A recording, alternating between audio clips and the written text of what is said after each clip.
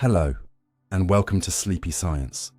What if I told you that matter is not made of tiny solid balls, that an electron is not somewhere the way you are, that particles can lose their identity, fields may be more real than objects, and what you call a thing might only be a temporary pattern rising from something deeper? These aren't fantasies. They are some of the strangest lessons of quantum physics, condensed matter, and modern field theory. Over the next 4 hours, we'll explore the hidden architecture beneath matter itself. Why fermions refuse to share the same state, why bosons can merge into one quantum condition, how the Pauli exclusion principle shapes atoms, how quantum statistics builds the periodic table, and why quasiparticles can act real without being fundamental. We'll move through phonons, magnons, polaritons, plasmons, anyons, fractional charge, topological matter, and the unsettling idea that even the vacuum helps decide what particles can appear. So, if you're ready to stop seeing reality as a collection of solid little objects and start seeing it as fields, relationships, excitations, and processes quietly becoming form, tap like, hit subscribe, and step into the quantum world beneath matter, where nothing is as solid, separate, or simple as it seems. Particles may not be tiny balls at all. You were probably taught matter with a picture that was useful enough to remember and wrong enough to haunt you later. A nucleus in the center, little dots around it, everything neat, round, and almost toy-like, as if reality were made from invisible grains of cosmic sand. It is a comforting image because the human mind loves objects. We understand pebbles, beads, planets, seeds, droplets. We understand things that have edges, surfaces, and a place to be. So when science tells us that the world is made of particles, the imagination immediately shrinks the objects we already know and hides them inside matter. A particle becomes a tiny ball, too small to see but still somehow shaped like the things on your desk. Yet the deeper physics goes, the more that picture begins to fail. A particle is not simply a smaller version of a marble. It is not a microscopic toy floating in empty space with a hard surface and a secret color. In many cases, what we call a particle is known only through the way it behaves when it interacts with something else. It is a flash on a detector, a transfer of energy, a pattern in an experiment, a response inside an atom, a trace that says nature has answered a question. This does not make particles imaginary. It makes them stranger than the word thing can easily hold. When a grain of dust drifts through sunlight, you can imagine it having a definite outline even if you cannot see it clearly. But when a quantum particle is involved, the question is not just, can we see it? The deeper question is whether it even makes sense to imagine it as a tiny object with ordinary shape before it appears in an interaction. That is where the old picture quietly breaks. In the everyday world, objects seem to carry their properties with them. A ball is round whether you look at it or not. A stone has a surface whether you touch it or leave it alone. But particles at the quantum level are described less like little objects and more like controlled possibilities that produce definite results only in certain encounters. They can behave in particle-like ways, arriving as single events, one click at a time, one mark at a time, one packet of energy at a time. But they can also behave in ways no tiny ball should behave, spreading like waves, interfering like ripples, and refusing to fit into a single simple story. This is why the phrase wave-particle duality exists, even though it can sound confusing at first. It does not mean the particle is secretly a ball on Monday and a wave on Tuesday. It means our familiar categories are too small. Nature gives us particle-like results in some situations, and wave-like patterns in others. And the true description is not identical to either childhood image. The particle is not a bead that sometimes pretends to be a wave. It is something more fundamental, something that our language approaches from different sides without fully capturing. Think of a shadow moving across a wall. If you only saw the shadow, you might try to describe the hidden object by its outline, but the shadow would change depending on the light, the angle, and the surface. The quantum world is similar in spirit. What appears depends on how nature is probed. Experiments do not reveal a tiny ball sitting there, unchanged behind the scenes. They reveal outcomes shaped by the kind of interaction taking place. That is why scientists can be incredibly precise about what particles do, while still being cautious about saying what they look like. An electron, for example, has measurable properties, but not a little visible body in the way a dust speck does. A photon can arrive as a single detectable unit of light, yet it is not a glowing pellet, flying through space like a microscopic bullet. Even protons and neutrons, which are sometimes drawn as balls inside the nucleus, are not smooth little spheres. They are dynamic systems whose inner behavior is far more restless and complex than the drawing suggests. The problem is not that drawings are useless. Drawings help us begin. They give the mind a handle. But if we mistake the handle for the truth, we start believing that the universe is simpler than it is. And this matters, because the tiny ball image can hide the real miracle of matter. Your hand feels solid not because it is made from countless hard dots pressed tightly together like packed grains, but because of forces, energy arrangements, and quantum rules that create resistance at human scale. The surface you feel when you touch a table is not the meeting of tiny polished beads. It is the large-scale sensation produced by deep interactions that your nerves translate into pressure. The world feels solid because reality, at your scale, becomes stable enough to trust. But beneath that stability, matter is not a pile of miniature stones. It is activity organized into form. It is rules becoming texture. It is invisible structure becoming the experience of weight, warmth, and touch. This is one of the most beautiful corrections quantum physics offers. The world is not less real because particles are not tiny balls. It is more astonishing because solidity rises from something that does not resemble solidity. The familiar world is like music emerging from vibrations you do not see. You hear a melody and feel it as one continuous thing, but beneath it are patterns, intervals, resonances, and motions. Matter is like that. A chair is real, your body is real, the stars are real, but their reality is not built from little classical objects hiding inside them. It is built from a deeper kind of order that only becomes object-like when seen from far away, through the slow eyes of everyday life. And maybe this is why quantum physics can feel both unsettling and calming. It removes the simple picture, but it replaces it with something richer. You are not made of tiny marbles. You are made from a world where energy can arrive in discrete acts, where patterns can become measurable events, where the smallest ingredients of nature are better understood by their behavior than by imaginary surfaces. The universe does not owe us an image that fits comfortably inside the mind. It does not have to be made of things that look like the things it eventually creates. And so, when you imagine the deepest layer of matter, perhaps the best thing to do is not to picture smaller and smaller balls, but to let the picture soften. Let the edges fade.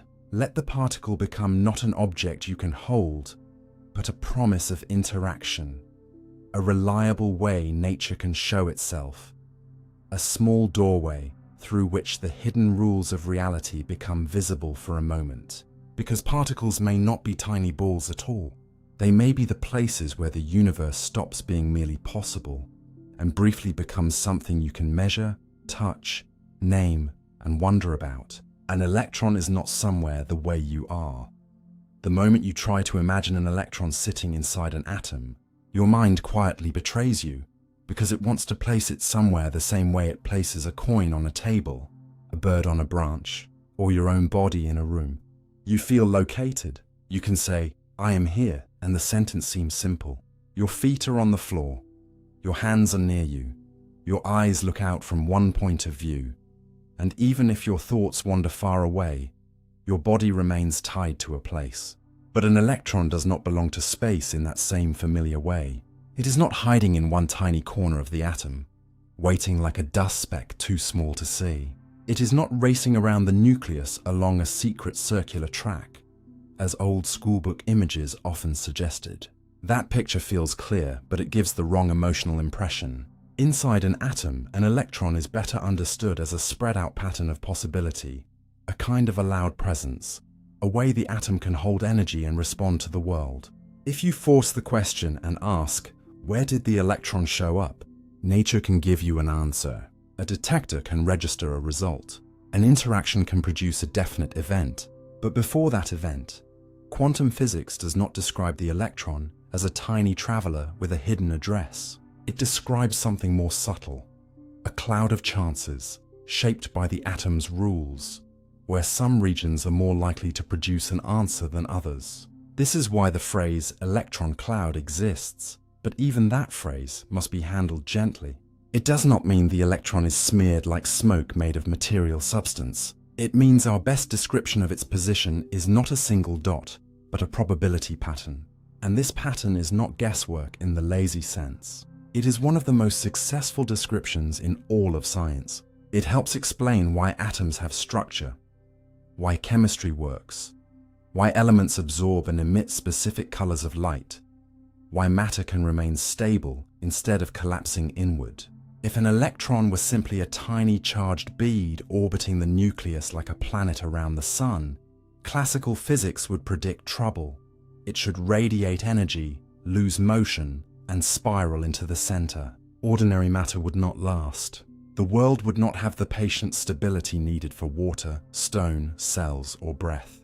The reason atoms survive is that electrons occupy quantum states. And these states are not little roads. They are organized patterns, like the standing vibrations of a musical instrument, where only certain forms are allowed. A plucked string does not vibrate in any random shape. It settles into patterns that fit its length and tension. An electron in an atom is not exactly a vibrating string, but the comparison helps the mind loosen its grip on the old orbit picture.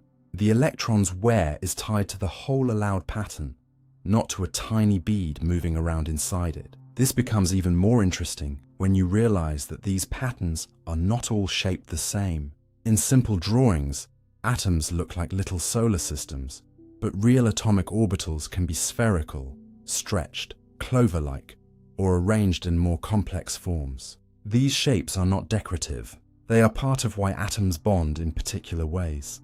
They help determine the angles of molecules, the behavior of materials, and the difference between substances that seem completely unrelated in daily life.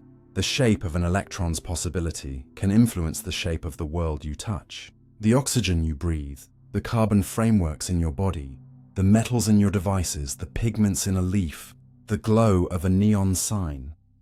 All of these depend on electrons not being somewhere in the ordinary sense, but living within structured possibilities around atoms. So this is not just a strange philosophical detail hidden in physics. It is one of the quiet reasons reality has form.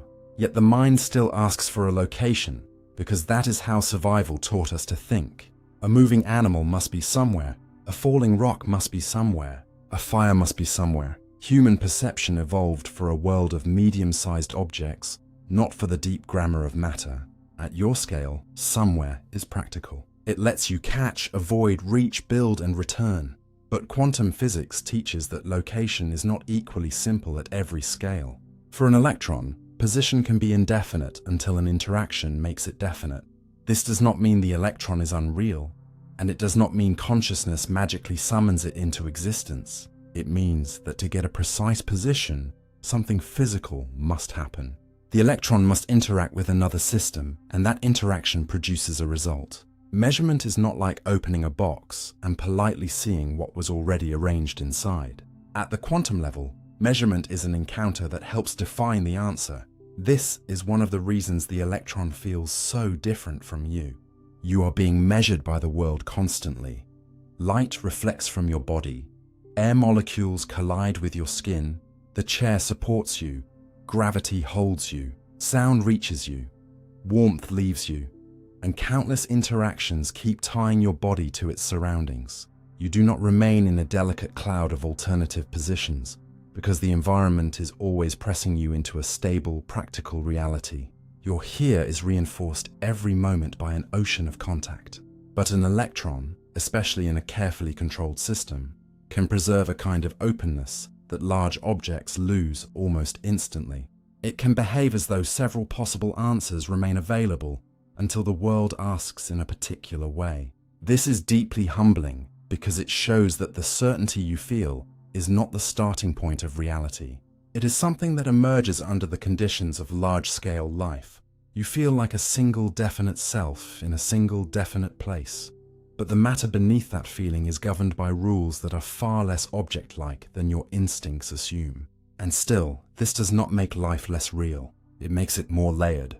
The electron's strange kind of presence becomes the foundation for familiar presence. From uncertain location comes stable chemistry. From probability patterns come bones, oceans, forests, and eyes. From things that are not somewhere like you are comes the experience of being here at all. That is the gentle paradox. Your body is made of ingredients that do not share your ordinary relationship with place. Yet together they create the undeniable feeling of place. They create the warmth of being in a room, the weight of your hands, the quiet certainty that you occupy a point in the world. So when you ask where an electron is, the truest answer is not a simple dot on an invisible map. The truest answer is softer and more precise at the same time. It is where it can be found, according to a pattern nature obeys with astonishing reliability. It is not absent. It is not imaginary. It is present in the form of possibility, and when the right interaction occurs, that possibility becomes an event. Maybe that is what makes the electron so difficult and so beautiful. It reminds you that reality does not always begin as a finished object in a finished place. Sometimes it begins as a range of allowed answers, waiting for contact. Sometimes where is not a point, but a promise. And perhaps, beneath the calm surface of the world you know, every definite thing you trust is resting on this deeper softness, where the universe has not yet become a location, but is quietly preparing to answer. Matter might be excitation, not substance. What if the table in front of you is not made of stuff in the way your senses insist, but of disturbances that have become calm enough, organized enough, and persistent enough for your hand to trust them? That sounds almost impossible at first, because matter feels like the opposite of disturbance. Matter feels stable. It feels heavy, quiet, resistant. A stone does not seem like an event. A wall does not feel like a vibration. Your body does not seem like a pattern briefly held together by deeper activity. And yet, one of the most powerful ideas in modern physics is that what we call matter may not be substance in the old sense at all. It may be excitation, a raised state, a ripple in something deeper, not a ripple in ordinary water, and not a vibration moving through air, but a quantized disturbance in underlying fields that fill reality. In this view, an electron is not a tiny chunk of material substance. It is an excitation of the electron field. A photon is an excitation of the electromagnetic field. Other particles are excitations of their own fields, each with its own behavior, its own rules, its own way of appearing when energy is arranged in the right form. This is not fantasy or poetic decoration. It is the language of quantum field theory, the framework behind some of the most accurate predictions science has ever made. But emotionally, it asks for a deep surrender, because it means the world you touch may not be built from little pieces of stuff sitting inside emptiness. It may be built from fields taking on energy in discrete, stable ways, like a calm surface lifting into a wave, like a string producing a note, like silence becoming sound for a moment before settling back into quiet. The important part is that the wave is real, even if it is not a separate object from the water. The note is real, even if it is not a little solid thing hiding inside the instrument. In the same way, a particle can be real without being substance in the old-fashioned sense.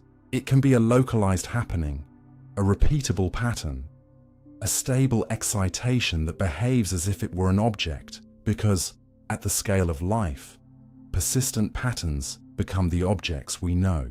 This changes the feeling of matter.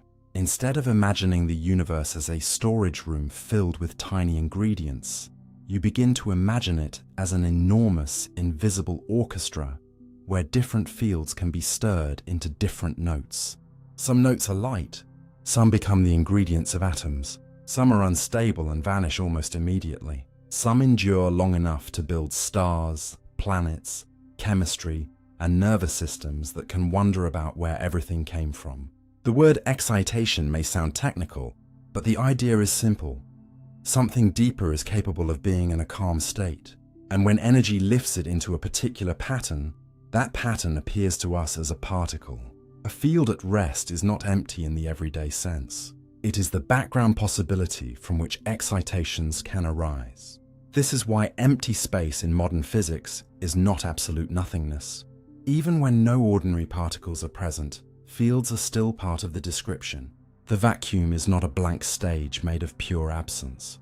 It is closer to the quietest possible state of the underlying system. Quiet is not the same as non-existent. A room can be silent and still contain the possibility of music. A sea can be calm and still contain the possibility of waves. Reality, at its deepest known level, seems to have this same strange quality. Calm does not mean nothing is there. It means nothing has been lifted into a detectable particle-like form.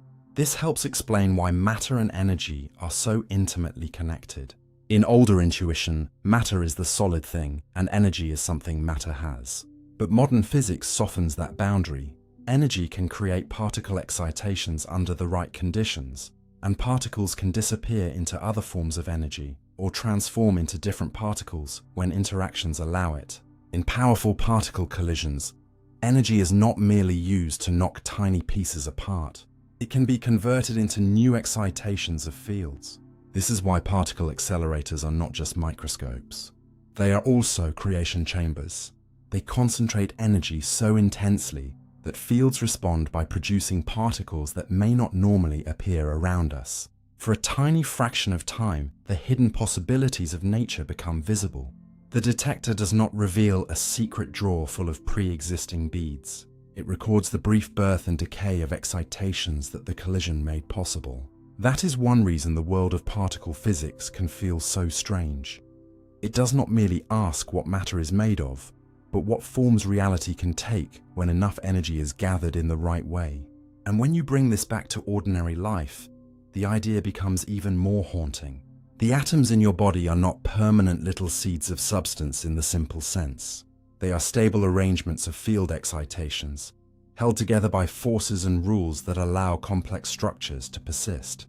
Your skin, your bones, your breath, the warmth in your chest, the electrical activity in your brain, all of it is matter. Yes, but matter understood as organized excitation, as pattern with endurance. A candle flame is not a thing in the same way a coin is a thing, yet it is real. It has shape, behavior, temperature, movement, and consequence. It can light a room. It can burn your hand. It exists as an ongoing process. Matter may be more like that than we like to admit. Not exactly a flame, of course, because atoms can be stable for enormous stretches of time, but still not substance as ancient intuition imagined it. More like a disciplined process, more like activity that has found a way to remain recognizable. This does not make the physical world less trustworthy. You can still sit on a chair, you can still hold a glass of water, you can still feel the floor beneath you, but beneath that trust is a deeper truth. Stability does not require dead solidity. A whirlpool can keep its shape while water flows through it. A song can remain identifiable while every vibration fades and is replaced by the next. A living body can feel like one continuous thing while its cells exchange matter with the world. Persistence and substance are not the same. Something can endure as a pattern. Something can be real because it keeps happening in a lawful way. Matter, in this modern view, is not a static collection of ultimate little bricks. It is the universe maintaining certain excitations with such consistency that they become the foundation of everything familiar. And perhaps that is why this idea feels so quietly philosophical. You want the world to be made of final things, because final things feel safe. They suggest a bottom floor, a last layer, a permanent answer. But physics keeps teaching us that the bottom may not be a floor at all. It may be activity. It may be fields, states, interactions, and excitations. It may be that the universe is not a warehouse of substance, but a living grammar of possible motions. And what you call matter is what happens when that grammar speaks in a stable voice. You are not less real because your body is made from excitations. You are not a ghost. You are not an illusion. You are what reality looks like when its deepest patterns hold together long enough to feel, remember, and ask questions. That may be more beautiful than being made of simple substance. Substance just sits there. Excitation has history. It has form. It has tension, energy, transformation. It suggests that being is not merely existing, but happening. So the next time the world feels solid beneath your hands, let that solidity remain. Do not try to dissolve it into abstraction. Just let another layer appear beneath it, quiet and luminous. The possibility that matter is not the final hard stuff of the universe, but the universe stirred into form. Not dead substance, but patterned activity. Not little lumps of reality, but reality itself briefly raised into something that can shine, weigh, touch, combine, breathe, and wonder. Fields may be more real than things. Long before you touch anything, something invisible is already touching you. The light warming your face, the gravity holding your body to Earth, the magnet pulling a compass needle north, the electrical signals moving through your nerves, the silent presence that gives certain particles mass. All of these are not best understood as tiny objects bumping into other tiny objects, but as fields filling space and shaping what objects are allowed to become. This is a difficult idea at first, because your senses are trained to trust things. You see a cup, not the electromagnetic field that lets its atoms hold together. You feel weight, not the gravitational field that curves the path of your body toward the ground. You see a lamp glow, not the changing electric and magnetic fields carrying light across the room. Ordinary life is built around visible objects, so it feels natural to imagine that things are the main reality and fields are just invisible helpers surrounding them. But modern physics quietly reverses that instinct. It suggests that fields may be more basic than the things you see, more continuous than the objects you name, more deeply present than the shapes that appear and disappear inside them. A field is not a mist or a gas hiding in space. It is a condition of space itself, a physical presence that can have strength, direction, energy, and influence even where no solid object is waiting. The old way of thinking asks, what object is there? The field way of thinking asks, what is space capable of doing here? That shift may sound small, but it changes the entire emotional architecture of reality. Imagine standing near a magnet with iron filings scattered on paper. The filings arrange themselves into graceful curves, revealing something your eyes could not see before. The magnetic field was not created by the filings. The filings only made its pattern visible. In the same way, much of the universe may be structured by realities that are not seen directly, but revealed through what they make matter do. A compass needle turns, a charged particle bends, light travels, atoms hold together, planets fall along curved paths, and behind each motion, a field is quietly writing the rules of the scene.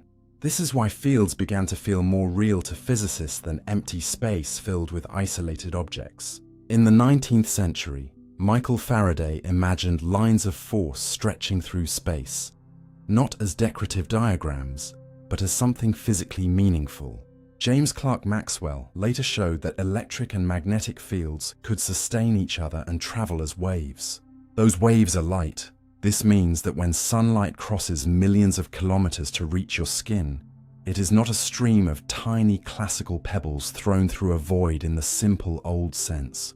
It is the electromagnetic field changing in a self-propagating rhythm, carrying energy through space with no wire, no air, no visible medium required. The field does not merely describe the light. The field is part of what the light is. And once you accept that, empty space stops feeling empty.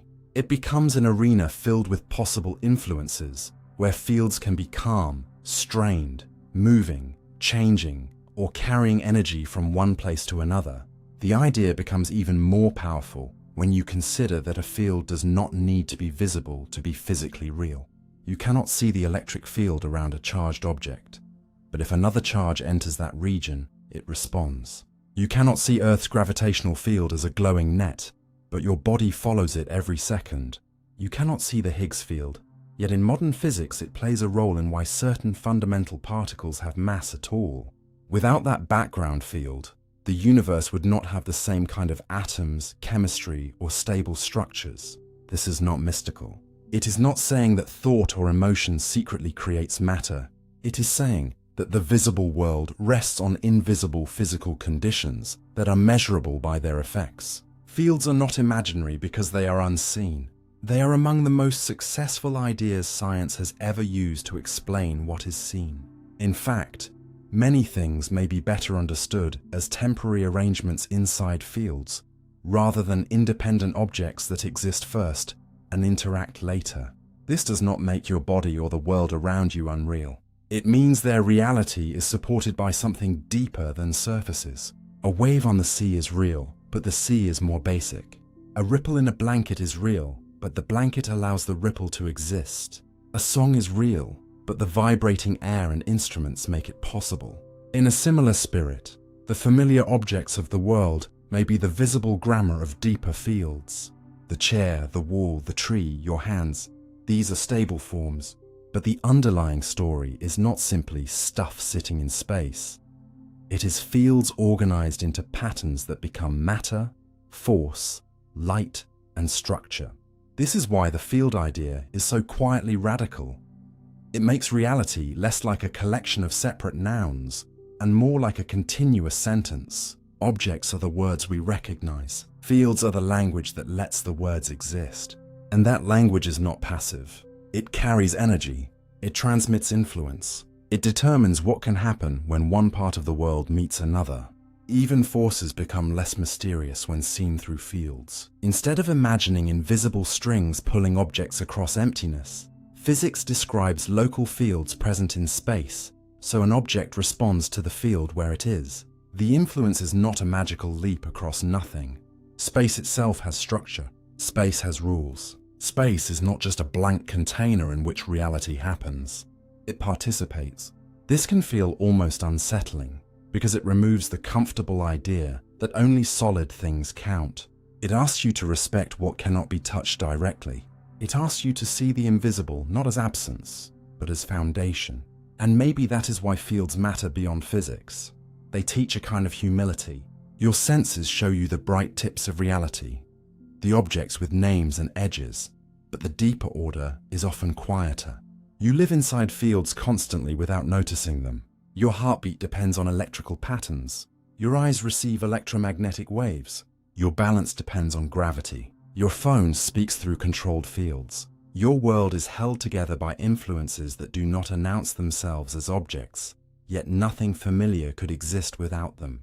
The more you understand this, the more the universe begins to feel less like a warehouse of things and more like a living architecture of relations, tensions, and possibilities. A field can be everywhere in a region, yet show itself only when something responds. It can be silent and still be real. It can fill a room without becoming an object in the room. It can shape the behavior of matter without looking like matter. And perhaps that is the soft conclusion this idea leaves behind. Maybe reality is not deepest where it is hardest, sharpest, or most visible. Maybe reality is deepest where it is most quietly continuous.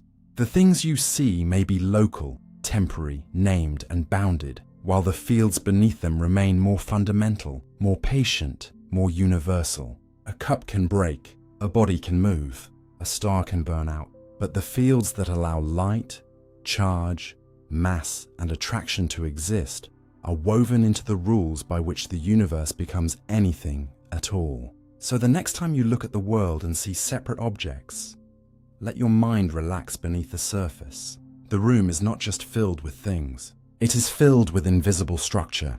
The air is not just empty space between objects. It is crossed by fields, shaped by forces, alive with physical possibility. And somewhere beneath every object you can name, the quieter truth remains. Things may be what reality looks like when fields become noticeable. A particle can lose its individual identity. The most unsettling thing about a quantum particle is not that it can behave strangely, but that under the right conditions, it can stop being it in any personal sense at all. In everyday life, identity feels obvious because objects carry little histories with them. A cup may look like other cups, but this cup has a scratch near the rim. A coin may be one of many, but this coin passed through your hand. A person is not just a body in space, but a continuous story, a thread of memory, place, and time. Even when two objects are nearly identical, you assume there is still a hidden difference. One is this one, the other is that one. But in quantum physics, this instinct begins to fail. A particle can lose the kind of individual identity that ordinary objects seem to possess. Not because it is damaged, not because it dissolves into nothing, and not because scientists are simply unable to track it, but because sometimes there is no physical fact of the matter that says which identical particle is which. If two particles of the same type share the same fundamental properties, the universe does not necessarily keep private name tags on them. It does not whisper, "This electron was the first one, and that electron was the second." When they enter a shared quantum situation, the labels we try to attach can become meaningless. This is difficult to accept because your mind wants continuity. It wants a particle to travel through time like a tiny character in a story. It starts here, moves there, interacts, survives, and remains itself. But quantum identity is not always built like a biography. Consider two identical particles approaching each other, interacting, and then flying apart. In classical thinking, you would imagine watching them like two billiard balls. One comes from the left, one from the right. They meet, and then you could, in principle, trace which outgoing one is the original left side particle. Even if the motion is fast, even if your eyes fail, the story still exists. But for identical quantum particles, that story can become physically empty. After the interaction, if the particles are truly identical and no measurable feature distinguishes them, asking which final particle is the original one may be like asking which wave in the ocean is the original ripple after two ripples overlap and separate. There may be patterns, outcomes, probabilities, and conservation laws, but not a hidden personal passport carried by each particle. The mathematics of quantum mechanics treats the whole arrangement as one combined state, not as two little individuals wearing invisible numbered badges. You can write labels for calculation, just as you might call them particle A and particle B on paper, but the labels are bookkeeping. Nature itself may not respect them as real identity. This is why physicists say identical quantum particles are not merely similar. They are indistinguishable in a deeper sense. Similar things can still be told apart if you look carefully enough. Two identical-looking keys might have tiny scratches. Two drops of rain might have different histories. Two manufactured screws might differ under a microscope. But two electrons, as far as physics has ever measured, do not come with private microscopic scratches that make one electron this one and another electron that one. They have the same charge, the same mass, the same spin-like character, the same basic response to the forces that apply to them. If you try to mark one, you must change something about it. And then it is no longer the same kind of unmarked identical particle in the original sense. The moment you give it a distinguishing feature, the experiment has changed. Before that, the individuality you want to assign is not part of what nature lets you observe. This becomes especially important inside atoms and molecules, where several electrons belong to one system. It is tempting to imagine each electron as a tiny worker assigned to its own personal seat, but the deeper description is more collective. The atom has an allowed arrangement, and the electrons are part of that arrangement. Swapping the imaginary labels of two electrons does not create a new physical atom. Nothing observable changes just because your notebook says electron 1 and electron 2 have traded names. The physical reality is the total pattern, not a cast of little individuals with separate identities. This is one reason quantum physics feels so different from the world of ordinary things. It does not merely say that particles are small. It says that smallness strips away some assumptions we thought belonged to existence itself.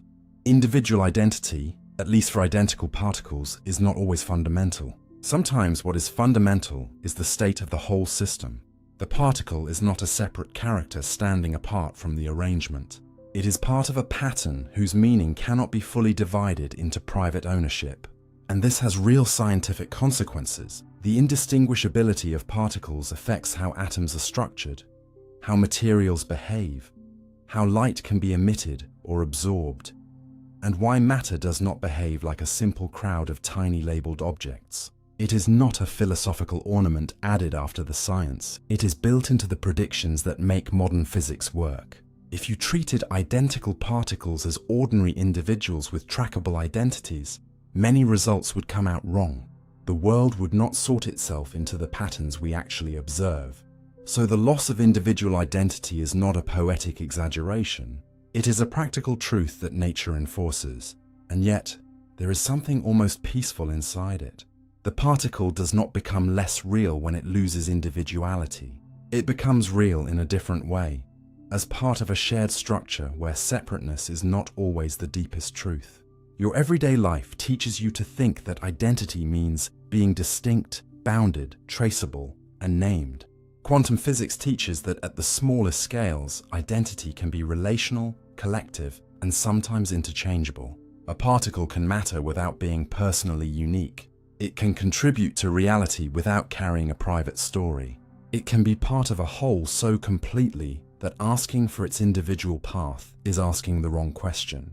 This does not mean your own identity is fake, or that people are interchangeable, or that human uniqueness disappears into physics. Human identity is built from memory, biology, consciousness, relationships, and history at a scale where individuality becomes richly real.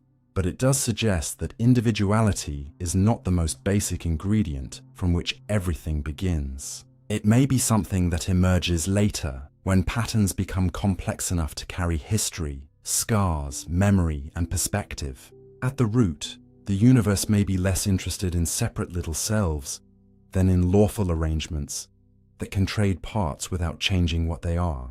So when you imagine a particle losing its individual identity, do not picture a dramatic death. Picture a name dissolving because it was never written into nature deeply enough to survive.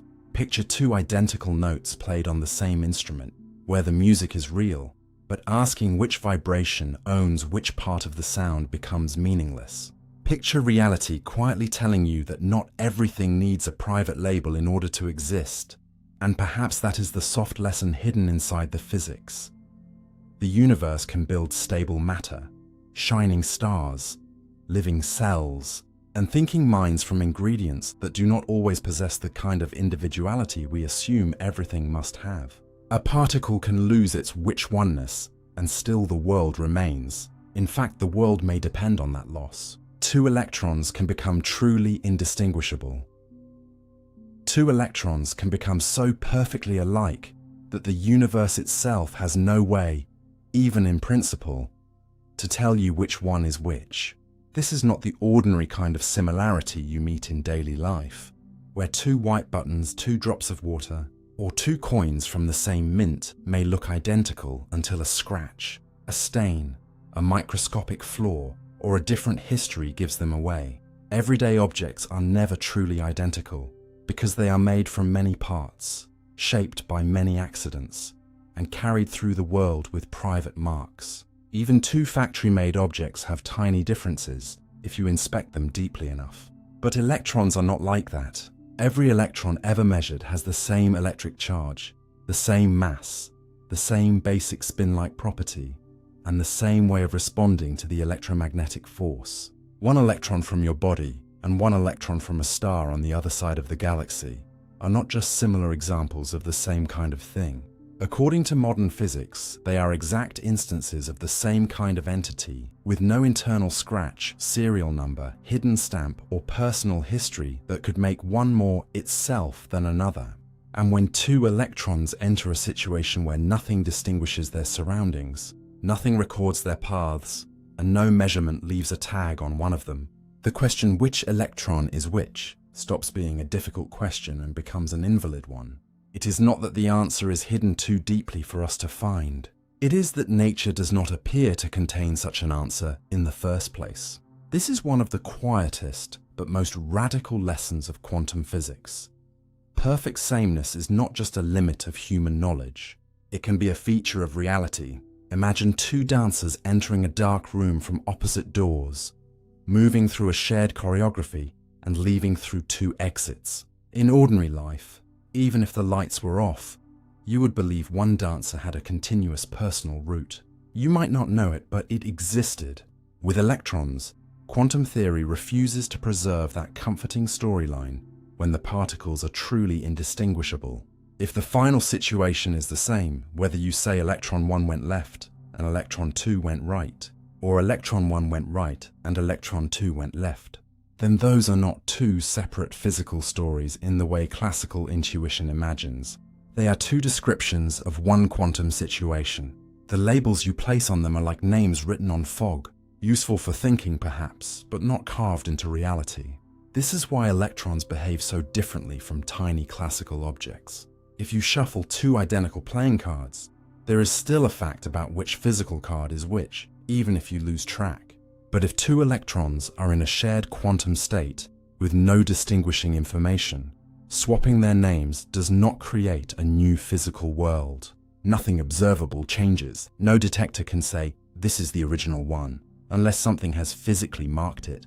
And the marking itself changes the situation by making the electrons no longer truly indistinguishable in that context. This is not just a philosophical curiosity. It is one of the reasons atoms, molecules, and materials behave the way they do.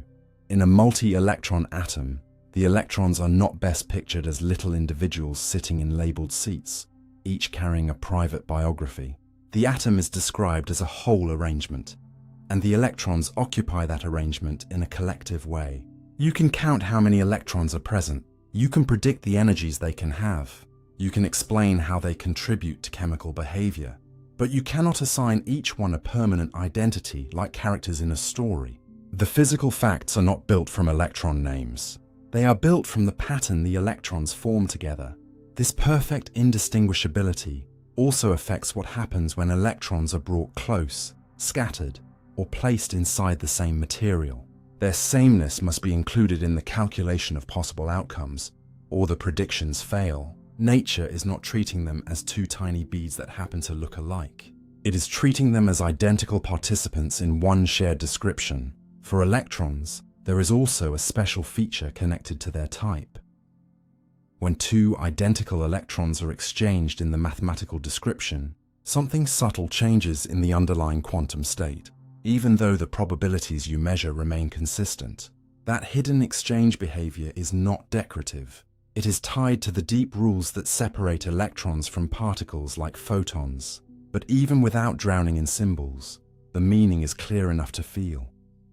The sameness of electrons is not visual sameness, and it is not manufacturing precision. It is structural sameness. It belongs to the rules of the universe. This idea becomes even more striking when you think about where electrons come from. Electrons are not custom-built one by one with tiny variations. In the modern view, they are excitations of the same underlying electron field, which means every electron is a repeatable expression of one universal kind of physical possibility. That is why an electron produced in a laboratory today is not slightly different in essence from an electron present shortly after the early universe became cool enough for atoms to form. Across time, across space, across galaxies, electrons remain electrons with astonishing exactness. If they were not so identical, chemistry itself would be chaotic. Atoms would not have reliable structures. Materials would not have consistent properties. The same element might behave differently depending on which individual electrons it happened to contain. But that is not the world we live in. A carbon atom behaves like carbon because its electrons obey the same rules as every other electron. The stability of matter depends on this sameness.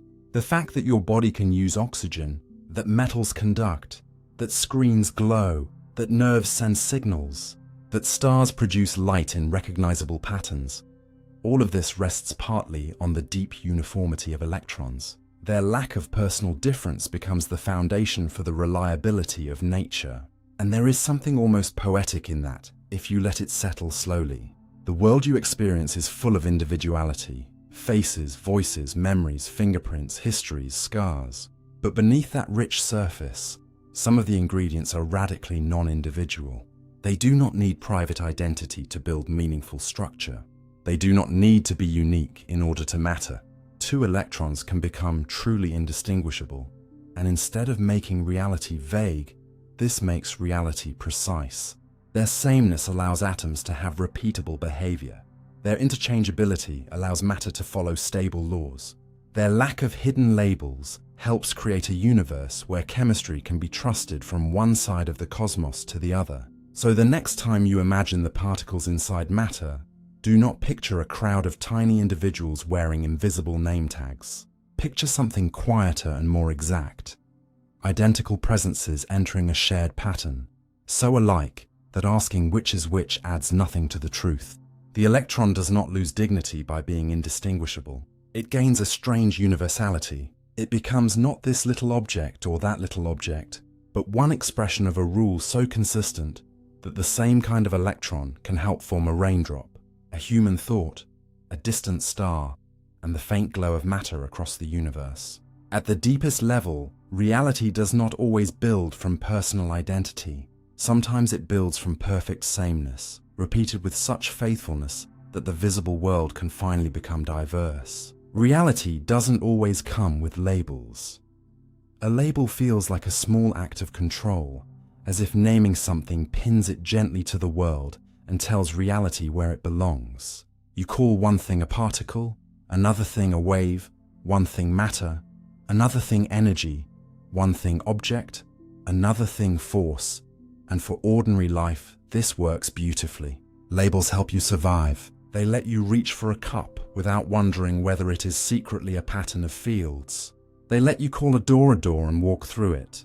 They let you say, this is me and that is the world, without falling into confusion every morning. But when physics moves beneath the surface of everyday objects, these labels begin to loosen. Reality does not always arrive already sorted into the boxes human language prepared for it. Nature is not born with our categories printed on it. It does not come with little tags saying solid, empty, individual, here, there, thing, or not thing. Those are our tools, our shortcuts, our mental handles. They are useful, but they are not always final. In the quantum world, the same physical system can answer differently depending on what kind of question is asked of it. In one experiment, light can behave in a way that makes the word wave feel natural. In another, it can arrive in separate countable events, making the word particle feel unavoidable. The mistake is thinking one label must be the secret true one and the other must be false. Quantum physics suggests something subtler. Sometimes our labels are not deep enough to contain the behavior. The world is not confused. Our categories are. This is one of the great lessons hidden inside modern science. We often imagine knowledge as a process of discovering the correct name for things, but deeper knowledge sometimes reveals that the names themselves were too simple. Wave and particle are not lies. They are partial windows. Matter and energy are not useless. They are ways of speaking about patterns that can transform under the right conditions. Object and event are not always separate in the way ordinary language implies. At small scales, a thing may be known less by an inner label and more by what can be measured, what can interact, what remains conserved, what changes, and what pattern appears when the system meets the rest of the world. This is why physics often replaces familiar labels with properties: charge, mass, energy, spin-like behavior, momentum, and other measurable features. These are not decorative details. They are the reliable fingerprints of how something participates in reality. But even these properties do not always behave like name tags attached to little objects. Some properties become definite only in particular measurement contexts. Some cannot all be sharpened at once. Some belong not to one isolated piece but to the whole arrangement. This is difficult because your mind wants reality to be like a well-organized museum, with every exhibit labeled under glass. But quantum reality can feel more like a living performance, where what appears depends on the setup, the interaction, and the question being physically asked. The actor is real, the stage is real, the performance is real, but the label you put on it before it begins may not survive what actually happens. This does not mean science becomes vague. In fact, the opposite is true. Quantum theory is powerful precisely because it does not force nature into old labels when those labels fail. It gives rules for what can be predicted, what can be measured, and what relationships must hold, even when ordinary language struggles. The uncertainty is not laziness. The strangeness is not fantasy. It is the result of describing reality more honestly than intuition wants. Think about something simple like empty. In daily life, empty means there is nothing in the box, nothing in the room, nothing in your hand. But in physics, empty space is not always absolute absence. It can still have fields, structure, and the possibility of physical effects. The label empty works for your kitchen drawer, but not perfectly for the vacuum of modern physics. Or think about solid. A table feels solid, and for your body, it is solid in every practical way.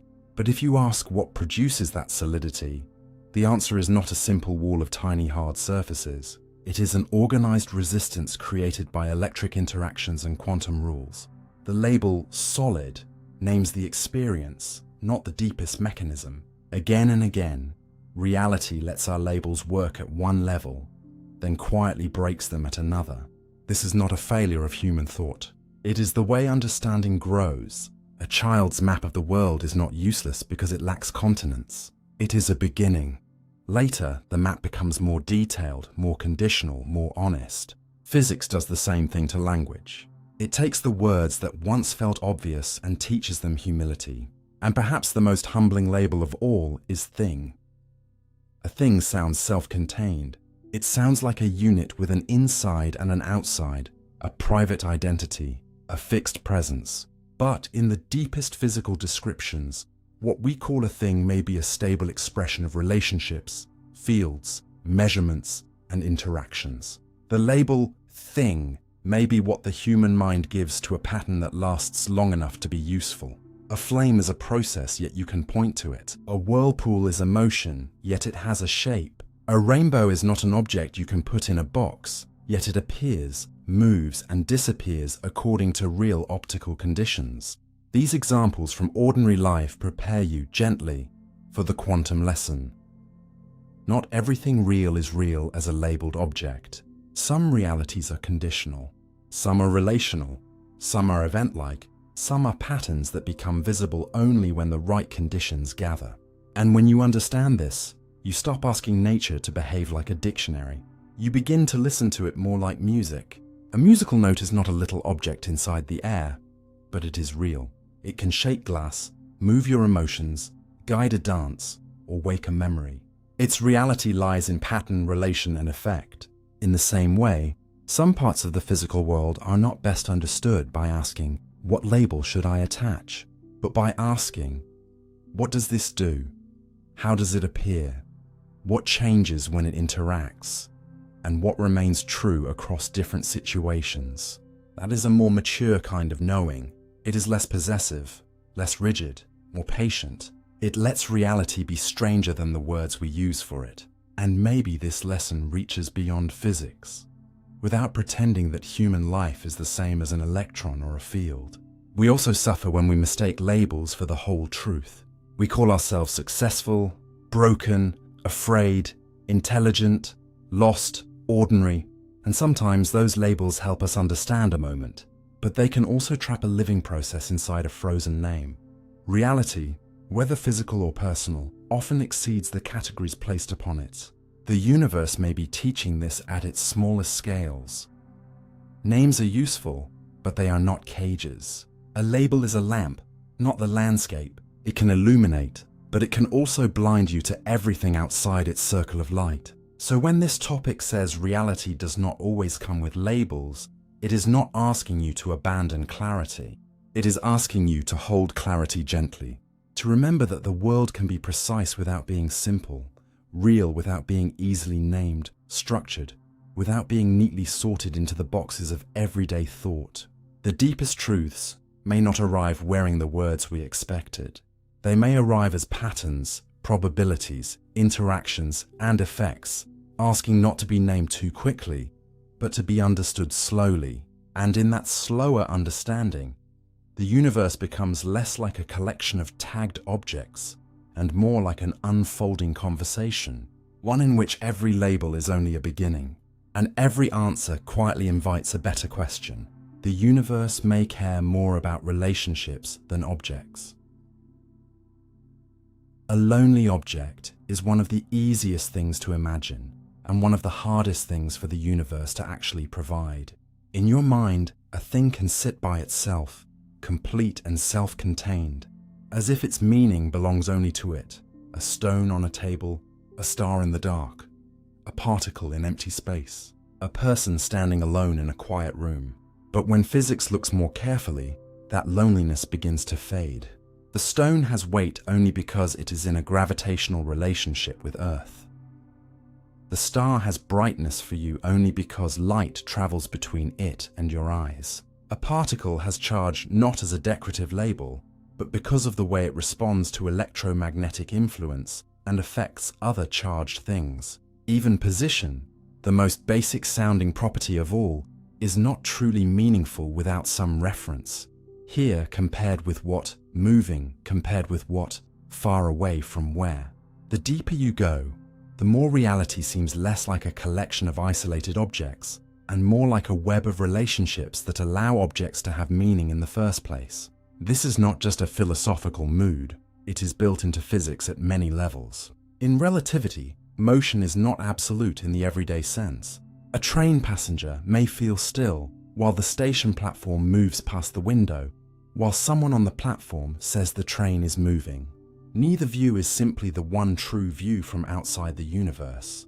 Each description depends on a frame of reference. What matters is not motion alone, but motion in relation to something else. Time itself becomes relational in this way. Two observers moving differently or sitting in different gravitational conditions can disagree about how much time has passed, and physics does not treat one as merely confused. Reality is not abandoning truth. It is making truth more relational than intuition expected. Quantum physics deepens this lesson in an even stranger way.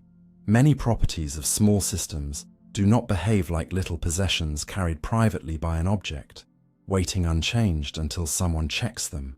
They become meaningful through interaction, through the specific way a system meets another system. A particle's spin, for example, is not like a tiny arrow painted permanently on its surface. When measured along one direction, it can give one kind of answer. When measured along another direction, the situation changes. The property is tied to the relationship between the particle and the measuring arrangement. The answer is real, but it is real within a context. That is the key. The universe does not seem to hand us objects first and relationships second, as if things are primary and connections are optional. Very often, the connection is what lets the thing show itself as a thing at all. Think of a knot in a rope. You can point to the knot, name it, and even move it along the rope, but the knot is not a separate substance added to the rope. It is a relationship within the rope's own structure, a pattern of crossings and tensions. Remove the relationships and the knot disappears. Or think of a wave traveling through a stadium crowd. The wave is real enough to see, but no single person owns it. It exists because of coordinated relations among many people standing and sitting at the right times. In a similar spirit, many features of the physical world may be less like isolated ingredients and more like stable patterns of relation. This is especially clear in the way forces work. Gravity is not merely an object reaching across emptiness with an invisible hand. In Einstein's picture, matter and energy shape spacetime, and other matter moves according to that shaped geometry. The relationship between mass, energy, space, and motion becomes the story. Electricity and magnetism also reveal a relational world.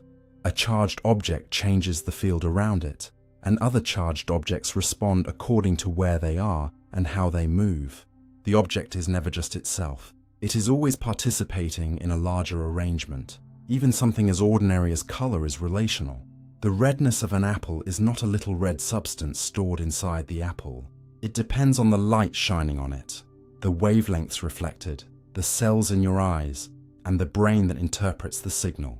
In darkness, or under different light, or to a creature with different vision, the same apple does not appear the same way. The color is real as an experience and as a physical interaction, but it is not a property floating alone inside the object. It belongs to a relationship between object, light, and observer. Once you notice this, the world becomes quietly restructured.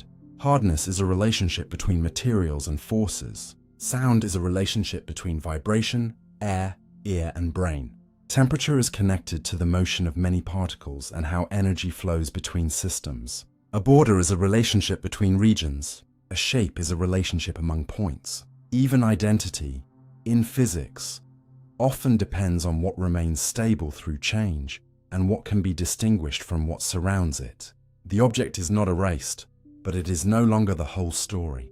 It becomes a node in a network, a place where relationships gather strongly enough for the mind to give them a name.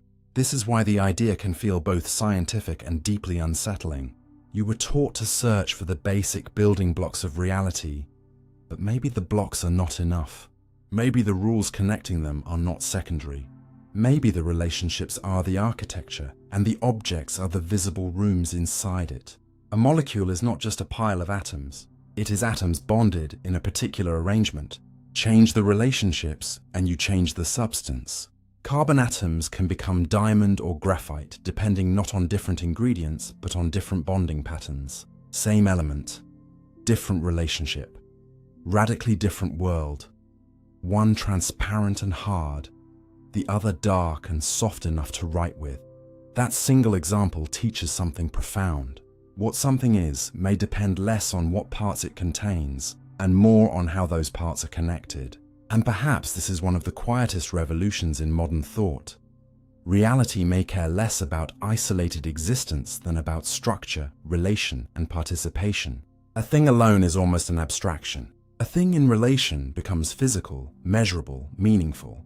This does not mean objects are illusions, and it does not mean everything is only in the mind. It means objects may be the stable faces of deeper relational order. The universe may not be asking, "What are you by yourself?" as much as, "How do you interact? What do you affect? What affects you? What pattern do you belong to?" And there is a gentle human echo in that, though we should not confuse poetry with proof. You also are not understandable as a body alone. You are shaped by memory, language, gravity, food, sunlight, family, culture, loss, attention, and time. Your separateness is real, but it is not the whole truth of you. In physics, as in life, isolation is often the simplest picture and the least complete one. So when you imagine the universe caring more about relationships than objects, do not picture a universe with no things at all. Picture a universe where things are what relationships look like when they become stable enough to notice. Picture reality not as a pile of cosmic furniture, but as a vast pattern of mutual influence, where every property points beyond itself toward a context, a frame, a field, a bond, a measurement, a history. The object may be what you see first, but the relationship may be what makes it real. And if that is true, then the deepest question may not be, what is the world made of? But what is the world connected by? A particle can be defined by what it does, not what it is. A particle does not hand you a face, a surface, or a secret inner essence. It introduces itself by leaving consequences behind. This may be one of the strangest shifts in modern physics, because in ordinary life, you feel as if things have a hidden whatness inside them. A wooden chair is wood before you sit on it. A glass is glass before it breaks. A stone is a stone whether it is thrown, held, or left in the rain. You imagine objects as having an identity first and behavior second. First the thing exists, then it does something. But in particle physics, the order becomes much less comfortable. Often what we know about a particle is not some private substance it contains, but the reliable set of ways it acts in the world. An electron is known by its electric charge, its mass, its spin-like behavior, the way it responds to electromagnetic fields, the way it helps build atoms, the way it refuses certain arrangements with other electrons, the way it appears in detectors, the way it transfers energy.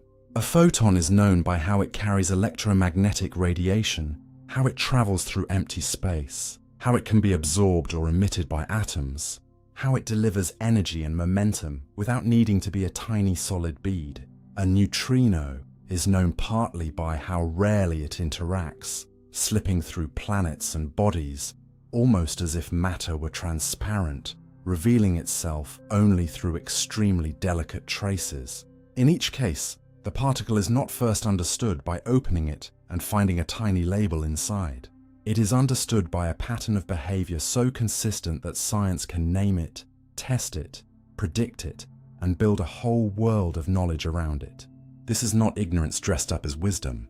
It is one of the great disciplines of physics, to define nature by what can be measured, not by what the imagination wishes it could picture. If a particle always bends a certain way in a magnetic field, always produces certain tracks in a chamber, always appears with certain energy relationships, always participates in certain interactions and not others, then those behaviors are not secondary details. They are its identity. The particle is what remains constant across all the ways it can show itself. This is why a detector is not just a camera pointed at invisible things. It is more like a translator. It takes an interaction too small for human senses and converts it into a readable sign, a click, a flash, a trail, a burst of energy, a pattern of decay products. Scientists do not see most particles directly. They reconstruct them from what happens after. In a collider, for example, a short-lived particle may exist for less than a breath inside a breath, vanishing almost immediately into other particles. No one photographs it like a tiny animal in a trap. Instead, researchers measure the particles that emerge, their directions, their energies, their combined behavior, and from that evidence infer what must have briefly appeared. It is like hearing a single chord echo through a cathedral after the musician has already left, and still being able to tell what instrument was played. In this sense, particle physics is a science of traces, but not weak traces. Extremely precise traces, enough to discover particles no eye could ever recognize.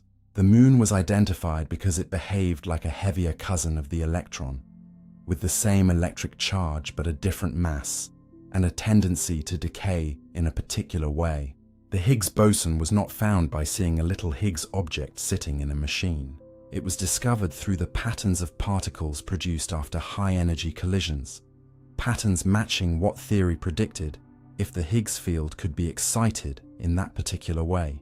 The truth was not in a face, it was in a signature. This is where the topic becomes deeper than a list of particles. It changes what you mean by real.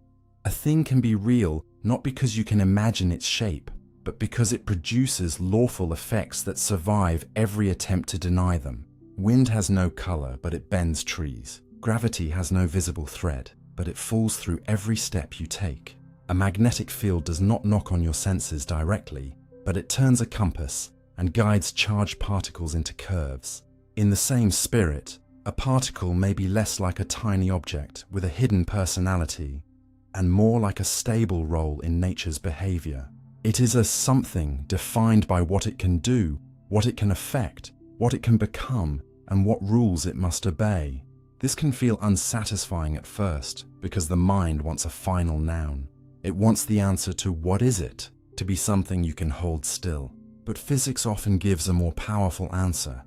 Tell me how it behaves in every situation, and you have learned what it is as deeply as science can say. Even the names of particles can hide this truth.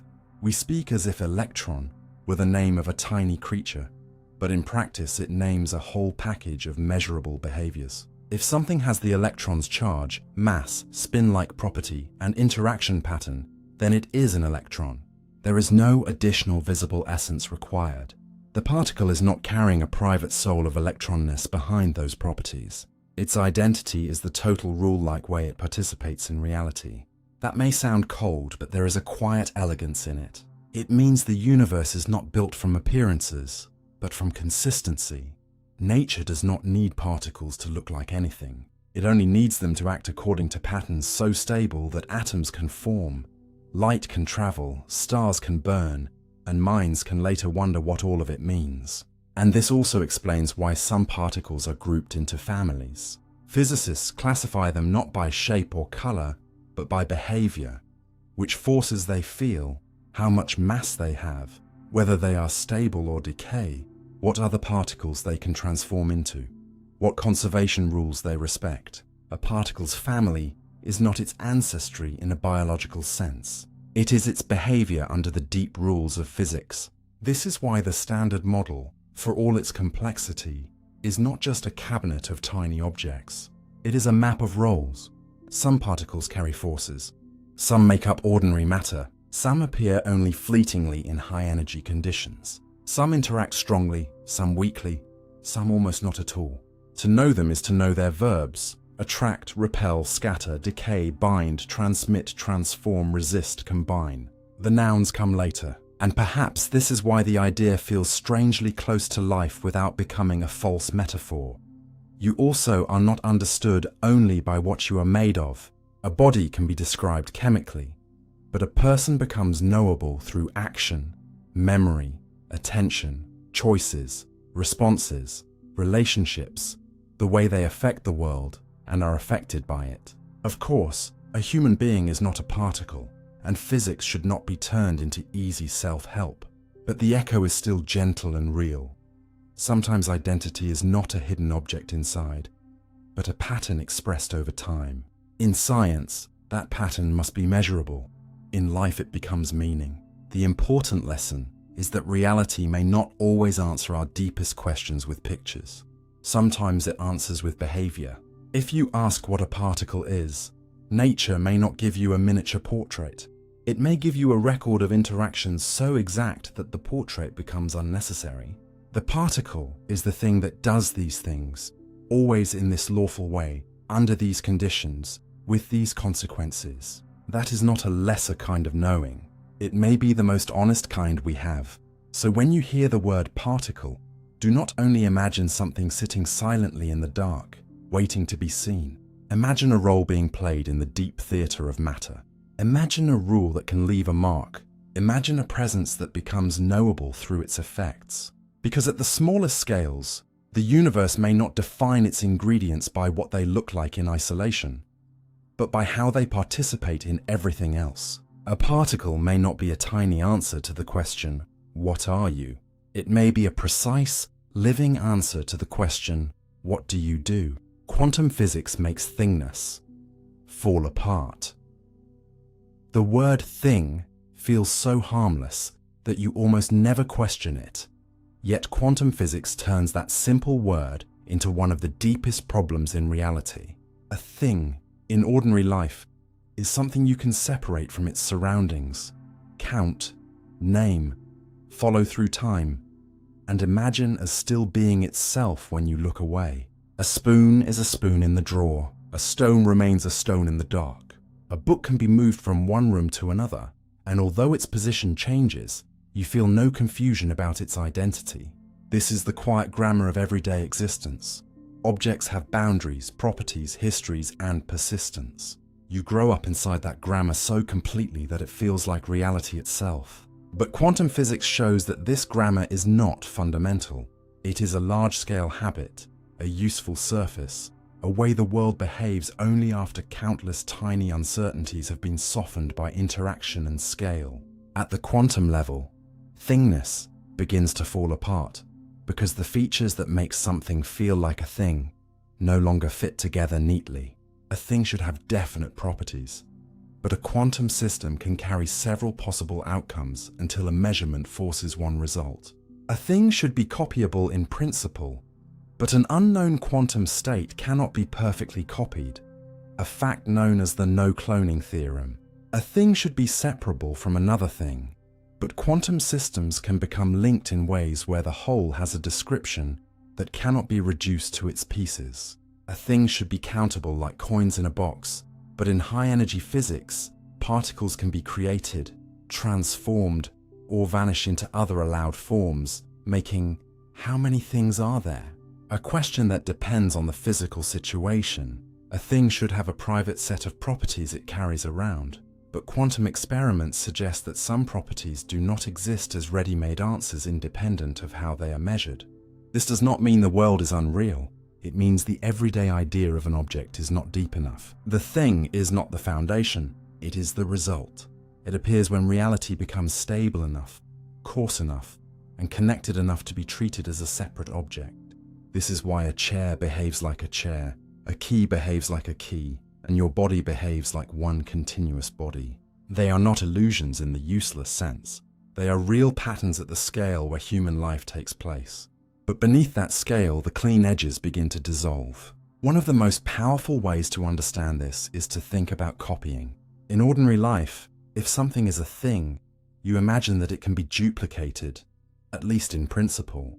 You can photocopy a page, scan a photograph, manufacture two similar screws, or record the position of a ball and recreate the setup. But a quantum state refuses this kind of perfect copying when it is unknown. You cannot take an arbitrary quantum state and make an exact independent duplicate while leaving the original untouched. This is not a technological weakness. It is a rule of nature, and it is deeply revealing because it tells us that a quantum state is not like a classical object with a hidden blueprint you can simply read and reproduce. To learn the state, you must interact with it, and that interaction changes what you are trying to learn. The state is not a little object carrying public information on its surface. It is more delicate than that, more bound to the conditions under which it can be known. This is why quantum information is so different from ordinary information. A sentence can be copied, a file can be backed up, a drawing can be photographed. But an unknown quantum state cannot be cloned like a document. And that one fact has helped create the entire field of quantum information science, including ideas behind quantum cryptography and quantum computing. Reality, at its smallest scale, does not behave like a library of objects waiting to be copied. It behaves more like a living question that changes when you try to extract its answer. Another crack in Thingness appears when you ask whether properties belong to objects before measurement. In ordinary life, a ball has a color, a weight, and a shape before you check them. Measurement reveals what is already there. Quantum physics makes this harder. Certain properties cannot all be treated as pre-written facts waiting quietly inside the system. Some results depend on the measurement context, meaning the arrangement of the experiment is not just a passive window, but part of how the outcome becomes defined. This idea is difficult, but the feeling is simple. The quantum world does not always allow you to imagine a tiny object carrying a complete set of answers hidden in its pocket. Instead, some answers become real only through the specific encounter between system and apparatus. That is why Thingness weakens. A thing, in the familiar sense, should be fully itself before relation. Quantum reality often seems to say, relation helps determine what itself can mean. This is not the same as saying human consciousness creates the world by wishing. It is more precise and less mystical than that. Physical interactions define outcomes. Measurement is an event within the world, not a magical spotlight outside it. But the philosophical consequence remains enormous. The universe is not made only of finished little objects with finished little properties. It contains systems whose reality is partly expressed through the questions nature is made to answer.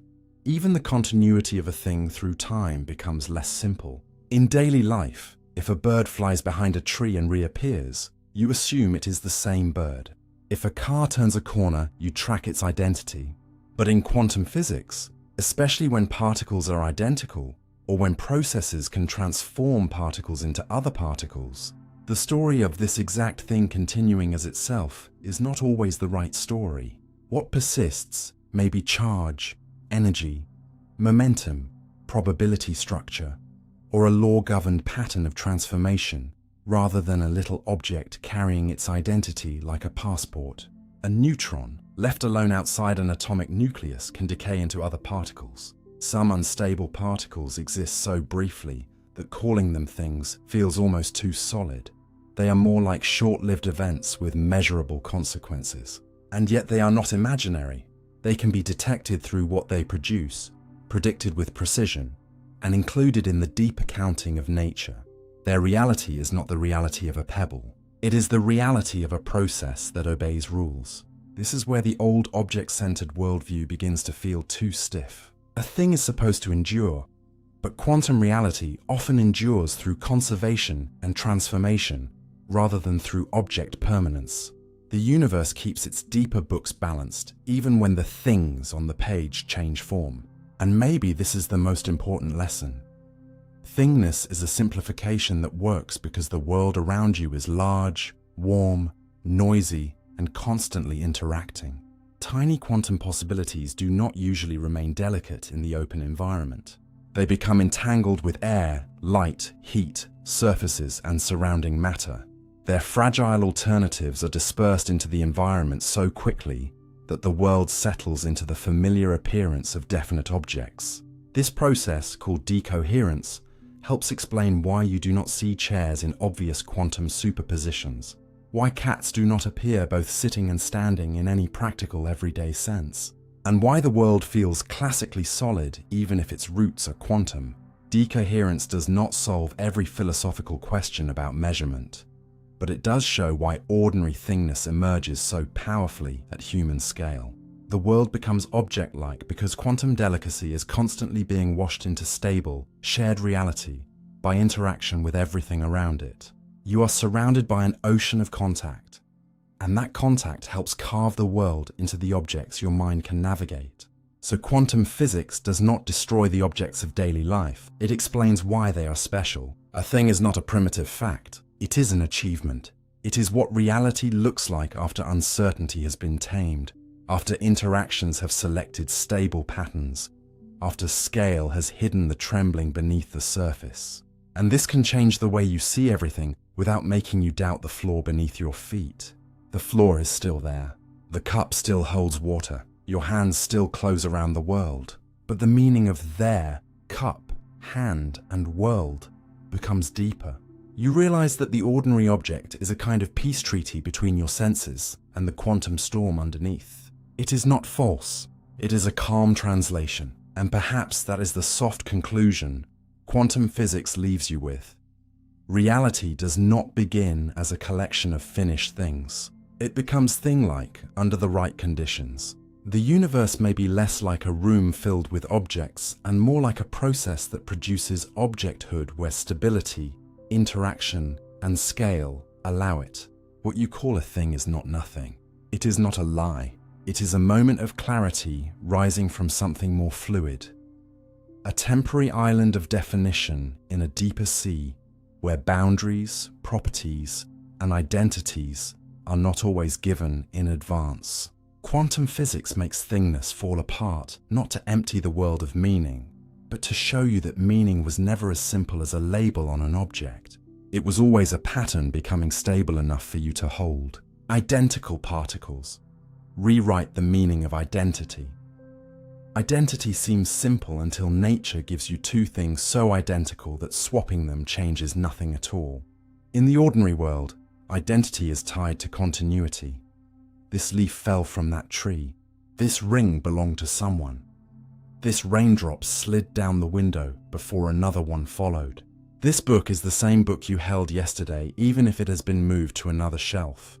We build the idea of this one and that one from paths, histories, marks, positions, and memory. Even when two objects look perfectly alike, we assume they secretly remain two private individuals. If two billiard balls exchange places while you close your eyes, you may not know which is which afterward, but you still believe there is a fact of the matter. One ball carried its own silent identity through the swap.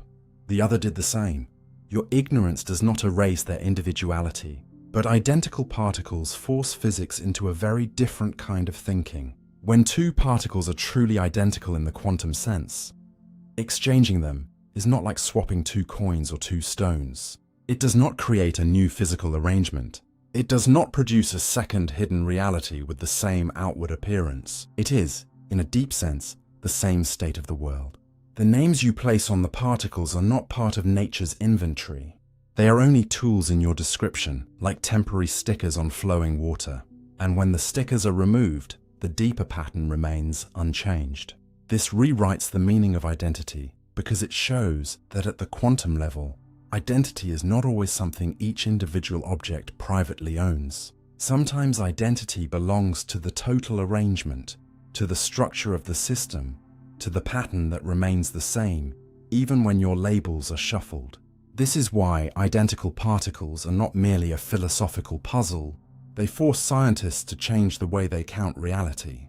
In classical physics, if you have two similar objects and two possible places to put them, you might count one arrangement where object A is here and object B is there, and another arrangement where object A is there and object B is here.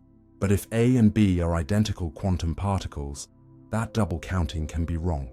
There may be no physical difference between those two descriptions. The swap is not an event in the world. It is only a change in your bookkeeping.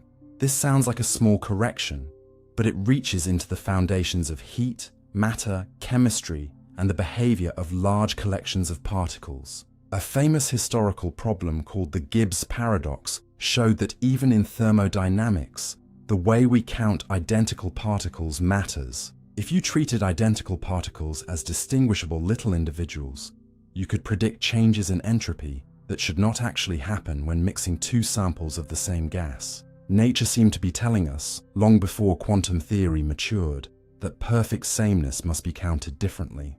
Quantum physics gave that hint a much deeper explanation. Identical particles do not carry separate, trackable individuality in the way ordinary objects do, and the universe does not reward us for pretending they do. Once you accept this, identity becomes less like a name and more like a role in a pattern. A single particle may still be detected in one place at one time, and experiments can still count how many particles are involved, but the many-particle system is not built from little biographies. It is built from allowed arrangements. The important question becomes not, which individual particle is this, but what state is the whole system in?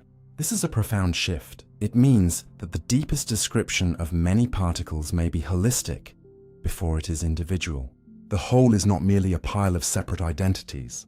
The whole determines what kinds of identity can be meaningfully assigned at all. In some situations, the particles seem to blend into a shared description so completely that trying to follow each one separately becomes like trying to assign personal ownership to each note in a chord after the sound has filled the room. The chord is real, the notes are real, but the music is not improved by pretending that each vibration carries a little passport. It is the combined structure that matters. This is one reason quantum statistics became necessary. Ordinary counting rules, the kind that work for dice, coins, and people in chairs, cannot always describe collections of identical particles. The universe sorts them according to deeper exchange rules, and those rules shape the behavior of matter in ways that ordinary intuition would never guess. Without going too far into the next layers of the story, this difference helps separate broad families of particles and explains why collections of them can behave in radically different ways. Some kinds of identical particles build the rigid structure of matter. Others can gather into shared states with a unity that feels almost like many becoming one. The point here is not yet the details, but the lesson. Sameness is not emptiness. Sameness has physics inside it. Perfect identity is not a boring absence of difference. It is an active rule that changes what the universe can do.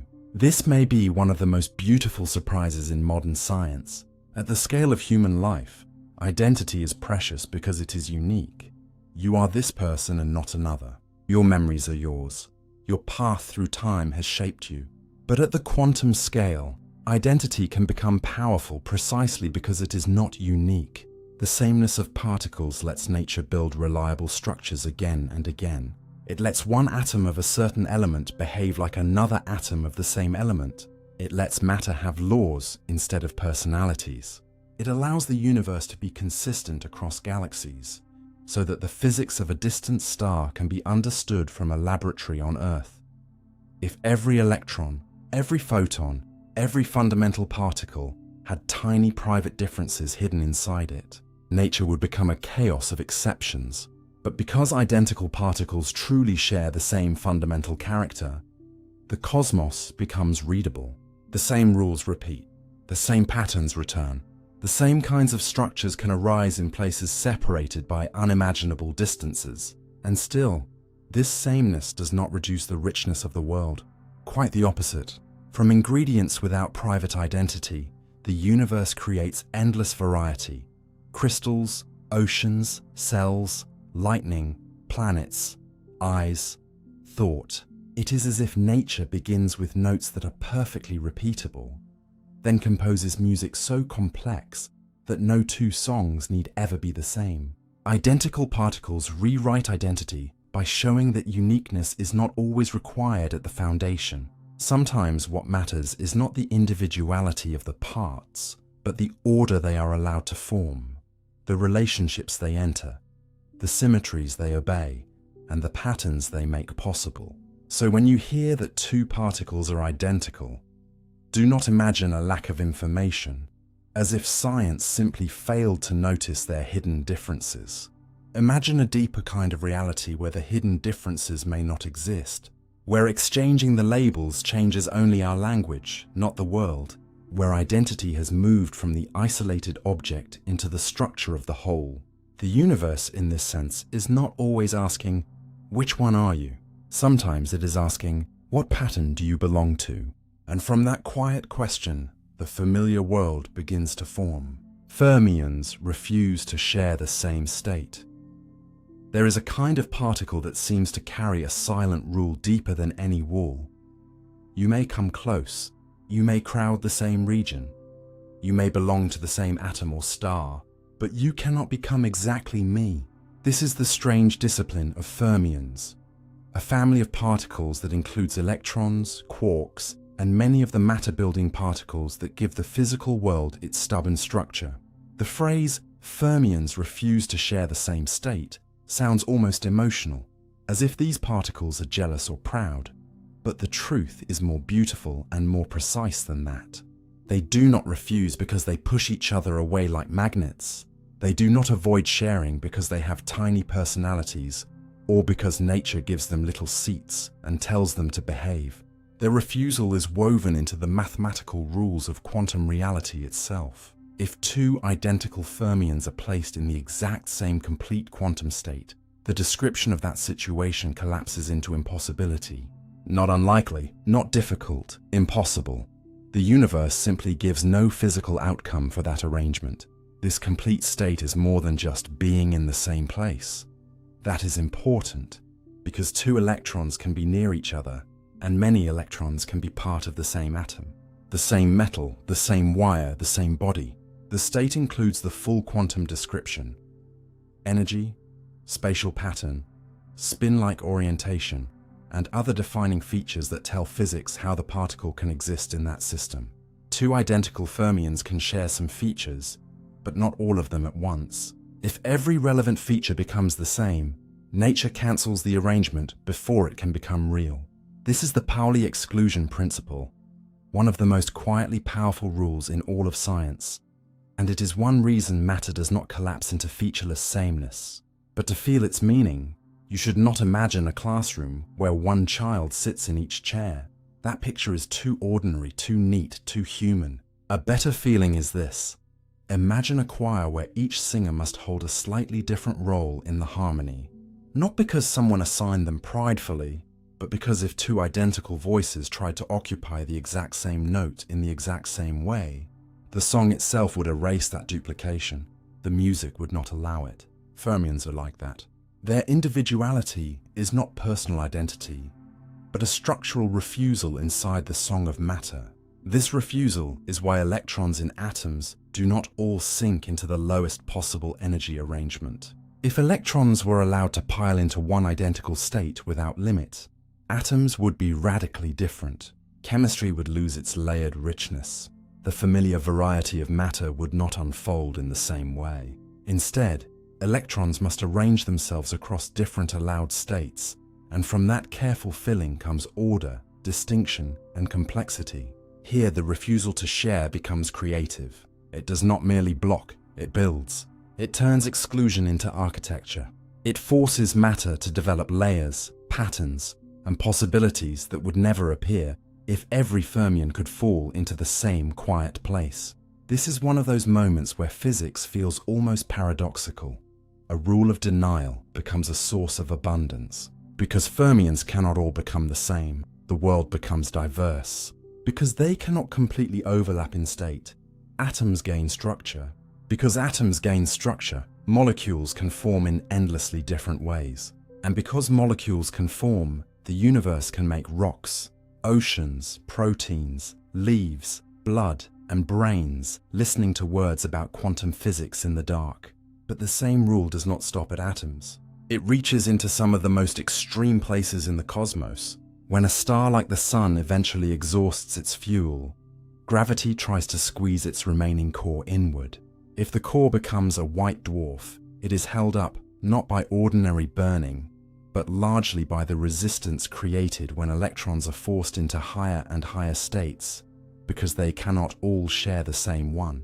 This is called electron degeneracy pressure, and it is not pressure in the usual warm gas sense. It is pressure born from quantum exclusion. It is matter saying, at the deepest level, there is no room for all of us to become identical. In even more extreme stellar remnants, such as neutron stars, a similar kind of resistance involving neutrons helps oppose crushing gravity, though under conditions so intense that ordinary imagination begins to fail. Think about what that means. The same quiet rule that helps organize electrons in atoms also helps determine the fate of dead stars. A principle too small to see with your eyes can hold up an object more massive than the sun. A refusal written into the behavior of fermions can stand against gravity itself, at least up to a limit.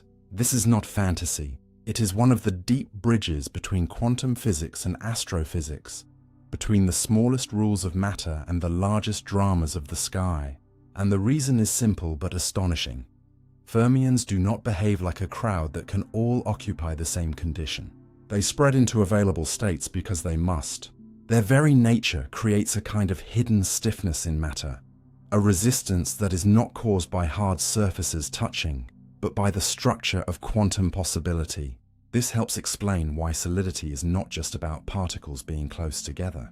At deep levels, matter resists compression, partly because its fermions cannot all be squeezed into identical states. Push hard enough, and you are not just fighting electric forces, you are fighting the rules of identity, sameness, and allowed existence. There is something profoundly calming in that, if you let it settle. The world is not held together only by attraction. It is also shaped by prohibition. Not every possible arrangement is allowed. Not every crowd can become a collapse. Not every sameness can be completed. Reality has structure because reality has rules, and some of those rules are acts of prevention. Fermions teach that boundaries do not always need walls. Sometimes a boundary is a law. Sometimes space is made not by distance, but by the impossibility of perfect overlap. Sometimes difference is not decorative. It is required for existence to have form. And so, when you look at your hand, or a stone, or the quiet outline of a star in a photograph, remember that beneath every familiar surface is a refusal older than chemistry and deeper than touch. Fermions do not shout. They do not glow with warning. They simply cannot all become the same. And because they cannot, matter rises into layers. Stars resist collapse. Atoms keep their structure, and the universe avoids becoming a single collapsed whisper. The refusal of fermions is not negativity. It is the hidden generosity of difference. It is nature's way of saying that not everything can share the same silence. And from that impossibility, the world becomes full. Bosons can pile into one quantum condition. Some particles do not protect their separateness. They gather, merge in behavior, and become stronger precisely because many of them can share the same quantum condition.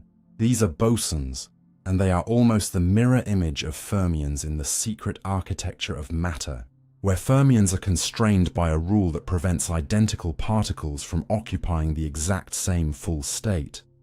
Bosons are allowed to crowd together without that kind of exclusion.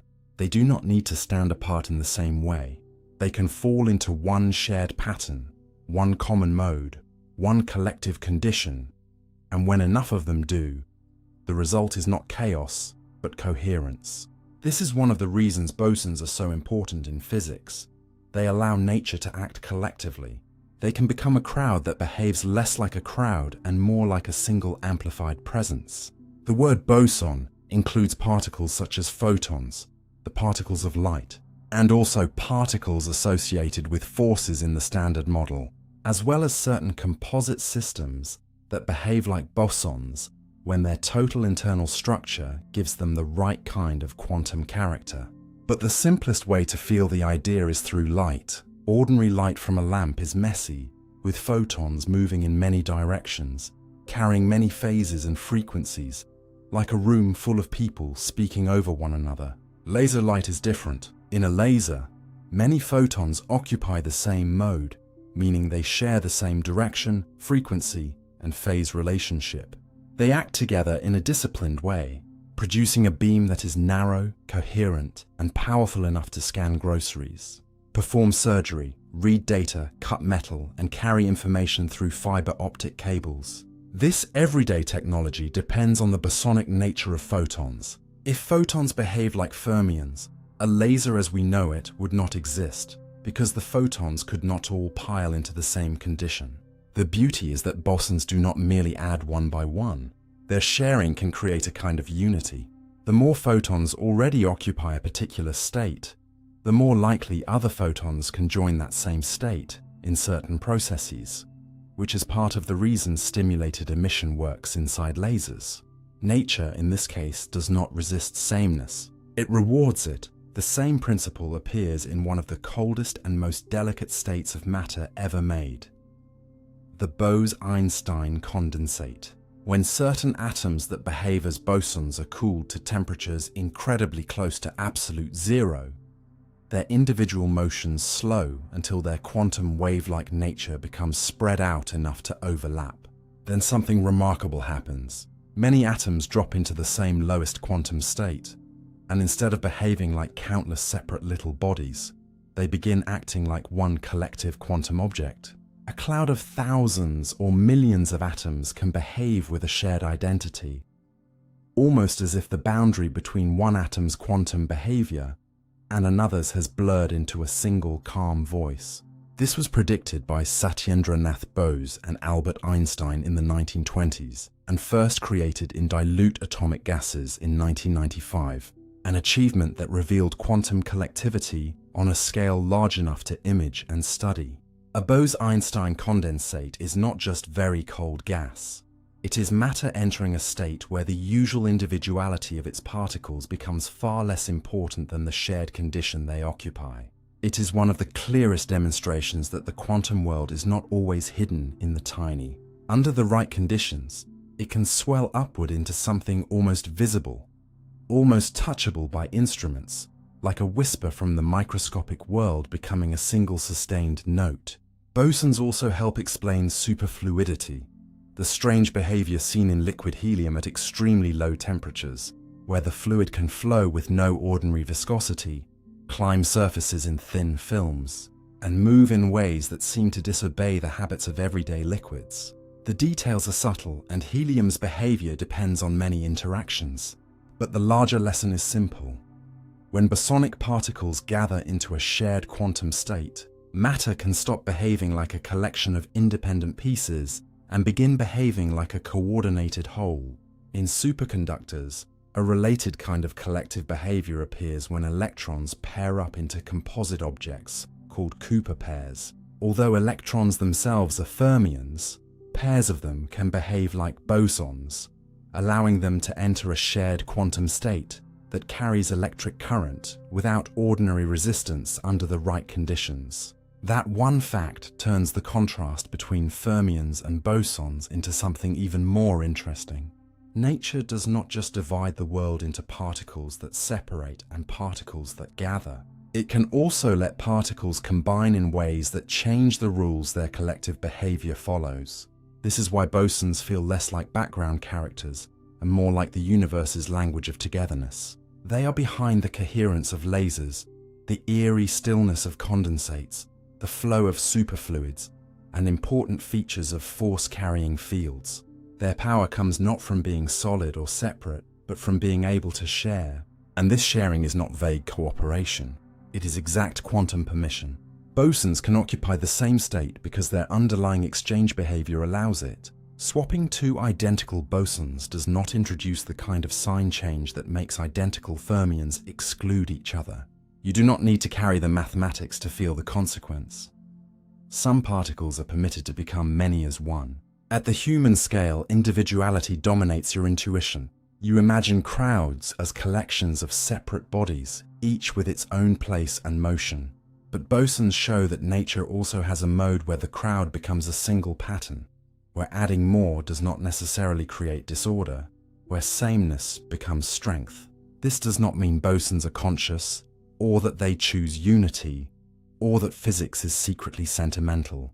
The truth is better because it is real. Under the right physical conditions, bosons reveal that collectivity is not merely a social idea or a metaphor.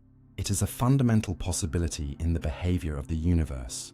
A beam of laser light, a superfluid, a condensate, cooled into quiet coherence. Each is a different way of seeing the same lesson. Reality can amplify itself when many quanta share one state. So when you imagine bosons, do not picture particles fighting for separate chairs. Picture a choir in which every voice is allowed to join the same note, and as more voices enter, the note does not become crowded. It becomes purer, louder, more ordered. Fermions help build the layered structure of matter by refusing perfect sameness, but bosons reveal another kind of order, one born from shared condition rather than exclusion.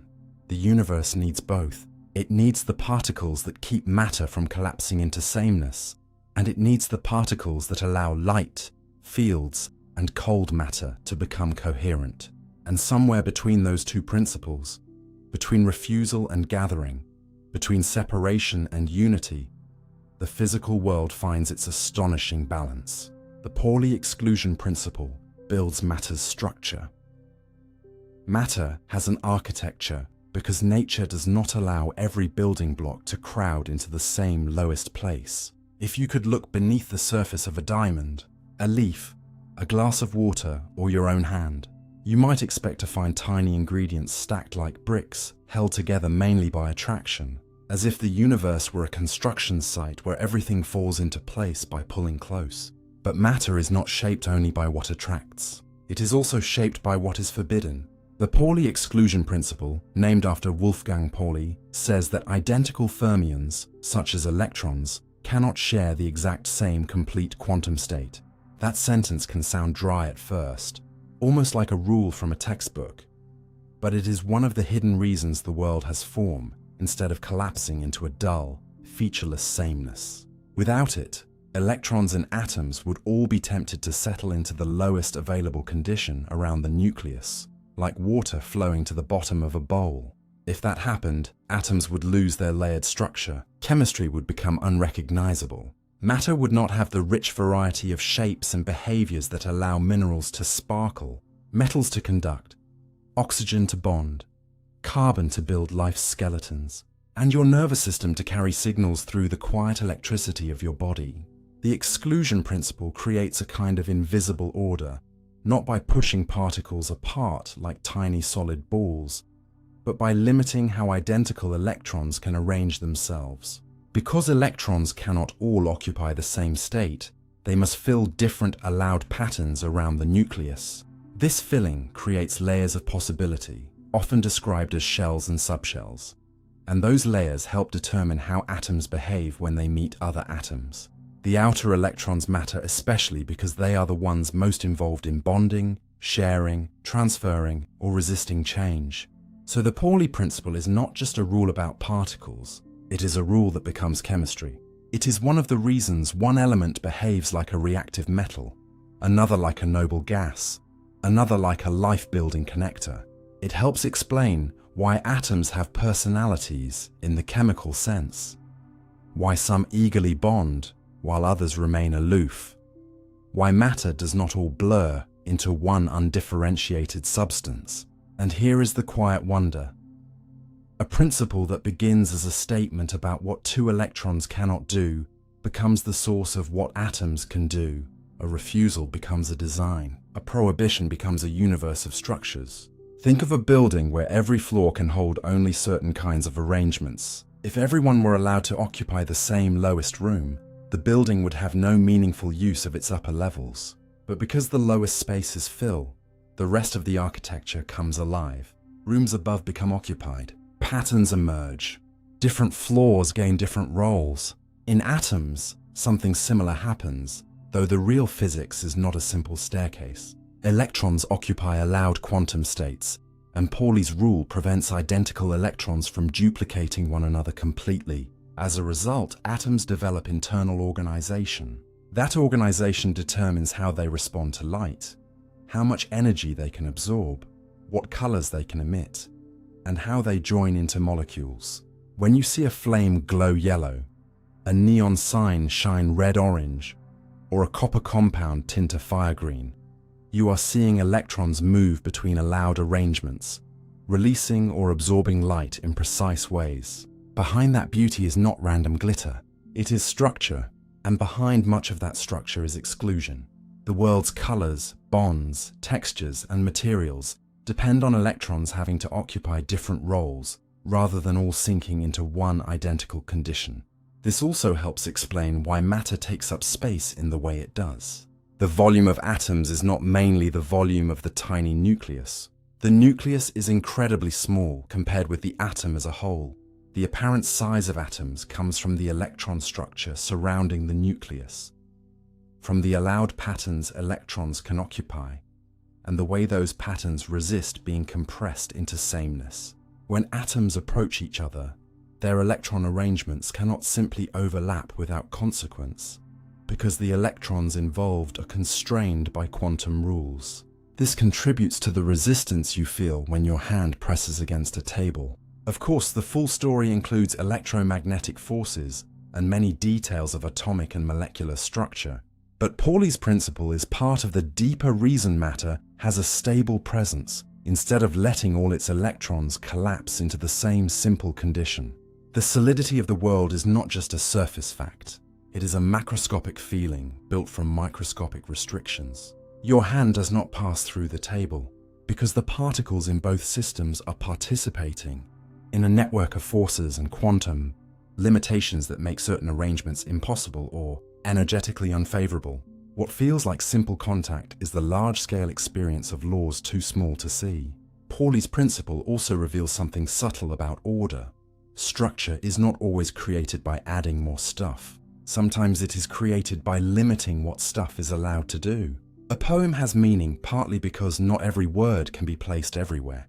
Music has shape because not every note is played at once in the same way.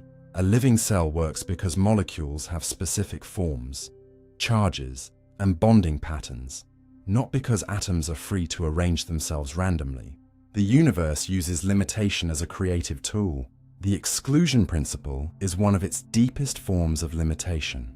It says to electrons, you may exist together, but not as perfect duplicates in the same complete state. From that rule comes layered atoms. From layered atoms comes chemical variety. From chemical variety comes minerals, atmospheres, oceans, proteins, DNA, and the warm complexity of living bodies. This does not mean Pauli's principle is the only architect of matter, but it is one of the load-bearing beams. Remove it, and the building changes beyond recognition. Keep it, and suddenly matter becomes articulate. Atoms gain structure, elements gain behavior, molecules gain shape. The physical world gains the ability to be more than a uniform fog of ingredients. And perhaps that is the most beautiful part. The principle itself is not visible, not touchable, not something you can point to in a room, yet every room depends on it. It is present in the stiffness of wood, the hardness of stone, the transparency of glass, the flexibility of organic molecules, the glow of lamps, and the chemistry moving silently inside your blood. You never feel Pauli's rule directly, but you live inside its consequences. Every object around you is partly a monument to the fact that identical electrons cannot all become the same. So when you think about matter's structure, do not imagine only attraction pulling things together. Imagine exclusion giving them shape. Imagine nature building not just with permission, but with refusal. Imagine a universe where no is not emptiness, but the first outline of form. The Pauli exclusion principle builds matter's structure by preventing the deepest ingredients from collapsing into repetition, and from that quiet prevention, the visible world rises. Layered, varied, stable, touchable, and astonishingly rich. Quantum statistics shapes the periodic table. The periodic table looks like a chart of elements, but underneath its neat rows and columns is a quiet counting rule from the quantum world, deciding how matter is allowed to become diverse. At first glance, the table seems like a human invention, a classroom map built from names, numbers, and symbols. Hydrogen, helium, carbon, oxygen, iron, gold. It feels orderly because we arranged it that way, placing elements into rows and families so students could memorize them and chemists could use them. But the strange truth is that the table's shape was not chosen by us. We discovered it. The repeating patterns were already there, hidden in matter, long before anyone drew boxes around them. Elements with similar behavior kept appearing in regular intervals. Some reacted violently with water, some formed salts, some avoided bonding almost completely, some conducted electricity, some built life, and for a long time, scientists could describe the pattern before they fully understood why it existed. The deep reason came later, when quantum mechanics revealed that electrons do not arrange themselves around atoms randomly. They follow statistical rules, and those rules determine how electron states fill, how atoms organize themselves, and why chemical behavior repeats in families. This is where quantum statistics enters the story. It is not statistics in the ordinary sense of surveys, averages, or guessing what might happen in a crowd. It is the rulebook for how many identical quantum particles can occupy available states, and what kinds of arrangements are allowed. For electrons, which are fermions, the rules prevent identical electrons from sharing the same complete state. So as the number of protons in the nucleus increases and more electrons are needed to balance the atom, those electrons must occupy a structured sequence of allowed conditions. They fill lower energy arrangements first, then higher ones, but not in a simple visual staircase. The pattern depends on energy levels, orbital shapes, spin-like pairing, and the way electrons interact with one another. The result is the electron configuration of each element, and electron configuration is the hidden engine of the periodic table. Hydrogen has 1 electron, so it begins the story with simplicity. Helium has 2 electrons and reaches a very stable filled arrangement, which is why it belongs among the noble gases. Lithium begins a new outer layer, and suddenly a new row begins. This is not just a chart convention. It reflects a real change in the atom's outer electron structure. As you move across a row, electrons are added into related outer states, and the atom's behavior changes gradually. When a shell or important outer arrangement becomes filled, the atom becomes especially stable and often chemically quiet. Then the next element begins a new row, with a fresh outer electron more loosely held and more ready to participate in reactions. That is why elements in the same column often behave alike. They have similar outer electron patterns. Sodium is not placed under lithium because humans liked symmetry. It sits there because, in an important chemical sense, it repeats lithium's outer electron situation on a larger atomic stage. Chlorine resembles fluorine because its outer electron arrangement gives it a strong tendency to gain 1 more electron. Neon, argon, krypton, and other noble gases share their famous reluctance because their outer arrangements are already filled in a way that makes ordinary bonding less attractive. The table's vertical families are therefore not just categories. They are echoes of quantum statistics repeating through matter. This is why the periodic table is more than a list. It is a visible shadow of invisible counting. Each element is created by increasing the nuclear charge, and as electrons are added, quantum rules decide where they can go. The table is the result of that filling pattern becoming chemical personality. The alkali metals are soft, reactive, and eager to lose their outer electron, because that electron sits alone beyond a stable inner structure. The halogens are reactive in a different way, because they are close to completing an outer arrangement and strongly tend to attract an extra electron in chemical bonding. The noble gases seem reserved because their outer electron structures are already complete enough that common reactions are not energetically favored. Transition metals, sitting in the middle of the table, gain their richness from electrons filling inner D-like states, which helps explain why they can have multiple oxidation states, form colorful compounds and act as catalysts. This is where the table becomes less like a flat poster and more like a 3-dimensional story of allowed quantum states being filled in a specific order. The colors of many transition metal compounds, the magnetism of iron, cobalt, and nickel, the conductivity of copper and silver, the catalytic power of platinum, all connect back to how electrons occupy and rearrange available states. Even the rare earth elements, often placed below the main table to keep the chart compact, are not an afterthought. Their unusual behavior comes from electrons filling deeply embedded F-like states, creating subtle magnetic and optical properties that are essential in modern technology, from strong magnets to lasers and smartphone screens. In other words, quantum statistics does not merely explain the first few elements. It shapes the entire chemical landscape. It tells us why the table has periods, why those periods have different lengths, why some blocks of elements appear where they do, and why matter produces repeated families instead of an endless, chaotic list of unrelated substances. Without these quantum rules, adding one more proton and one more electron might create a world with no predictable rhythm. Chemistry would not have its familiar grammar. There might be no reliable families of elements, no repeating valence behavior, no carbon with its extraordinary bonding flexibility, no oxygen with the properties that make water possible, no iron with the structure that helps carry oxygen in blood, no silicon with the electronic behavior that helped build the digital age. The periodic table is often introduced as a memory challenge, but it is really a map of possibility. It tells you which atoms can exist stably, how their outer electrons are likely to behave, and how they may combine into the substances that make planets, oceans, machines, and living cells.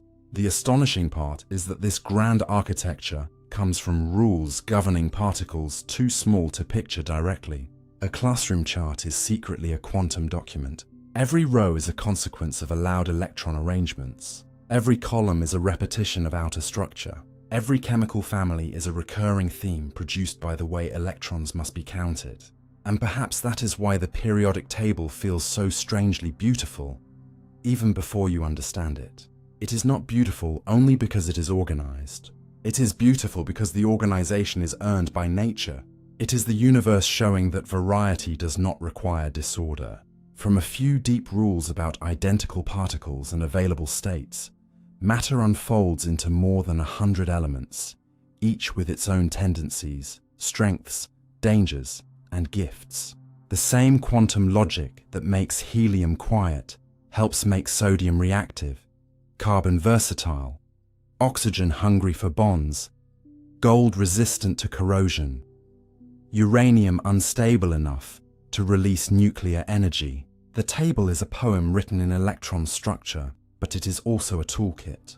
It teaches chemists how to predict reactions, engineers how to design materials, biologists why certain atoms are essential for life, and astronomers what distant stars are made of by reading the light they emit and absorb. So when you look at the periodic table, do not see only boxes. See a frozen rhythm of quantum statistics. See the invisible counting of electrons becoming the visible diversity of matter. See how the universe takes sameness at the level of particles and turns it into difference at the level of elements. The table is not just about what matter is made of. It is about how matter is allowed to organize itself. And in that quiet permission and restriction, in that deep counting beneath every atom, the world gains its colors, its reactions, its metals, its gases, its medicines, its poisons, its stars, and eventually its questions. Exchange symmetry changes what particles can become. A particle's future can be shaped by something as quiet as what happens when two identical particles trade places in a description. That sounds almost too abstract to matter, like a trick of notation, like rearranging words in a sentence without changing the story. But in quantum physics, this hidden swap is not just bookkeeping. It reaches into the deep rules that decide what kinds of collective behavior particles are allowed to have, what states they can form, and what kinds of matter can appear when many of them gather. Exchange symmetry is the name for this strange principle. When two identical particles are exchanged, the physical situation must remain consistent because nature cannot tell which one is which. But the deeper quantum description can respond to that exchange in different ways. For one broad class of particles, exchanging them leaves the underlying description effectively unchanged. These are boson-like particles, and this exchange behavior is part of why they can gather into the same condition and act coherently. For another broad class, exchanging two identical particles changes the sign of the underlying description. A subtle mathematical reversal that does not show up as a simple visible flip, but has enormous consequences. These are fermions, and that exchange behavior is tied to why they cannot all occupy the same exact state. The important thing is not the symbol, not the technical formalism, but the lesson. Sameness has structure. The universe does not merely say these two particles are identical. It also says, this is how reality must behave when their identities are exchanged. And that rule changes what particles can become together. Imagine two dancers performing in a dark room where you cannot tell them apart. And then imagine that the choreography itself changes depending on whether swapping their positions preserves the rhythm or reverses part of it. From the audience's view, the dancers may still seem identical, but the dance has internal rules that decide what formations are possible. Exchange symmetry is like that. It is not about visible difference. It is about the allowed shape of the total quantum state. When many identical particles are present, these exchange rules become powerful. They decide whether a collection can settle into one shared behavior, spread into layered arrangements, or produce entirely new collective effects. In atoms, in metals, in cold gases, in superconductors, and in exotic two-dimensional materials. Exchange symmetry is not a philosophical decoration. It helps determine the actual physical possibilities of the system. It is one reason physics can classify particles not just by mass or charge, but by how they behave under exchange. And in ordinary three-dimensional space, the familiar story is mostly divided into fermions and bosons. But the universe has an even stranger twist. In systems effectively confined to two dimensions, other exchange behaviors can become possible. These are associated with anyons, particles, or quasiparticle-like excitations that do not fit neatly into the usual fermion or boson categories. When one anyone moves around another, the quantum state can acquire a more flexible kind of change, not limited to the two standard options. This may sound like an obscure detail, but it has become one of the most fascinating areas of modern condensed matter physics, especially because certain anyons may help store quantum information in ways that are naturally protected from local disturbance. In other words, the way identical entities exchange places may one day influence how future quantum technologies are built. A rule that sounds almost invisible could become a practical tool. This is where exchange symmetry becomes more than a hidden law. It becomes creative. It tells us that particles are not defined only by what they are alone, but by what kinds of many particle worlds they can participate in. A lone particle may have certain properties, but when identical particles gather, exchange symmetry decides the grammar of the group.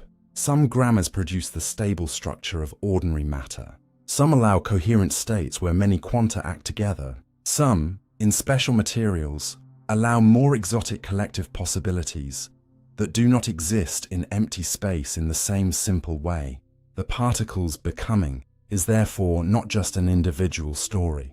It is a social physics of sameness, a set of rules about how indistinguishable participants can be arranged without contradiction. And this changes how you think about possibility itself. In everyday life, if you want to know what something can become, you look at its ingredients. Flour, water, heat, yeast, iron, carbon, pressure, seeds, soil, sunlight. But in quantum physics, ingredients are not enough. You must also know the symmetry rules. You must know what changes and what stays the same when the system is rearranged. Two collections may contain the same number of particles, the same energy range, the same general environment, yet behave differently because the underlying exchange symmetry permits different patterns. Reality is not built only from pieces. It is built from permissions. Some arrangements are allowed to exist. Some are forbidden. Some become stable only because the exchange rules quietly support them. Others vanish because the symmetry will not let them form. This is one of the most elegant messages in modern physics. What particles can become is shaped not merely by force, not merely by energy, not merely by location, but by symmetry, by the deep consistency conditions that tell nature how to remain itself when indistinguishable things are interchanged. And perhaps this is why the concept feels so strange at first. It asks you to believe that swapping what cannot be told apart can still matter. It asks you to see that identity, sameness, and arrangement are not human conveniences, but physical ingredients. The universe does not need particles to wear labels, yet it cares profoundly about how unlabeled particles are exchanged in the total description. From that care come different families of behavior, different forms of matter, and different futures for quantum systems. So when you hear that exchange symmetry changes what particles can become, do not imagine a dry mathematical rule hidden in a textbook. Imagine a silent gatekeeper beneath reality, deciding which collective patterns may enter the world. Imagine identical particles approaching one another with no names, no marks, no private signatures, and still being governed by a deep choreography that determines whether they separate into structure, gather into unity, or create exotic states that seem almost impossible from the perspective of everyday objects. The particles may be indistinguishable, but the way they can be exchanged is not meaningless.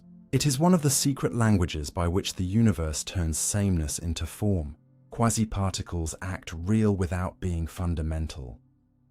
Some of the most useful particles in modern physics disappear the moment you remove the crowd that creates them. That sounds impossible at first, because a particle feels like it should be fundamental, self-contained, able to travel through space with its own identity, whether or not anything surrounds it. An electron can exist outside a material. A photon can cross the emptiness between stars. But a quasiparticle is different. It is not a basic ingredient of the universe in the same way. It is a pattern of collective behavior inside a material that acts so consistently, so measurably, and so predictably that physicists treat it like a particle. The quasi does not mean fake in the careless sense. It means particle-like. It means not fundamental but still physically meaningful. A quasiparticle can carry energy, momentum, charge-like behavior, and influence through a solid or liquid. It can be created, scattered, absorbed, tracked, and used in calculations that match experiments. It can shape real technologies. It can affect how materials conduct electricity, how they respond to light, how heat moves, how magnetism travels, and how information may one day be controlled at quantum scales. Yet if you take away the material, the quasiparticle has nowhere to exist. It is not a tiny object hiding inside matter. It is matter behaving together in a way that looks like an object. The easiest way to feel this is to imagine a wave moving through a stadium crowd. No single person is the wave. Each person only stands and sits, but the pattern travels around the stadium as if it were its own thing. You can measure its speed. You can point to where it is. You can say it has moved from one section to another. The wave is real, but it is not fundamental. It depends on the crowd. A quasiparticle is similar in spirit, though far more precise and mathematical in real physics. Inside a solid, countless atoms and electrons interact. The full situation is too complicated to describe by following every microscopic detail one by one. But sometimes, out of that complexity, a simpler pattern emerges. Instead of tracking the entire crowd, physicists identify a traveling disturbance that behaves like a single entity. That entity is the quasiparticle. It is one of science's most elegant shortcuts, but it is not merely a shortcut in the imagination. It corresponds to real collective behavior in the material. It is a compressed way of describing what the whole system is doing. One famous example is the hole in a semiconductor. A hole is not a fundamental particle floating through empty space. It is the absence of an electron in a place where an electron could be. That sounds like nothing, yet it behaves like something. When electrons move to fill the empty spot, the vacancy appears to move in the opposite direction. In circuits and semiconductor devices, holes can behave as if they carry positive charge. Engineers treat them as charge carriers, and that treatment works. Your phone, computer, camera sensors, solar cells, and countless electronic devices depend on the physics of electrons and holes in materials. So is a hole real? It is not real like a proton is real, but it is real like a traffic jam is real. A traffic jam is not a separate vehicle. It is a pattern of vehicles slowing and moving. Yet it can travel backward along a highway, delay thousands of people, be mapped, predicted, and studied. It has consequences, it acts. That is the kind of reality quasiparticles often have. Not fundamental substance, but effective existence. Another example is the way an electron moving through a crystal may behave as if it has a different mass than it would in empty space. The electron is real, but inside the material it is constantly interacting with the surrounding structure, so its motion becomes modified. Instead of describing every tiny push and response from the crystal, physicists can treat the electron as if it has an effective mass, sometimes lighter, sometimes heavier, depending on the material.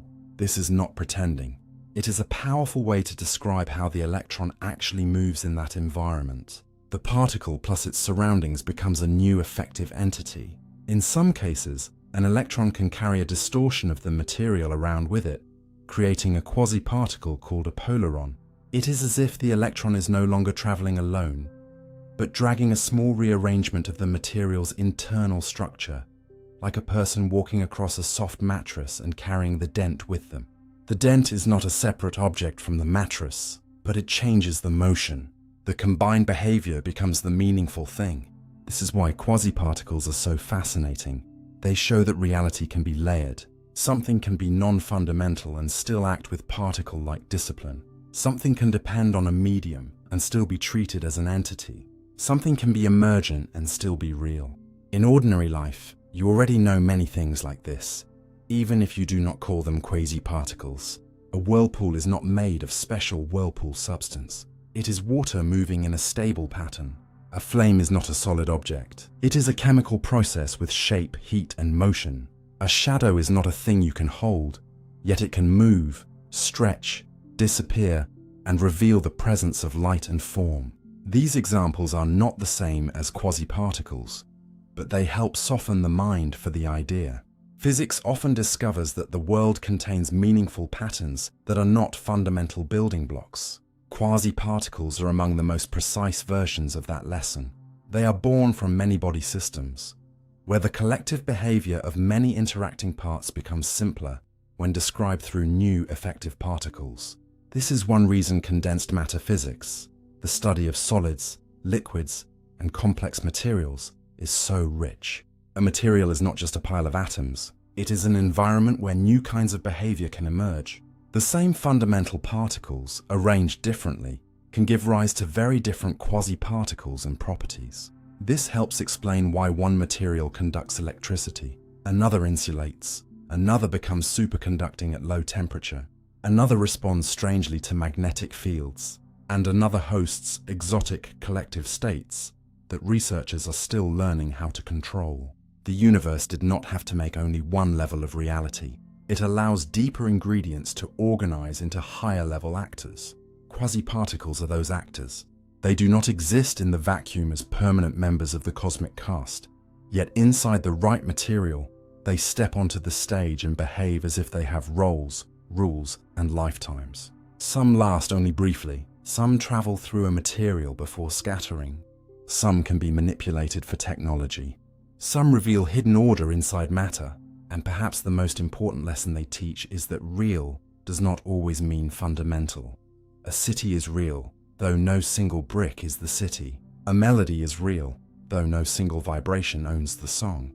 A thought is real, though it depends on networks of cells and signals. In the same careful way, a quasiparticle is real because the material behaves as though that entity is present, and because treating it that way lets science predict the world with extraordinary success. So when you hear that quasiparticles act real without being fundamental, let the old idea of reality widen.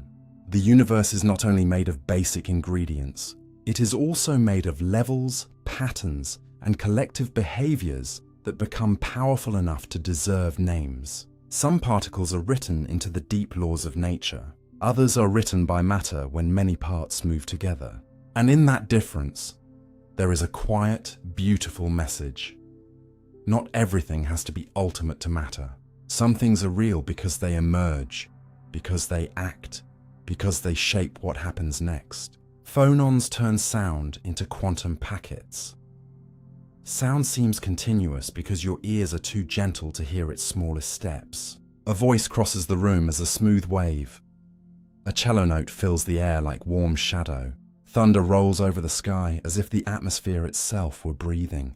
And nothing about these experiences suggests that sound could ever come in packets. Sound feels like flow.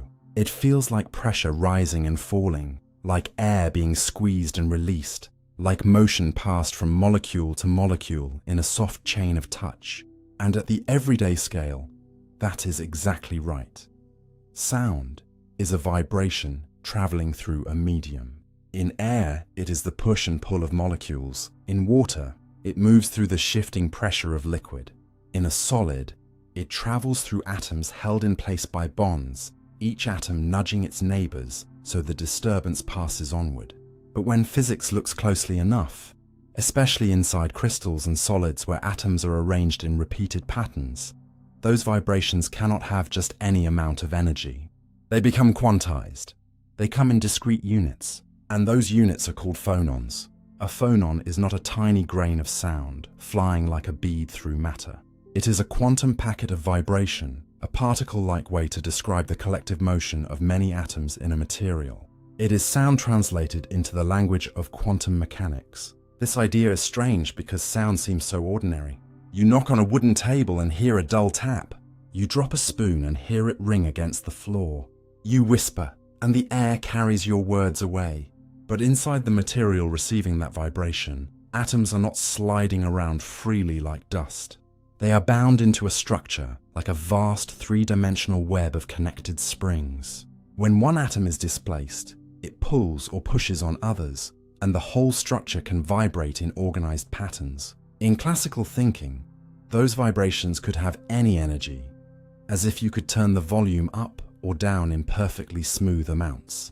Quantum physics says that at small scales, the energy of these vibrational modes is not infinitely smooth. It changes in steps. Each step is one phonon. That is why a phonon is sometimes described as the quantum of sound, though it is more accurate to say it is the quantum of vibrational energy in a material. It takes something spread across many atoms and lets us talk about it as if it were a countable excitation. This is the same kind of conceptual move that makes photons the packets of light, but phonons are different in one crucial way. They need a medium. A photon can travel through empty space, crossing the vacuum between the sun and earth. A phonon cannot exist in empty space because it is made from the coordinated vibration of matter itself. Remove the atoms, remove the lattice, remove the medium, and the phonon disappears. It is not fundamental in the deepest cosmic sense. It is emergent, born from the collective behavior of many particles arranged together. And yet, within a solid, it can act with remarkable reality. Phonons carry heat through insulating materials. They scatter electrons and affect electrical resistance. They shape how crystals expand when warmed.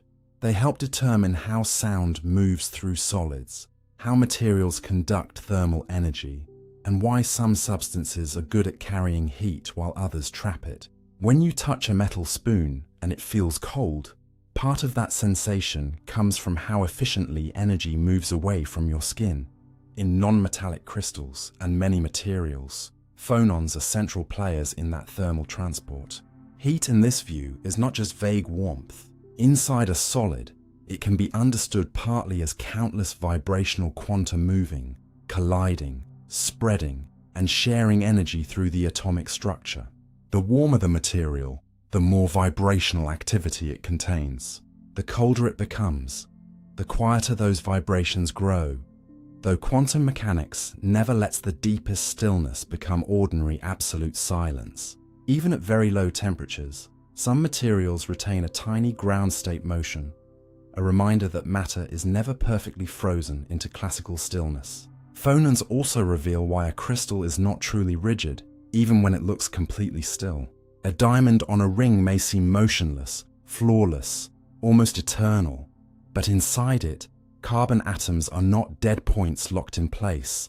They vibrate around their positions, and those vibrations have allowed patterns. In a perfect crystal, phonons can travel through the lattice like waves of coordinated displacement, carrying energy without any one atom traveling far from home. It is like a crowd doing a stadium wave, except the crowd is made of atoms. The timing is governed by quantum rules, and the wave can behave as if it has particle-like momentum and energy. This is why phonons are so powerful in physics. They let scientists simplify an impossibly complicated many-atom motion into something that can be named, counted, scattered, absorbed, and predicted. Instead of following every atom individually, we follow the vibrational packet. The material's complexity becomes readable, and once it becomes readable, it becomes useful. Engineers care about phonons when designing thermoelectric materials that convert heat into electricity, or materials that manage heat in electronics, where tiny devices can fail if heat cannot escape. Researchers study phonons in nanostructures, where controlling vibrations may help create better sensors, quieter devices, or new ways to guide thermal energy. In some advanced quantum technologies, phonons can even interact with light, electrons, or superconducting circuits, becoming carriers of information in delicate systems. The humble idea of sound becomes part of the future of quantum engineering, but there is also a softer way to feel this truth. Every sound you hear is large, blended, human-scaled. A song reaches you as emotion before it reaches you as physics. But inside the materials that produce and transmit sound, nature is counting vibrations in units too small for the ear to notice. The bell rings, and beneath its smooth tone are vibrational modes. The guitar string sings, and the wood of the instrument carries energy through atomic motion. Your own voice begins with air moved by your body, but if that vibration enters a wall, a floor, or a crystal, it becomes part of the solid's inner dance. At the deepest level, the world does not simply vibrate continuously. It vibrates according to allowed quantum steps. This does not make music less beautiful. It makes it more mysterious. It means that even the softness of sound has a hidden granularity, a quantum skeleton beneath the flowing experience. Phonons teach that reality can be both wave-like and countable, both collective and packet-like, both ordinary enough to hear as a knock and subtle enough to shape the behavior of advanced materials. They are not little pieces of noise. They are the way matter carries vibration when vibration is treated with quantum seriousness. So, the next time you hear footsteps through a floor, rain tapping against a window, or a low note humming through a wall, remember that sound is not only traveling through the world. Inside matter, it can be organized into quantum packets of motion. The atoms are not simply sitting there. They are passing energy through a hidden choreography, and phonons are the names we give to the smallest meaningful steps of that dance. In the calm surface of silence, matter is waiting. In every sound, matter briefly remembers how to move together. Magnons carry waves of magnetism. A magnet may look silent, but inside it, countless tiny directions are listening to one another. Hold a refrigerator magnet in your hand and it seems like one simple object, a small piece of matter with an invisible pull, able to cling to metal as if it carries a quiet intention. But magnetism is not stored inside it like syrup inside a bottle. It comes from order. Deep in magnetic materials, many electrons contribute tiny magnetic moments, often described gently as little compass-like arrows, though they are not literal arrows spinning in space. In a ferromagnet, many of these magnetic moments tend to align, creating a shared direction that gives the material its magnetic behavior. The important word is shared. A magnet is not powerful because one particle is dramatic. It is powerful because huge numbers of microscopic magnetic moments coordinate. But this order is not perfectly frozen. If one magnetic moment tilts slightly, it can influence its neighbors, and they influence theirs, and the disturbance can travel through the material like a wave passing through a field of wheat. That traveling disturbance is called a spin wave, and when quantum physics describes it in packets, those packets are called magnons. A magnon is not a tiny piece of magnetism floating by itself in empty space. It is a quantum of magnetic disturbance inside a material, a collective ripple in the orientation of many microscopic magnetic moments. If phonons are packets of vibration in the atomic structure of matter, magnons are packets of motion in the magnetic order of matter. They carry energy, and they also carry angular momentum, which is connected to the turning or orientation-like nature of the magnetic moments involved. But unlike ordinary electric current in a wire, a magnon does not require electrons to flow from one end of the material to the other as charged particles. It can transmit information through the pattern of magnetic disturbance itself. This is one reason scientists are so interested in magnons for future technologies. In ordinary electronics, moving charge creates heat, and heat becomes one of the great limits of smaller, faster devices. But in magnonics, researchers study whether spin waves and magnons can help carry or process signals with less energy loss in certain systems, because the information can travel through magnetic order rather than through large flows of electric charge. The dream is not magic, and it is not guaranteed to replace electronics everywhere. It is a serious research direction, still full of challenges, where materials, damping, signal control, and integration with existing technology all matter. But the idea itself is fascinating. Information might move through matter as a wave of coordinated magnetic tilts, like a message whispered through a crowd, without the crowd having to walk across the room. To understand why this matters, imagine a stadium wave again, but this time instead of people standing and sitting, imagine each person holding a tiny compass. If one compass tilts, then the next tilts, then the next. A pattern travels even though the people remain in place. In a magnetic material, the microscopic version of this can happen with spins and magnetic moments. The magnon is the particle-like unit of that traveling spin disturbance. It is real in the way collective excitations are real. Not fundamental, not existing without the medium, but measurable through its effects. Magnons can scatter, interact with other excitations, exchange energy with photons in special systems, and influence how heat and magnetism move through materials. They appear in experiments using neutron scattering, microwave techniques, and optical methods, where scientists can detect the signatures of spin waves and learn about the magnetic structure of the material. Some materials, such as yttrium iron garnet, often called YIG, are especially valued in magnonics because spin waves can travel through them with relatively low damping, meaning the disturbance can persist over useful distances before fading.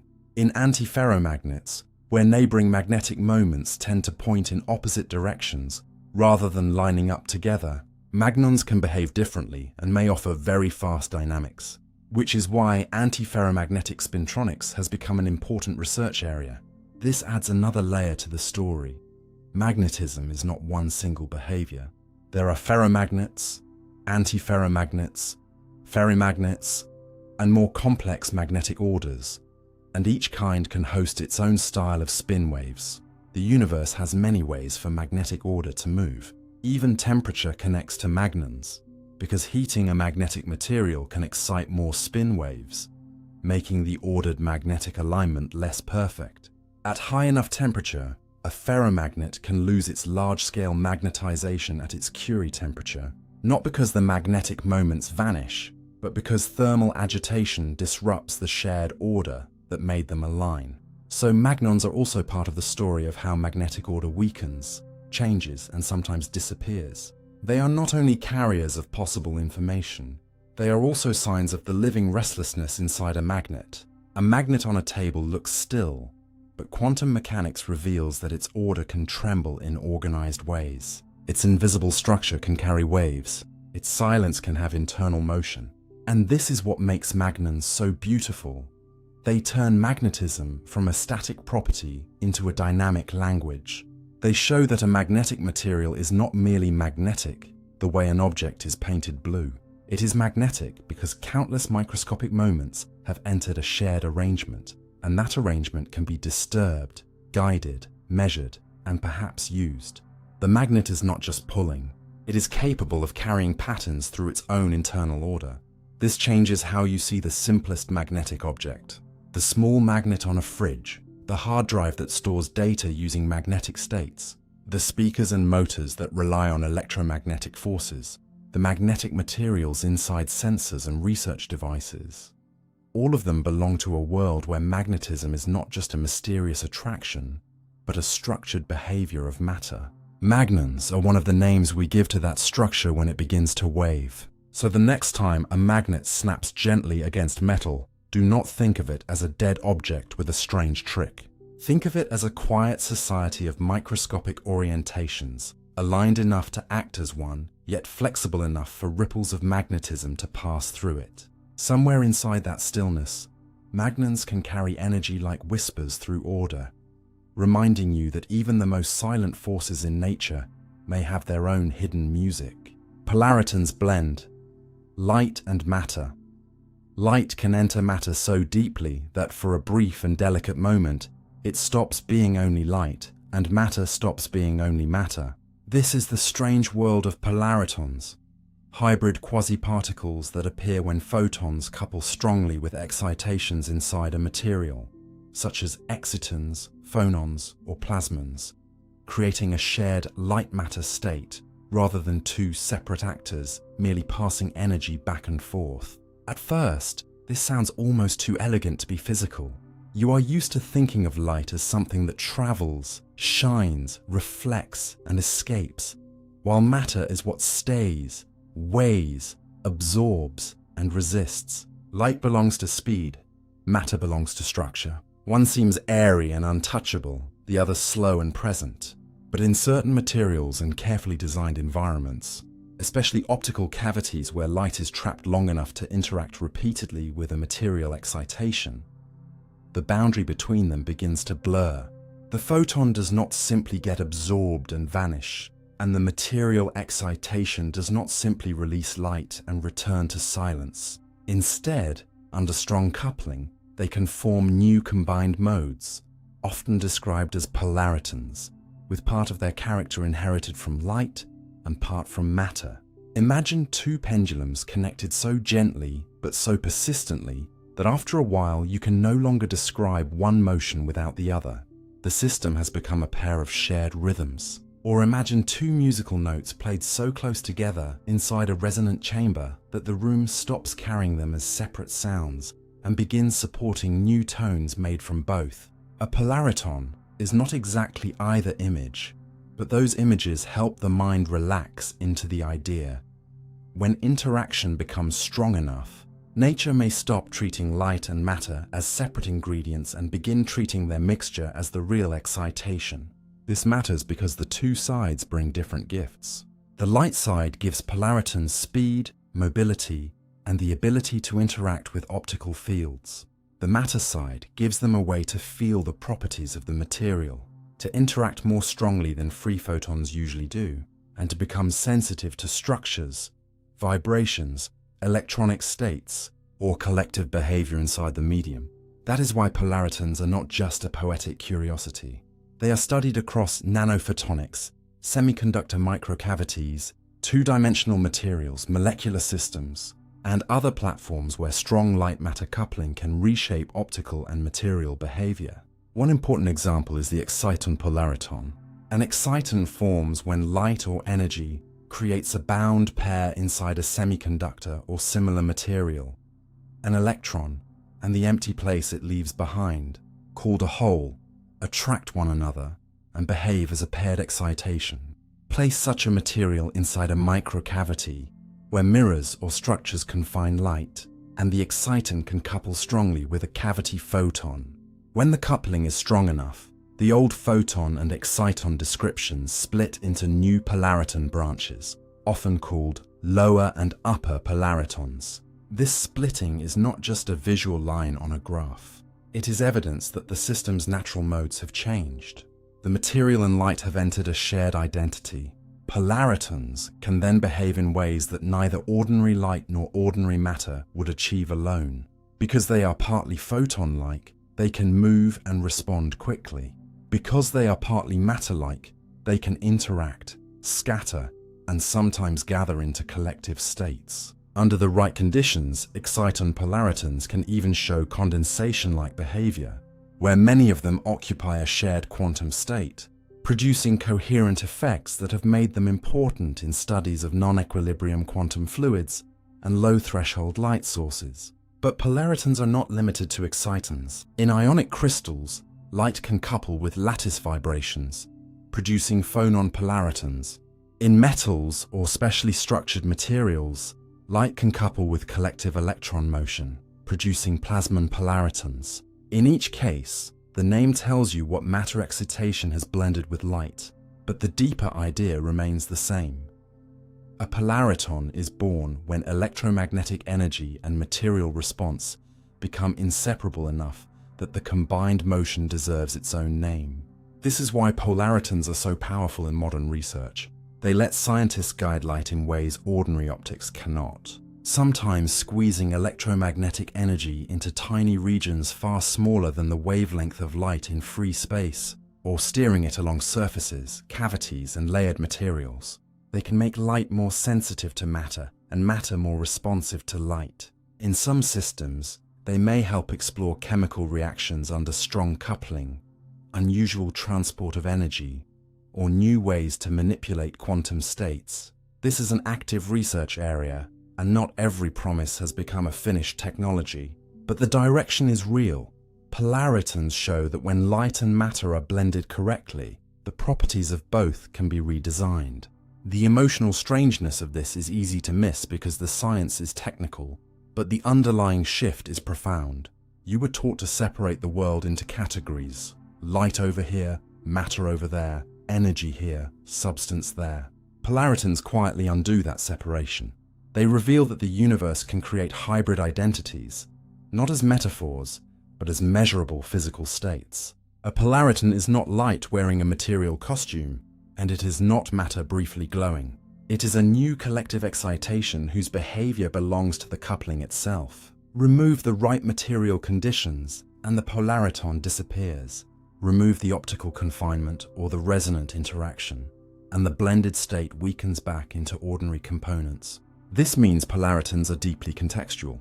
They exist because a system has been arranged so that two kinds of reality keep meeting before either one can settle alone. And maybe this is the softest lesson they offer. Not everything real is pure. Some realities are mixtures. Some identities are born at the boundary. Some of nature's most interesting actors appear not when things stay separate, but when they couple strongly enough to become a shared possibility. So the next time you see light strike a surface, do not imagine that reflection and absorption are the whole story. In carefully prepared materials, light can do something more intimate. It can enter the rhythm of matter, borrow its structure, lend its speed, and form a hybrid presence that is neither fully one nor fully the other. Polaritons blend light and matter, and in doing so, they remind you that the universe is not only made from ingredients, it is also made from meetings, and sometimes the meeting becomes the thing. Plasmons make electrons move like waves. A metal can look perfectly still while its electrons are quietly capable of moving together like a single silver tide. When you hold a gold ring, a copper wire, or a polished piece of aluminum, nothing about it seems fluid. It feels solid, shaped, reliable, fixed. But inside many metals, some electrons are not tied tightly to one atom the way they are in insulating materials. They are more mobile, spread through the material in a shared electronic sea, able to respond when light or an electric field nudges them. And under the right conditions, they do not simply move as isolated particles, each one drifting independently like dust in a room. They can surge together. They can oscillate collectively. They can form a wave of electric charge, where many electrons shift in rhythm against the background of positively charged atomic cores. That collective wave is what physicists call a plasmon. A plasmon is not a fundamental particle floating through empty space. It is a quasiparticle, a packet-like description of a collective electron oscillation inside or along the surface of a material. The name may sound technical, but the image is simple if you let it unfold slowly. Imagine a calm crowd standing shoulder to shoulder, and then imagine the whole crowd leaning slightly left, then right, then left again, not as separate individuals making random choices, but as one coordinated motion. In a metal, the mobile electrons can do something like that, though on scales far smaller and faster than human movement. Light arrives with its changing electric field. and if the frequency matches the natural rhythm of those electrons, the electron sea can begin to sway strongly. This resonance is what makes plasmons so powerful. They are not just electron motion, they are organized electron motion. They allow matter to gather electromagnetic energy into tiny regions, sometimes far smaller than the wavelength of the incoming light. As if light has been squeezed into a space it would not normally fit. That ability is one of the reasons plasmonics has become such an important field. Ordinary light has a limitation. Because of its wavelength, it cannot easily be focused below a certain size with conventional optics. But plasmons, especially surface plasmons, traveling along the boundary between a metal and another material, can confine electromagnetic energy near a surface with extraordinary tightness. This means a flat metal surface is not always just a reflector. Under the right conditions, it can become a place where light couples to collective electron waves and travels along the interface, hugging the material like a whisper moving across skin. In tiny metal nanoparticles, the effect becomes even more visible. When light hits a small gold or silver nanoparticle, the mobile electrons can oscillate collectively within the particle.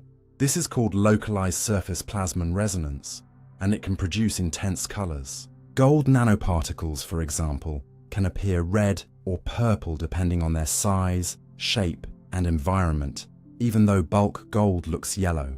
This is not because the gold has become a different element.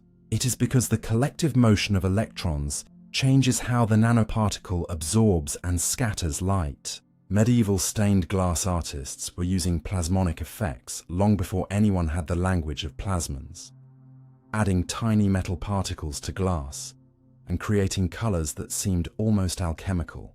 Today, scientists study the same effects with precision, using nanoparticles as sensors, imaging tools, and light harvesting structures.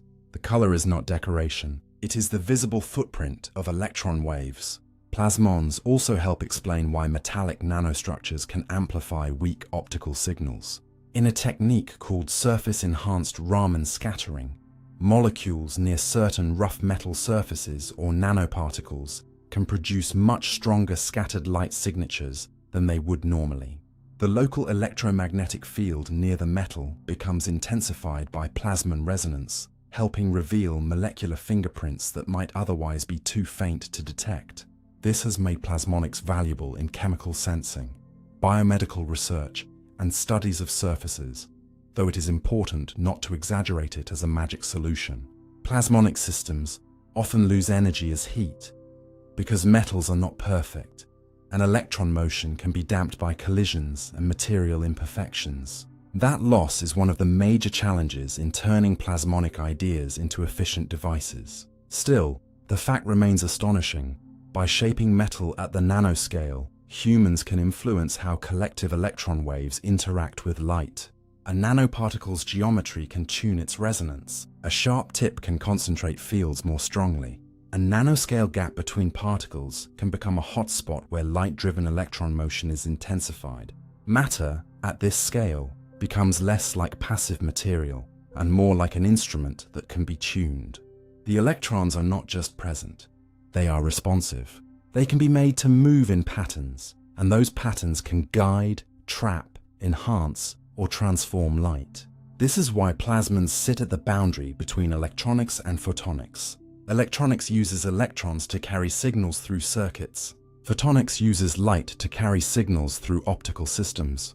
Plasmonics tries to bring the two closer together, using collective electron waves linked to electromagnetic fields. In principle, this could allow information to be manipulated at scales smaller than ordinary optical components allow, though practical devices must still deal with heat, losses, fabrication difficulty, and material limits. The science is promising, but it is not a fantasy of effortless future technology. It is a careful exploration of what becomes possible when light and electron motion are coupled tightly at surfaces and nanostructures. The deeper lesson is that electrons are not always best imagined as separate little carriers drifting through a wire. In a metal, they can become a collective medium. Disturb one part, and the whole electronic system can respond in a coordinated wave. The plasmon is the name we give to that shared response, when it behaves like a countable excitation. It is an example of how matter can create new actors from many ordinary participants. No single electron is the plasmon, just as no single water molecule is an ocean wave.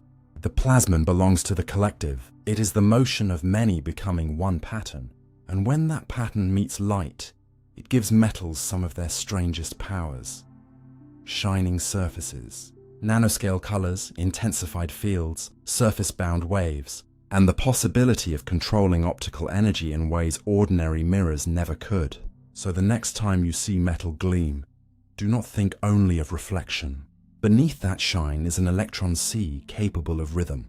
Beneath the smooth surface is a hidden responsiveness, a way for charges to sway together when light calls to them at the right frequency.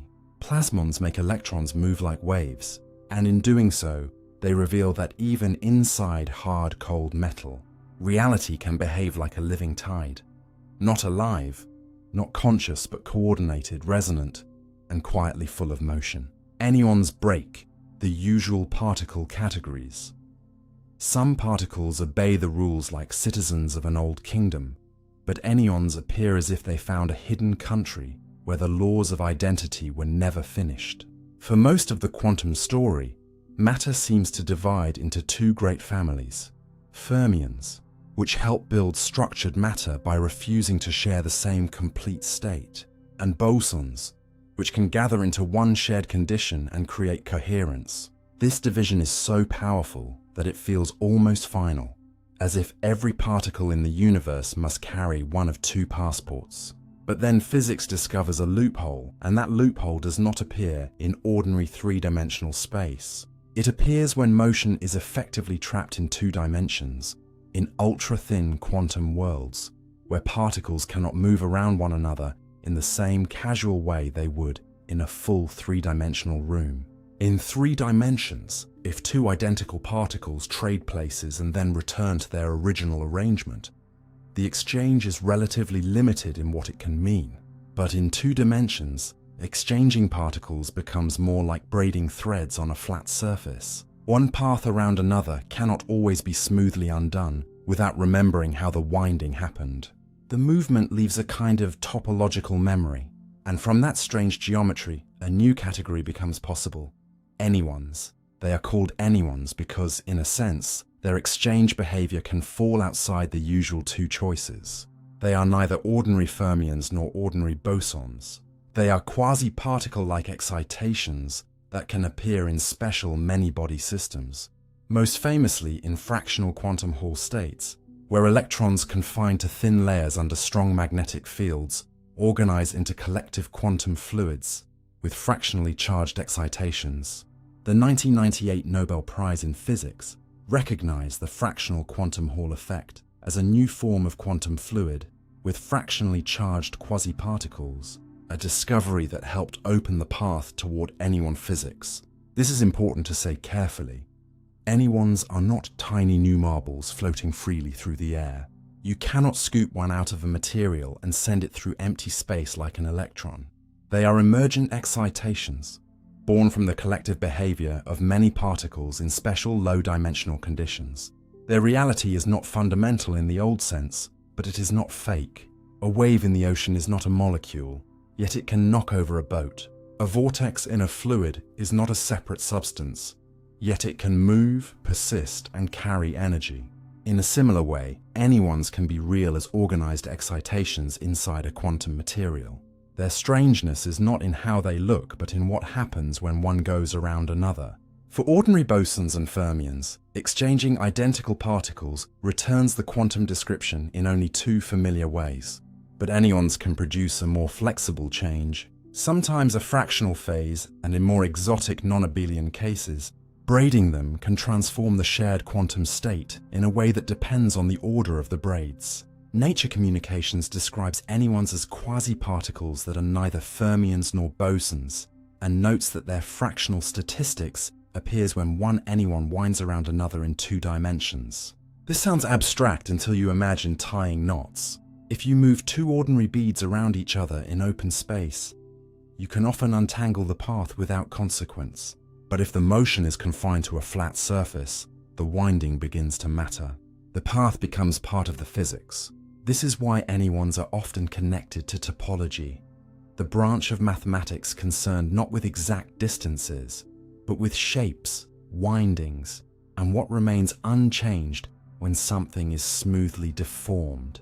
In an anyon system, the important information is not always stored in the precise local position of one excitation, but in the broader pattern of how excitations have moved around one another. That is why non-abelian anyons are so exciting for quantum computing. In theory, information could be stored in a collective, topological way, less vulnerable to small local disturbances, because the important state depends on the global braiding pattern, rather than on one fragile local detail. A review in Reviews of Modern Physics describes topological quantum computation as an approach in which quantum information is encoded in non-abelian anyons and manipulated by braiding them. But this is also where honesty matters. Anyons are not a finished technology waiting on a shelf, and non-abelian anyons are not something scientists can already use casually to build perfect quantum computers. The evidence and engineering are difficult, the materials are delicate, and some candidate systems remain debated. Recent Nature work continues to study possible non-abelian behavior in fractional quantum Hall systems, showing that the field is active and promising, but still careful and experimentally demanding. That uncertainty does not weaken the story. It makes it more real.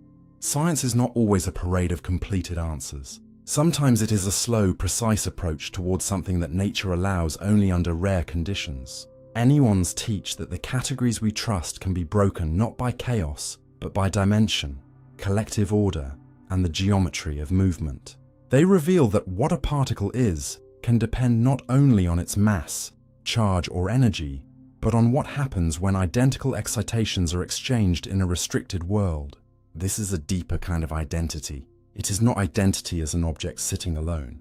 It is identity as a history of motion, as a braid, as a relationship that cannot be erased by simply looking at one piece. In ordinary life, you think of movement as something that happens to things after they exist. Anyone suggests that, in some quantum worlds, the history of movement helps define what the thing can mean. A braid is not made by one strand alone. It is made by paths crossing in a certain order. Change the order, and the braid changes. In non-abelian anyon systems, that order can matter physically, which is why two sequences of exchanges may not lead to the same final quantum state. That is almost impossible to translate into ordinary intuition, but the emotional shape is clear. Reality can remember how its parts moved around each other. It can store meaning in the pattern of exchange. It can make identity less like a name and more like choreography. And perhaps that is why anyons feel like such a turning point in this series. We began by loosening the idea that particles are tiny balls. Then we saw that location, substance, individuality, and objecthood can all become softer and more relational in quantum physics. Anyons push that lesson further. They do not merely add a third category to a list. They show that the list itself depended on the kind of space we assumed. Change the dimensional stage, and the rules of the actors can change. Put matter into a thin enough quantum world, cool it, organize it, place it under extreme conditions, and the universe may reveal behaviors that ordinary matter never shows. The categories of fermion and boson are not wrong. They are extraordinarily successful in the world where they apply. But anyons remind us that reality is not obligated to stop where our first categories end. It has hidden clauses. It has special cases. It has low-dimensional chambers where the usual doors open into new rooms. So when you hear that anyons break the usual particle categories, do not imagine nature making a mistake. Imagine nature being more complete than the categories were. Imagine particles not as fixed citizens of two kingdoms, but as quantum possibilities shaped by space, motion, and collective order. In the right two-dimensional world, an exchange is not just a swap. It is a braid. A path is not just a path, it is a memory. And a particle like excitation is not only what it is alone, but what it becomes when it winds around another and leaves the universe subtly changed. Fractional charge can appear in special materials. The electron is supposed to be indivisible in charge, and yet certain materials can make charge behave as if it has been cut into fractions. This does not mean someone has sliced an electron like a tiny fruit, and it does not mean a third of an electron can fly freely through empty space by itself.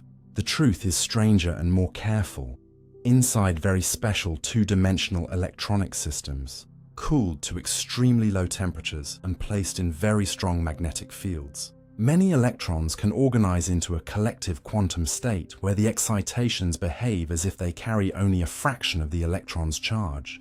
The most famous setting is the fractional quantum Hall effect, discovered in the early 1980s, where electrons trapped in a thin layer do not behave like a simple crowd of separate particles, but like a highly organized quantum fluid whose measurable electrical response locks into fractional plateaus rather than the ordinary integer ones. The 1998 Nobel Prize recognized this effect as the discovery of a new form of quantum fluid with fractionally charged excitations, which is one of the clearest examples of how a material can create particle-like behavior that does not exist in isolation.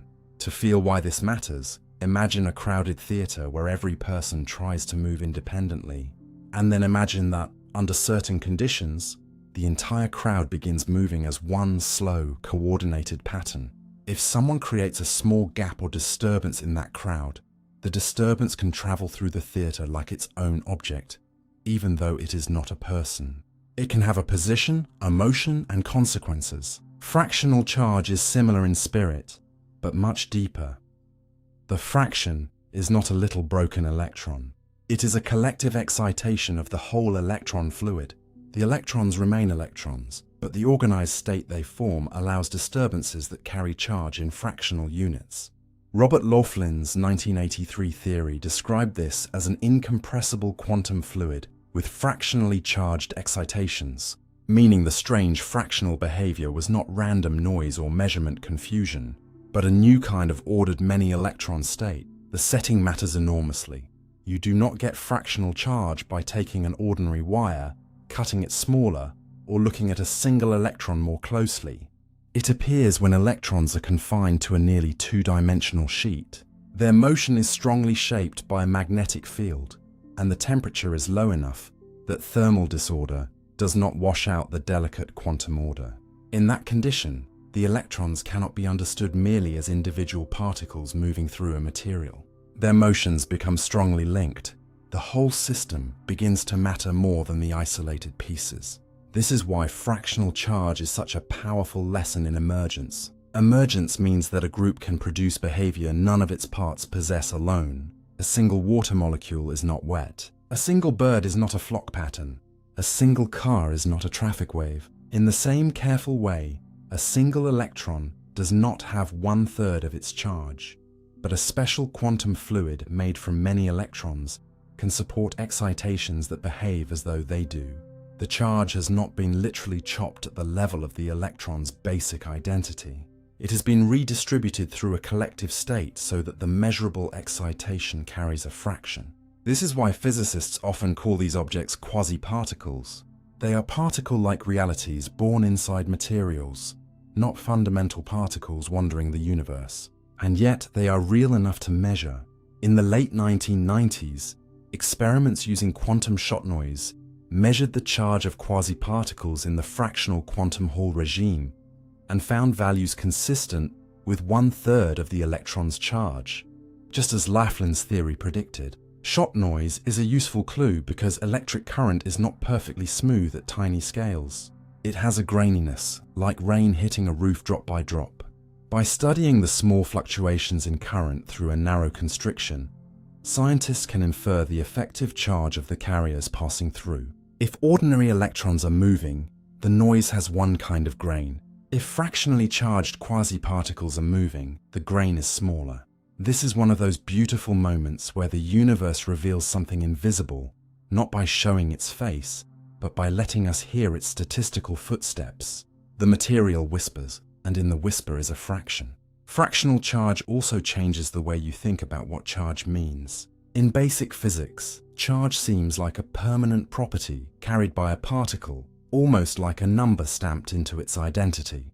But in these special materials, charge can become something more distributed and collective. The total charge is still conserved. Nothing illegal happens. Nature does not break its accounting. But the way that charge appears in the low-energy excitations of the system can be fractional. The deeper law remains intact, while the material creates new effective carriers. That is the subtlety. Fractional charge is not a violation of physics.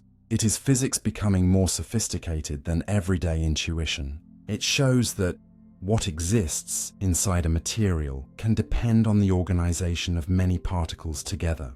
The same electrons that ordinarily carry one full electron charge can, when locked into an extraordinary collective state, give rise to disturbances with fractional charge.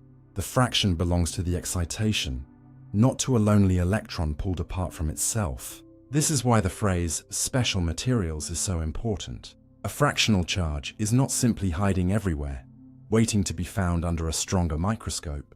It appears when matter is arranged into a rare quantum environment, where electrons cooperate so deeply that their collective behavior has its own rules. Some of these systems also connect to the broader story of anyone's. Because fractionally charged excitations in two-dimensional quantum Hall systems can have unusual exchange behavior, but the key point here is even simpler and more startling. Matter can host effective particles whose charge is less than the charge of the electron.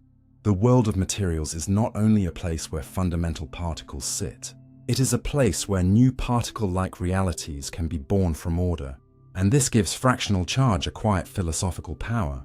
It tells you that the smallest unit you learned about is not always the smallest unit that can appear in experience. It tells you that reality can obey its deepest conservation laws, while still allowing new kinds of measurable fragments to emerge from collective motion. It tells you that the identity of a particle-like excitation may depend on the entire environment that supports it. So when you hear that fractional charge can appear in special materials, do not imagine broken electrons.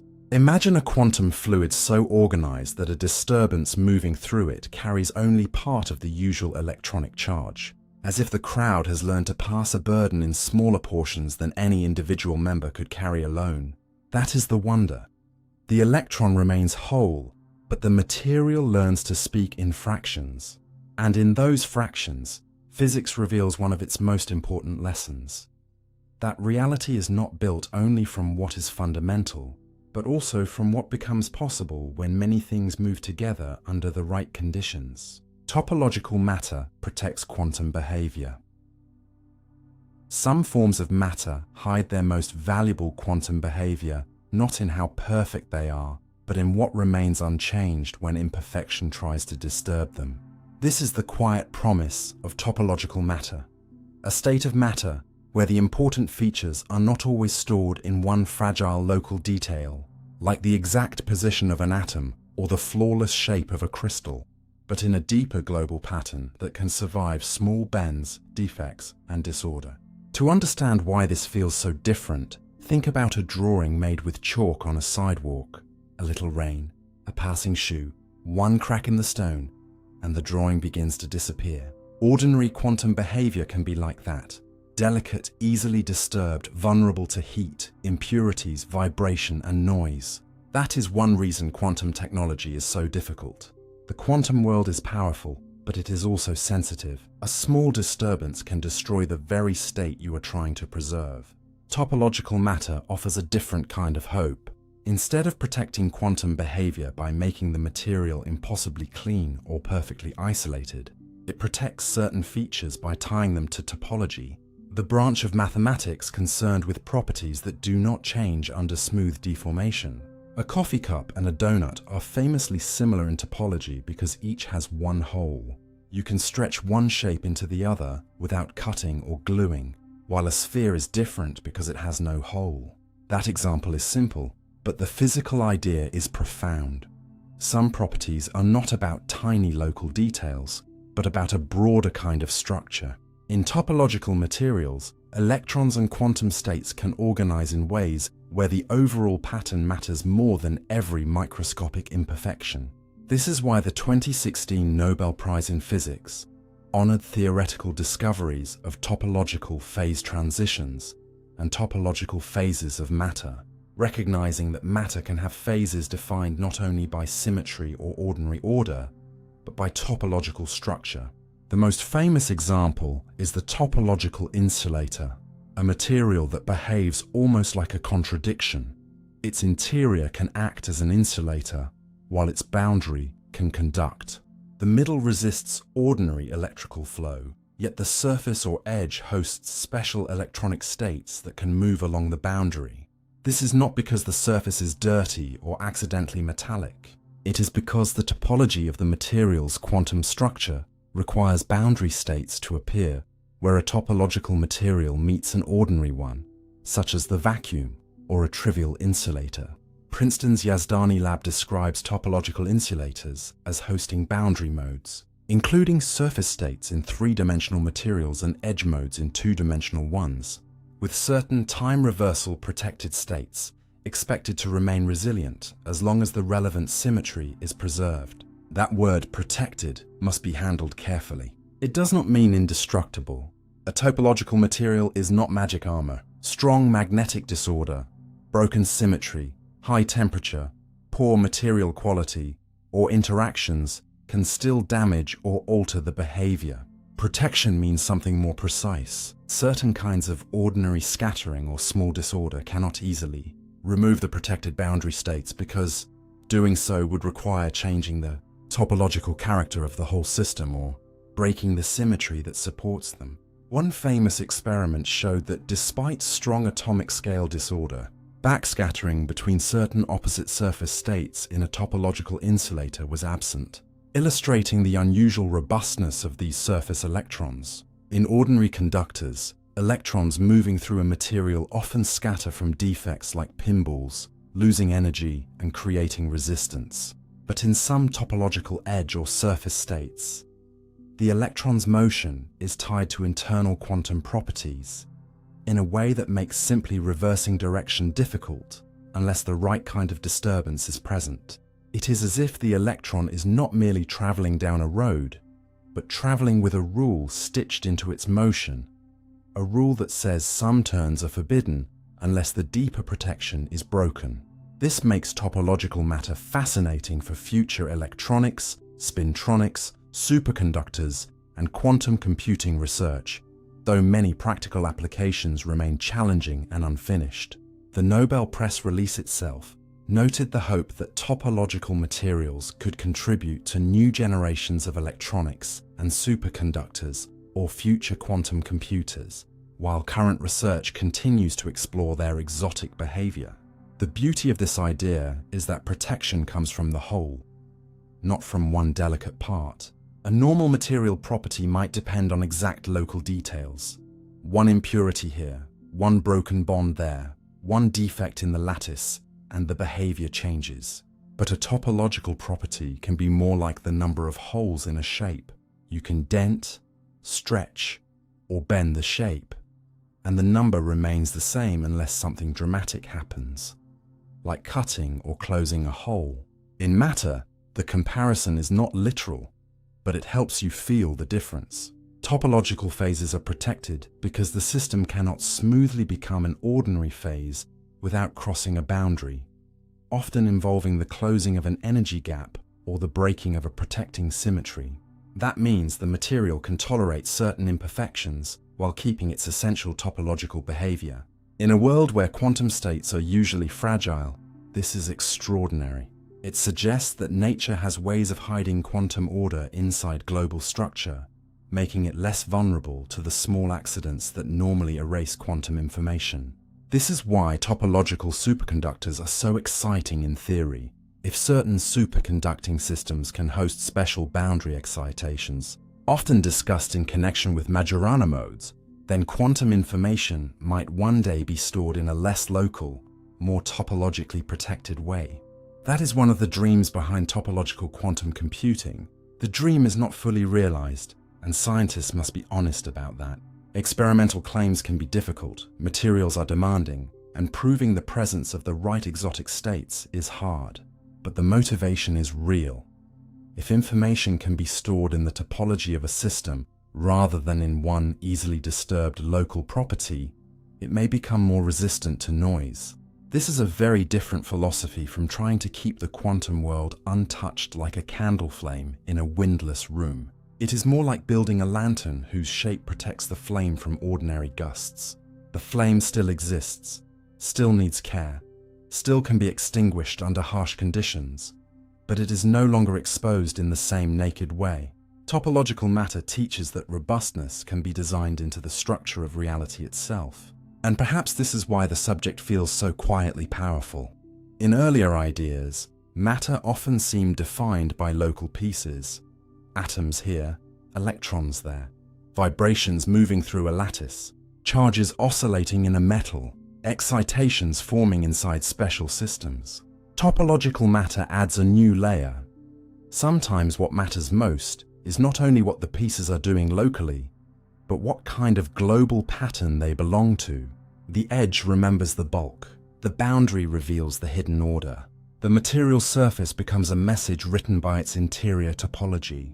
This turns the old idea of matter inside out. The most important behavior may appear at the edge, precisely because the edge is where two different quantum worlds meet. A boundary is no longer just the place where a material ends. It can become the place where the material's deepest identity becomes visible. So when you imagine topological matter, do not picture a substance that simply refuses to change. Picture a material whose quantum behavior is anchored in a pattern too broad for small defects to easily erase. Picture electrons moving along an edge with a kind of protected directionality. Not because the path is perfectly smooth, but because the rules of the whole system make certain disruptions ineffective. Picture a universe where fragility is not the only fate of quantum states, where some forms of order survive because they are written not on the surface of matter, but through its hidden topology. And perhaps that is the soft lesson waiting underneath the science.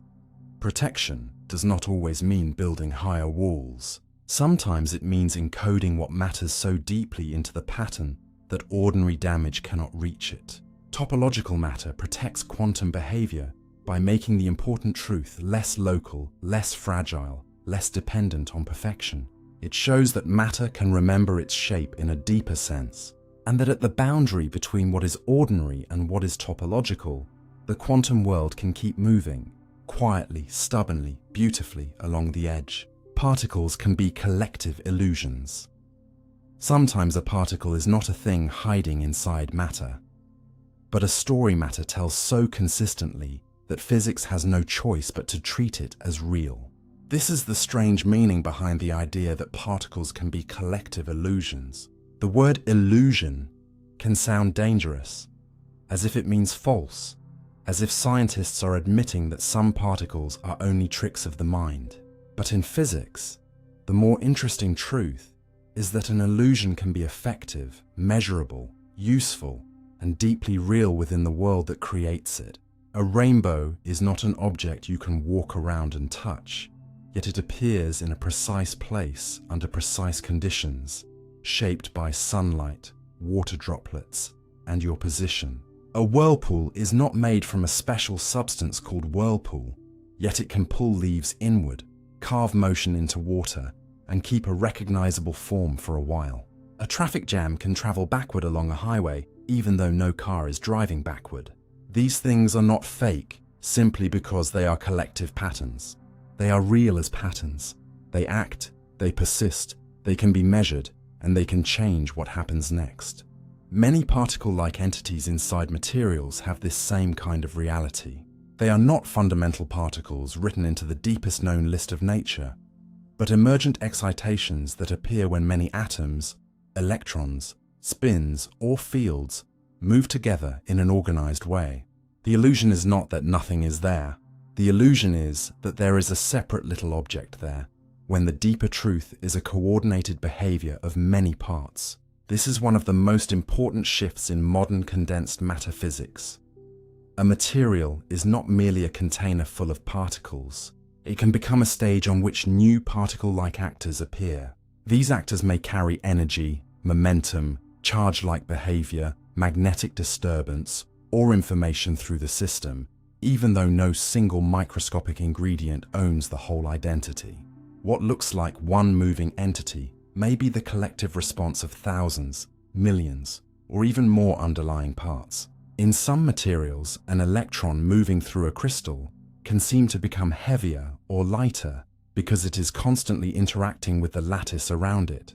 In other situations, what behaves like a positive particle may simply be the absence of an electron moving through a sea of available states. In still more exotic systems, an electron's familiar properties can appear to separate into different collective excitations, as if charge and spin-like behavior travel through the material in different ways.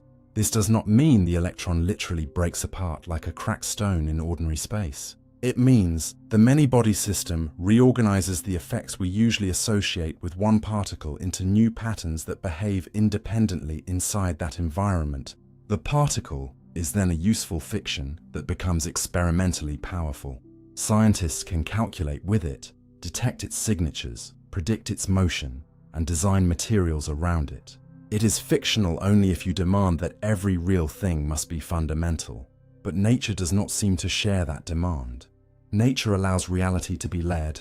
A molecule is real though it is made of atoms. A wave is real though it is made of motion. A sound is real though it is carried by air. A thought is real though it depends on patterns of living tissue. In the same way, a collective particle can be real though it depends on a material's inner organization. The most fascinating part is that these collective illusions can sometimes behave more cleanly than the underlying chaos that produces them.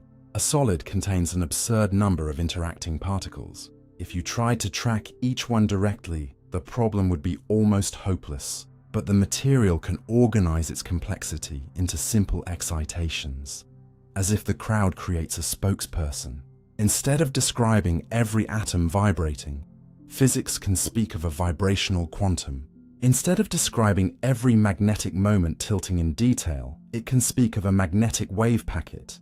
Instead of following countless electrons through a lattice, it can speak of effective particles moving through bands, holes, or collective modes.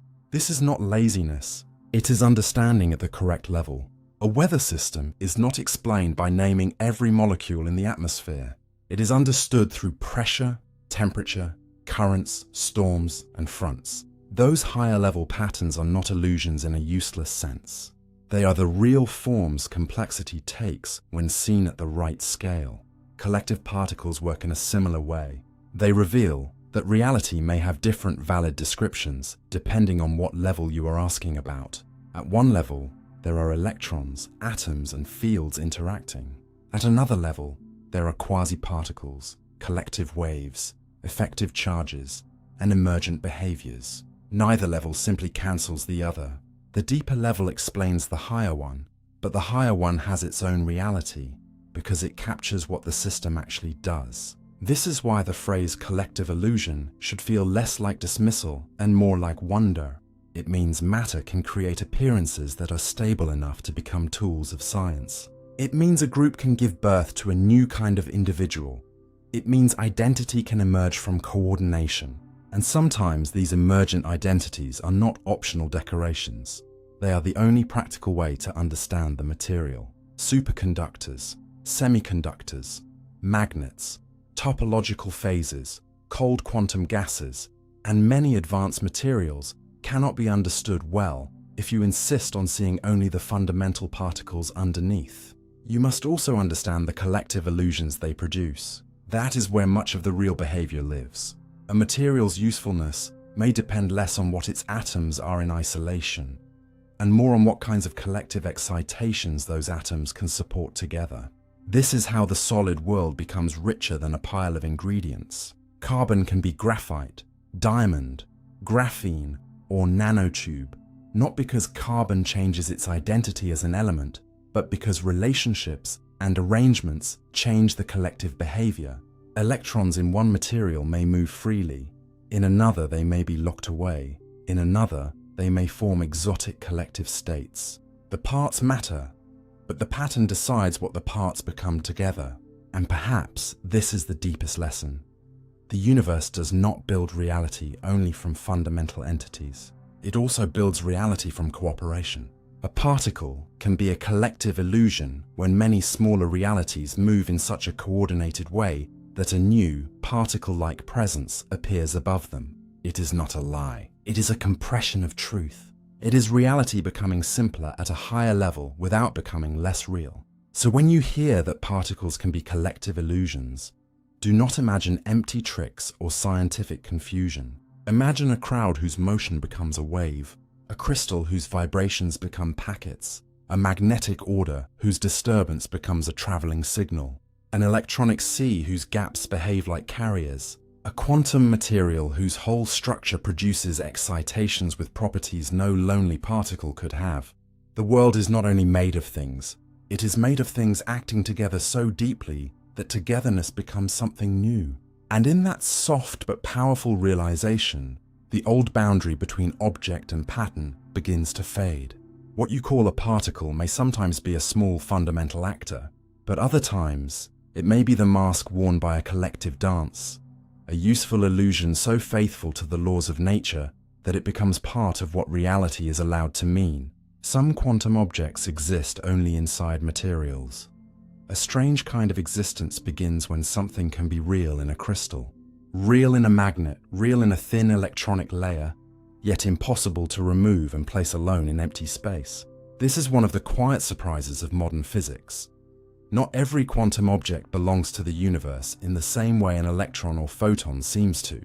Some quantum objects exist only inside materials, the way a whirlpool exists only in moving water, the way a flame exists only where fuel, heat, and air keep the process alive, the way a melody exists only while vibration is organized into sound.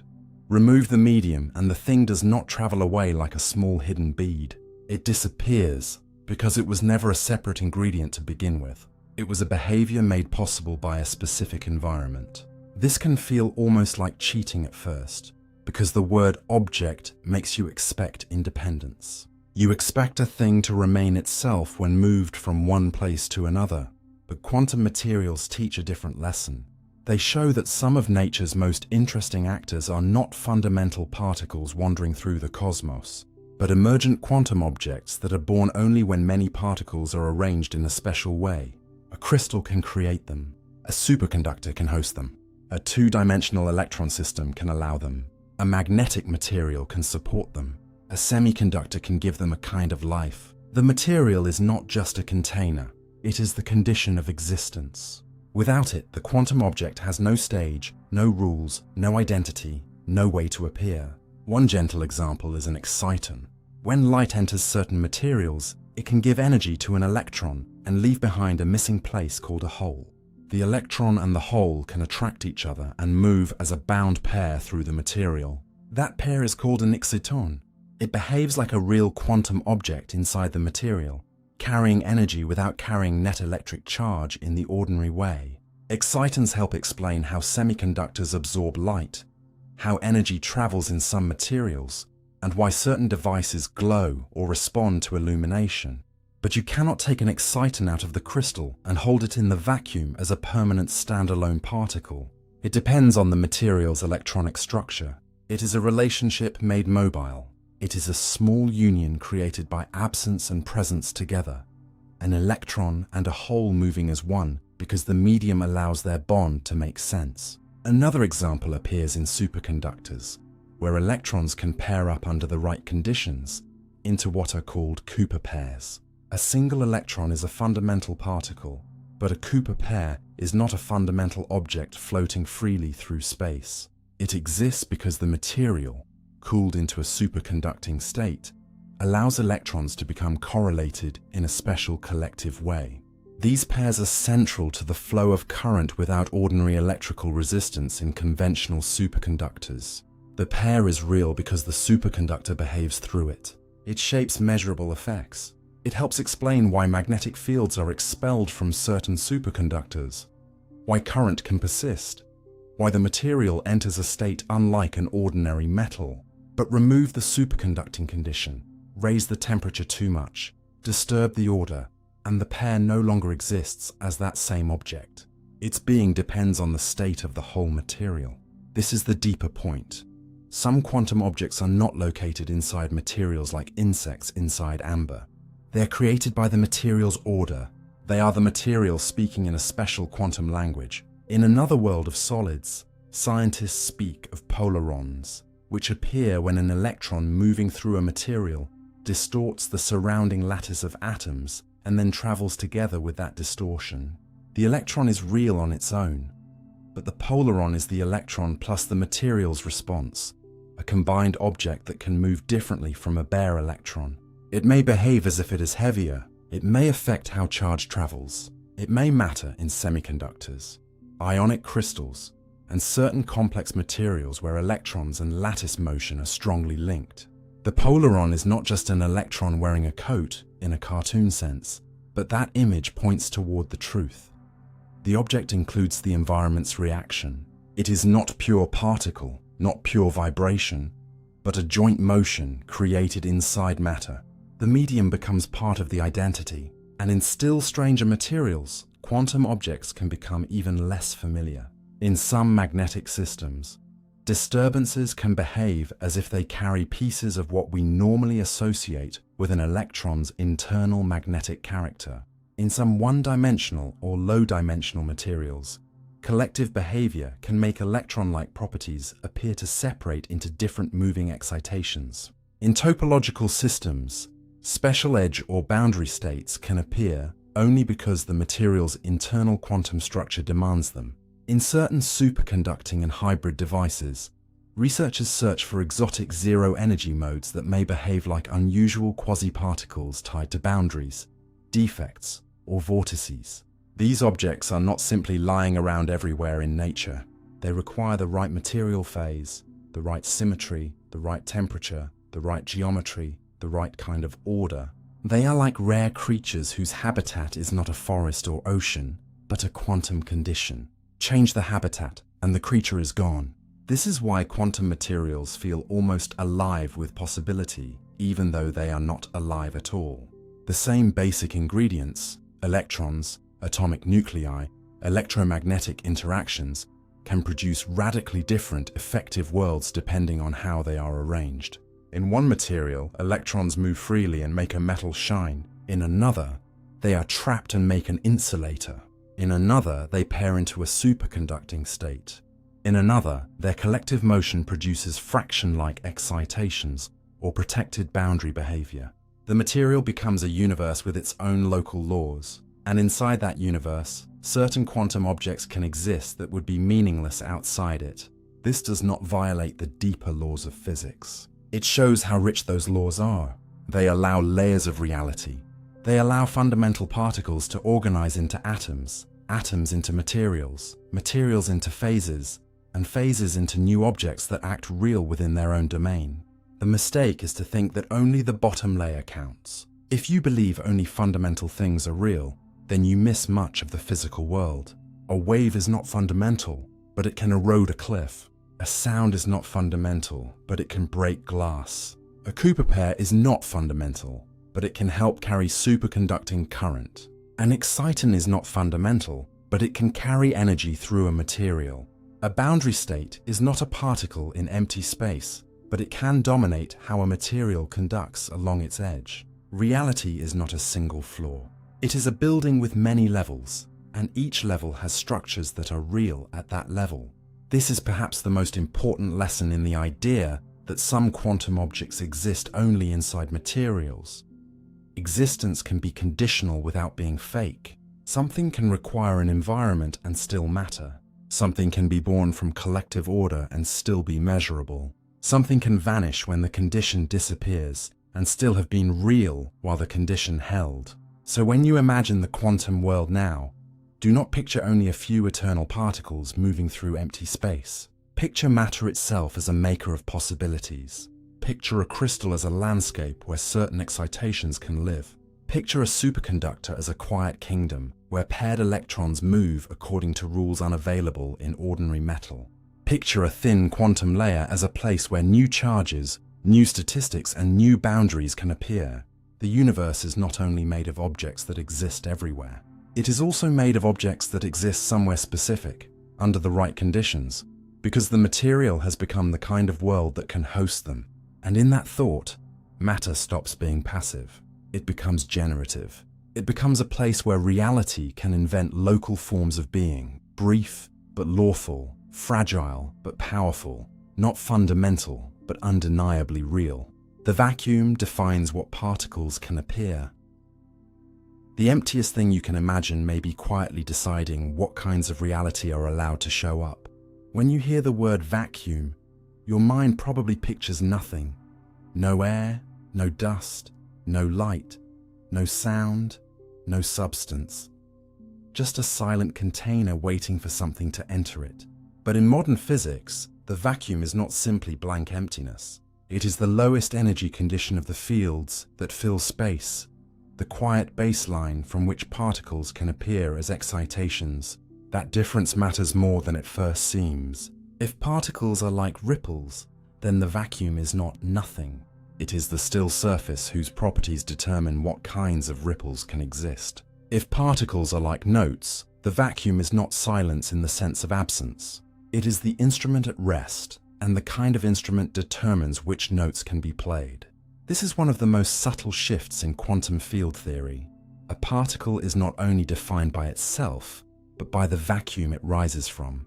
The vacuum is the reference state.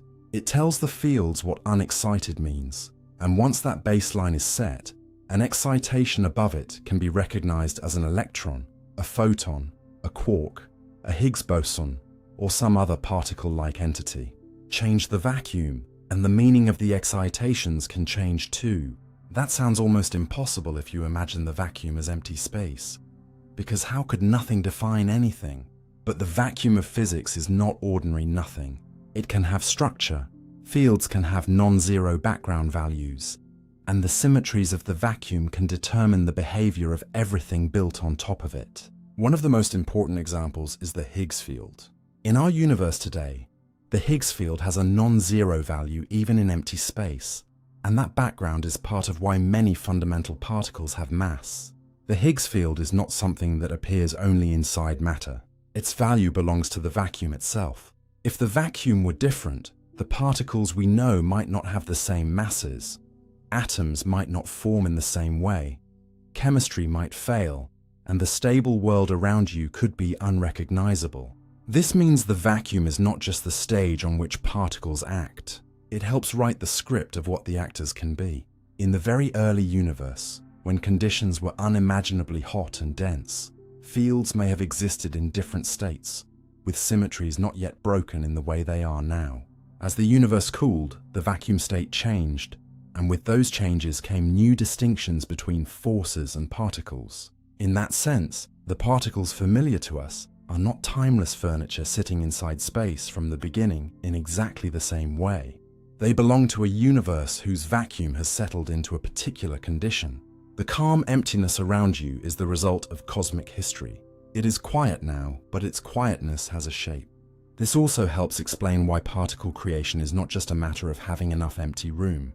You can have space, but unless the fields and energy conditions allow certain excitations, those particles will not appear as real, detectable entities. A field can be excited only in ways allowed by its rules, and those rules are tied to the vacuum state. This is why high-energy particle collisions are so revealing. When physicists concentrate enough energy into a tiny region, they are not cracking open little boxes hidden in the vacuum. They are exciting fields above their ground state, making particle possibilities become measurable events for a brief moment. Some particles are stable enough to last. Others decay almost immediately into lighter particles. The vacuum helps define what counts as possible, what is unstable, what can transform, and what cannot exist freely under ordinary conditions. Even nothing happening is therefore full of law. It is not an empty permission slip for anything at all. The vacuum is selective. It is a quiet order that says, these are the fields, these are their lowest states, these are the excitations that may rise, and these are the rules they must obey. In materials, scientists see a smaller, more approachable echo of this idea. A crystal, a superconductor, or a magnetic material has its own ground state, its own version of quiet, and from that quiet certain quasiparticles can appear, change the material state, and the available excitations change. A superconductor can host collective behaviors that an ordinary metal cannot. A magnet can support magnetic waves that a non-magnetic material cannot. A topological material can create protected boundary states that do not appear in a trivial material. These are not the same as the vacuum of the whole universe, but they help the mind understand the principle. What can appear depends on the background state. The empty condition of a system is not neutral. It is the foundation that shapes its possible disturbances. This may be the gentlest way to understand the physical vacuum itself. Empty space is not a dead container. It is the most quiet form of the fields, and its quietness has consequences. It allows photons to travel as light. It allows electrons to exist with a particular mass and charge. It allows particles and antiparticles to be described as excitations of fields. It allows the ordinary world to have consistency from one place to another. If the vacuum were different in another region of the universe, or if it could shift into another state, the particle world there might not match ours. Physicists discuss possibilities like different vacuum states and phase transitions carefully, not as everyday threats, but as deep questions about why our universe has the laws and particles it has. The vacuum, then, becomes almost like the hidden grammar beneath the sentence of reality. You do not hear grammar directly when someone speaks, but without it, the words would not arrange into meaning. You do not see the vacuum directly when you look at a stone, a star, or your hand, but without its field structure, the particles composing those things would not have the same identities. This does not mean particles are unreal, and it does not mean everything is merely a fluctuation of nothing. It means that existence is conditional in a deeper way than common sense expects. A particle is real as an excitation, but the vacuum defines what an excitation can be. The baseline defines the disturbance, the silence defines the note, the calm defines the wave, and perhaps that is why this idea feels so quietly powerful. We often think creation means something appearing from nothing, but physics suggests that even before appearance, there is structure, there is a ground state. There is a field waiting, not with intention, but with law. What emerges is not random. It is shaped by the invisible conditions beneath emergence itself. So when you imagine empty space now, try not to picture a blank void. Picture a silence so deep it contains the rules for sound. Picture a stillness that decides what kinds of motion are possible. Picture the vacuum not as the absence of reality, but as reality in its most restrained form, holding back all particles until energy, interaction, and law call the right excitation into being. The vacuum defines what particles can appear, and in that thought, emptiness stops being empty. It becomes the quiet architecture from which the visible universe rises. A particle can depend on the observer's motion. Imagine two observers crossing the same empty region of space, one drifting smoothly and the other accelerating, and then imagine that one of them says, "There is nothing here," while the other says, "I feel heat. I detect particles. The emptiness is not empty to me." This is not a fantasy about perception or a metaphor about mood. It is one of the strangest lessons suggested by quantum field theory, especially through the Unruh effect, which predicts that a uniformly accelerating observer can experience what an inertial observer calls vacuum as a thermal bath of particles. At first, this sounds like it should be impossible. A particle feels like the kind of thing that should either be there or not be there, the same way a stone is either on the road or absent from it. If one observer finds a particle, surely another observer should not be allowed to deny its existence. But quantum fields do not always let the word particle behave with that everyday certainty. In the modern field picture, particles are excitations of fields, but the way those excitations are counted can depend on how an observer slices time, how they move, and what kind of detector they carry through spacetime.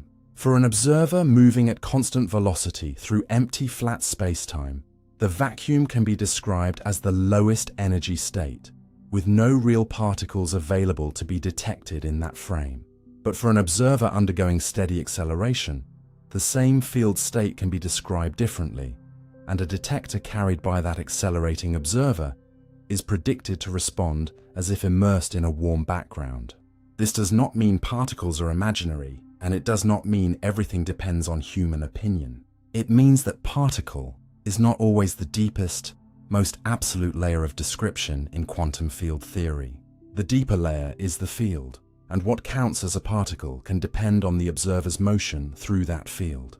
This is a difficult idea because daily life trains you to think that disagreement means one person is wrong.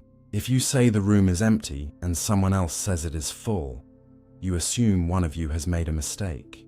But relativity already taught physics that some quantities are not absolute in the old way. Speed depends on your frame of reference. Two observers moving differently can disagree about the timing or spacing of events, and still both be describing reality correctly from their own frames.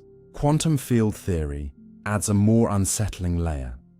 In certain situations, even the particle content of a field can become observer-dependent. The accelerating observer is not hallucinating in the ordinary sense, and the inertial observer is not simply blind. They are using different notions of time, different ways of defining what counts as positive energy, different natural modes of the field. The word particle quietly depends on that structure. A simple image may help. Imagine the ocean at night. One person standing on a calm pier describes the surface as still. Another person in a small boat rising and falling with a complex rhythm feels motion everywhere. The water itself is not changing because of their opinions, but the experience and description of motion depends on how each person moves with respect to it. In quantum field theory, the comparison is not exact, but the lesson is useful. The field is the deeper reality, while particle can be a way certain observers describe excitations relative to their own motion. The Unruh effect makes this idea sharp. It says that acceleration changes the observer's relationship to the vacuum so profoundly that emptiness can acquire a temperature for that observer. The predicted temperature is incredibly tiny for ordinary accelerations, so this is not something you would feel by waving your hand through the air. To get a temperature of even 1 Kelvin would require an enormous acceleration far beyond ordinary experience. That is why the Unruh effect remains extremely difficult to observe directly, even though it is widely treated as a robust theoretical prediction, and is closely related in spirit to Hawking radiation from black holes. The connection is haunting. Black holes taught us that horizons, quantum fields, and observers can turn vacuum into radiation, and the Unruh effect suggests that even acceleration through otherwise empty space can create a horizon-like division in what an observer can access. An accelerating observer has a kind of boundary in space-time, a region from which signals can never catch up, and this changes the way the vacuum is perceived. The vacuum is no longer just a universal blankness. It becomes something whose physical meaning depends on the observer's path. This should be said carefully because it is easy to exaggerate. The Unruh effect does not mean that ordinary motion creates particles for everyone, and it does not mean that reality is subjective in the casual sense. If you walk across a room, you are not creating a private universe full of particles just because you moved. The effect concerns acceleration and the way quantum fields are described by non-inertial observers. It also does not mean particles are fake. In particle detectors, accelerators, stars, and materials, particle descriptions are incredibly successful. A photon absorbed by a molecule, an electron measured in a detector, a muon created in cosmic ray showers, these are not illusions. The point is subtler. Particles may be real in a context, but not always absolute in every context. They are like words whose meaning depends on the grammar of the sentence. The field is the deeper language. Particles are what certain observers hear as syllables when the field is decomposed in their way. This idea reaches into the philosophy of physics because it challenges the hope that the universe is fundamentally made of little objects in the same way the visible world seems to be. The Stanford Encyclopedia of Philosophy notes that the Unruh effect is often taken to show that particle number in quantum field theory can be observer or context dependent, and that this creates pressure on simple particle-based interpretations of the theory. You can feel the shift emotionally if you imagine asking the universe a simple question. How many particles are here? In ordinary thought, that should be one of the most basic questions possible. But quantum field theory replies, tell me first how you are moving, how you define time, what detector you use, what state the field is in, and what region of space-time you can access. Only then does the question become physically meaningful. This is not weakness, it is precision. Nature is not refusing to answer, it is teaching you that some questions were too simple. The observer's motion matters because motion determines the observer's natural clock, and the clock helps define energy, and energy helps define what counts as an excitation above the vacuum. If the clock changes radically, especially under acceleration, the particle description can change too. That is the deep reason this topic belongs near the end of a series about particles not being simple things. First, you learned that particles may not be tiny balls. Then that their location, identity, and even individuality can become strange. Now the ground shifts again. Even the existence of particles as particles can depend on the observer's motion. It is as if the universe is gently removing every old certainty one by one, not to leave you with nothing, but to guide you toward a more honest picture. The world is not a warehouse filled with fixed objects waiting for all observers to count them the same way.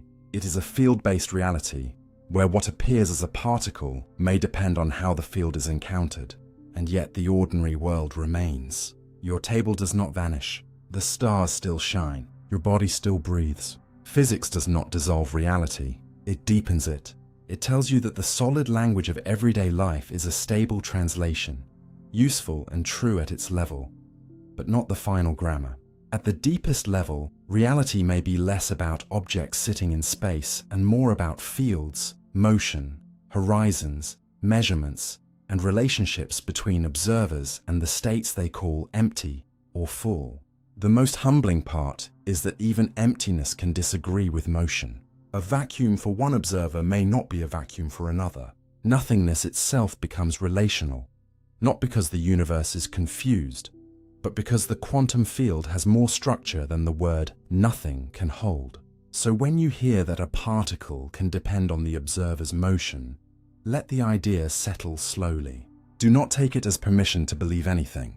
Take it as an invitation to think more carefully about what existence means in physics. A particle is not always an absolute little object sitting beneath all perspectives. Sometimes it is what a particular observer's path through the field allows them to detect. Sometimes it is a note heard by one kind of motion and silence heard by another.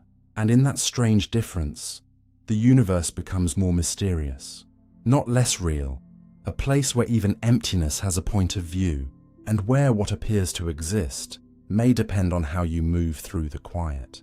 Quantum physics makes thingness fall apart.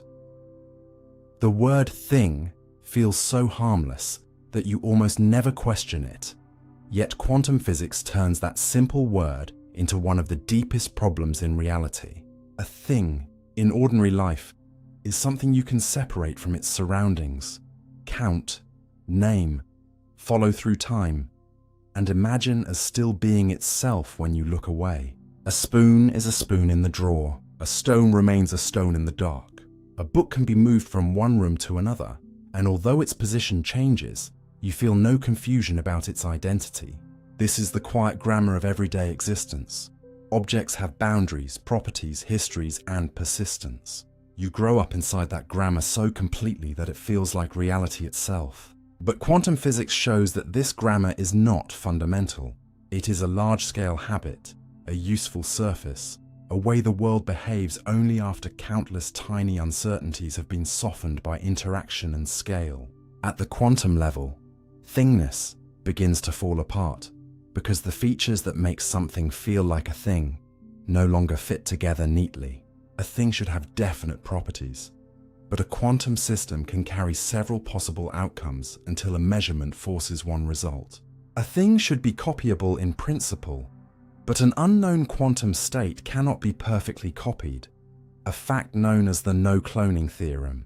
A thing should be separable from another thing, but quantum systems can become linked in ways where the whole has a description that cannot be reduced to its pieces. A thing should be countable like coins in a box, but in high-energy physics, particles can be created, transformed, or vanish into other allowed forms, making how many things are there?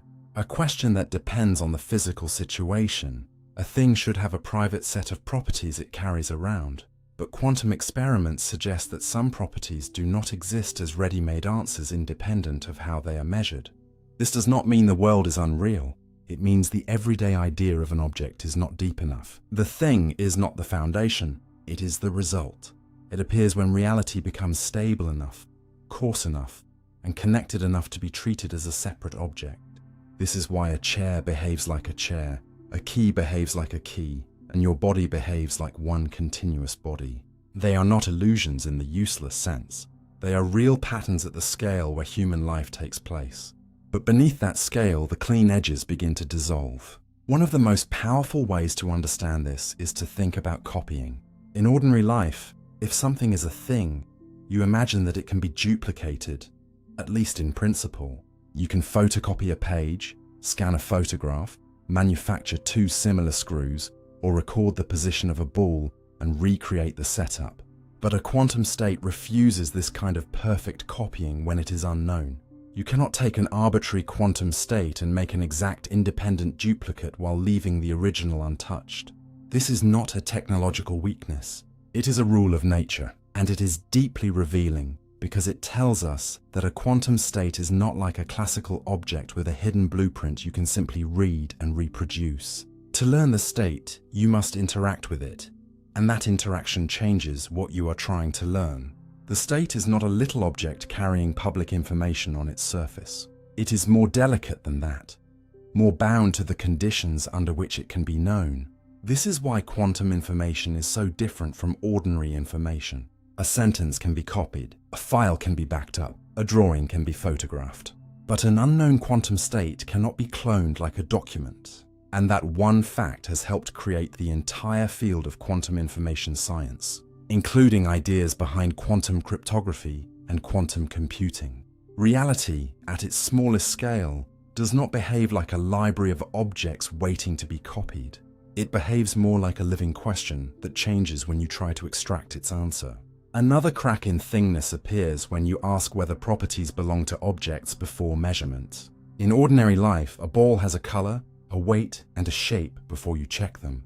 Measurement reveals what is already there. Quantum physics makes this harder. Certain properties cannot all be treated as pre-written facts waiting quietly inside the system. Some results depend on the measurement context, meaning the arrangement of the experiment is not just a passive window, but part of how the outcome becomes defined.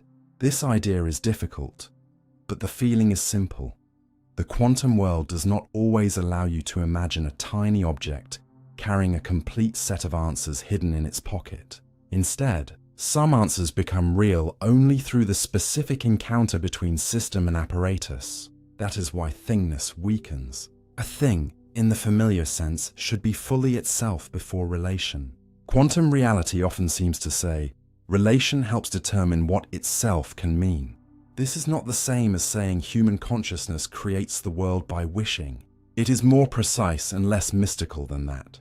Physical interactions define outcomes. Measurement is an event within the world, not a magical spotlight outside it, but the philosophical consequence remains enormous.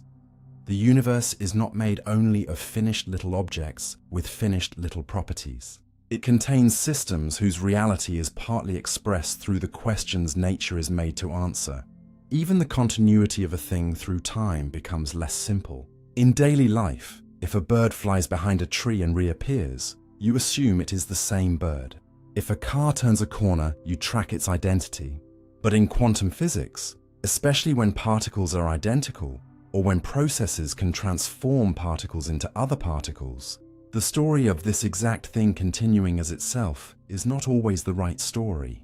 What persists may be charge, energy, momentum, probability structure, or a law-governed pattern of transformation, rather than a little object carrying its identity like a passport. A neutron, left alone outside an atomic nucleus, can decay into other particles. Some unstable particles exist so briefly that calling them things feels almost too solid. They are more like short-lived events with measurable consequences. And yet they are not imaginary. They can be detected through what they produce, predicted with precision, and included in the deep accounting of nature. Their reality is not the reality of a pebble. It is the reality of a process that obeys rules. This is where the old object-centered worldview begins to feel too stiff. A thing is supposed to endure, but quantum reality often endures through conservation and transformation rather than through object permanence. The universe keeps its deeper books balanced even when the things on the page change form. And maybe this is the most important lesson. Thingness is a simplification that works because the world around you is large, warm, noisy, and constantly interacting. Tiny quantum possibilities do not usually remain delicate in the open environment. They become entangled with air, light, heat, surfaces, and surrounding matter.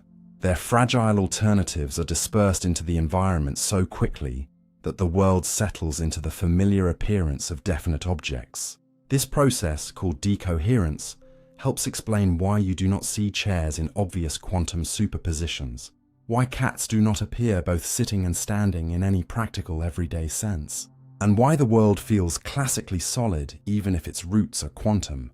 Decoherence does not solve every philosophical question about measurement, but it does show why ordinary thingness emerges so powerfully at human scale. The world becomes object-like because quantum delicacy is constantly being washed into stable, shared reality by interaction with everything around it. You are surrounded by an ocean of contact, and that contact helps carve the world into the objects your mind can navigate.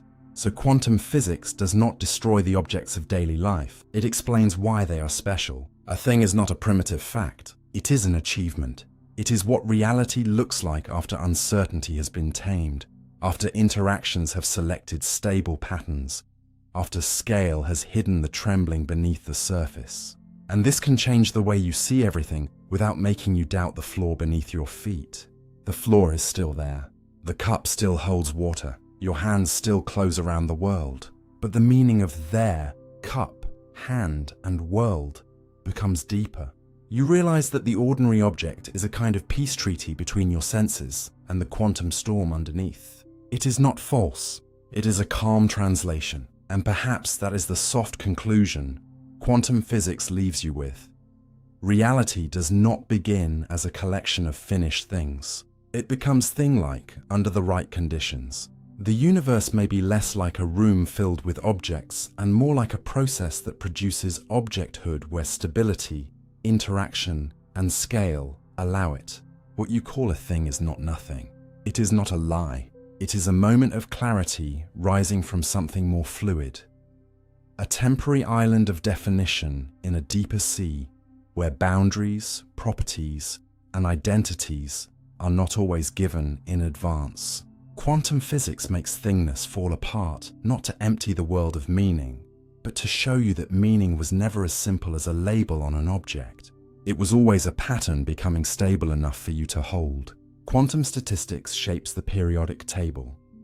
The periodic table looks like a chart of elements, but underneath its neat rows and columns is a quiet counting rule from the quantum world deciding how matter is allowed to become diverse. At first glance, the table seems like a human invention, a classroom map built from names, numbers, and symbols. Hydrogen, helium, carbon, oxygen, iron, gold. It feels orderly because we arranged it that way, placing elements into rows and families so students could memorize them and chemists could use them. But the strange truth is that the table's shape was not chosen by us. We discovered it. The repeating patterns were already there, hidden in matter, long before anyone drew boxes around them. Elements with similar behavior kept appearing in regular intervals. Some reacted violently with water, some formed salts, some avoided bonding almost completely, some conducted electricity, some built life, and for a long time, scientists could describe the pattern before they fully understood why it existed. The deep reason came later, when quantum mechanics revealed that electrons do not arrange themselves around atoms randomly. They follow statistical rules, and those rules determine how electron states fill, how atoms organize themselves, and why chemical behavior repeats in families. This is where quantum statistics enters the story. It is not statistics in the ordinary sense of surveys, averages, or guessing what might happen in a crowd. It is the rulebook for how many identical quantum particles can occupy available states, and what kinds of arrangements are allowed. For electrons, which are fermions, the rules prevent identical electrons from sharing the same complete state. So as the number of protons in the nucleus increases and more electrons are needed to balance the atom, those electrons must occupy a structured sequence of allowed conditions. They fill lower energy arrangements first, then higher ones, but not in a simple visual staircase. The pattern depends on energy levels, orbital shapes, spin-like pairing, and the way electrons interact with one another. The result is the electron configuration of each element, and electron configuration is the hidden engine of the periodic table. Hydrogen has 1 electron, so it begins the story with simplicity. Helium has 2 electrons and reaches a very stable filled arrangement, which is why it belongs among the noble gases.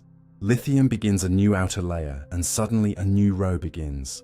This is not just a chart convention. It reflects a real change in the atom's outer electron structure. As you move across a row, electrons are added into related outer states, and the atom's behavior changes gradually. When a shell or important outer arrangement becomes filled, the atom becomes especially stable and often chemically quiet. Then the next element begins a new row, with a fresh outer electron more loosely held and more ready to participate in reactions. That is why elements in the same column often behave alike. They have similar outer electron patterns. Sodium is not placed under lithium because humans liked symmetry. It sits there because, in an important chemical sense, it repeats lithium's outer electron situation on a larger atomic stage. Chlorine resembles fluorine because its outer electron arrangement gives it a strong tendency to gain 1 more electron.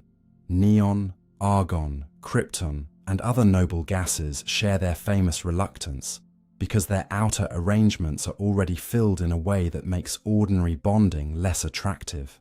The table's vertical families are therefore not just categories. They are echoes of quantum statistics repeating through matter.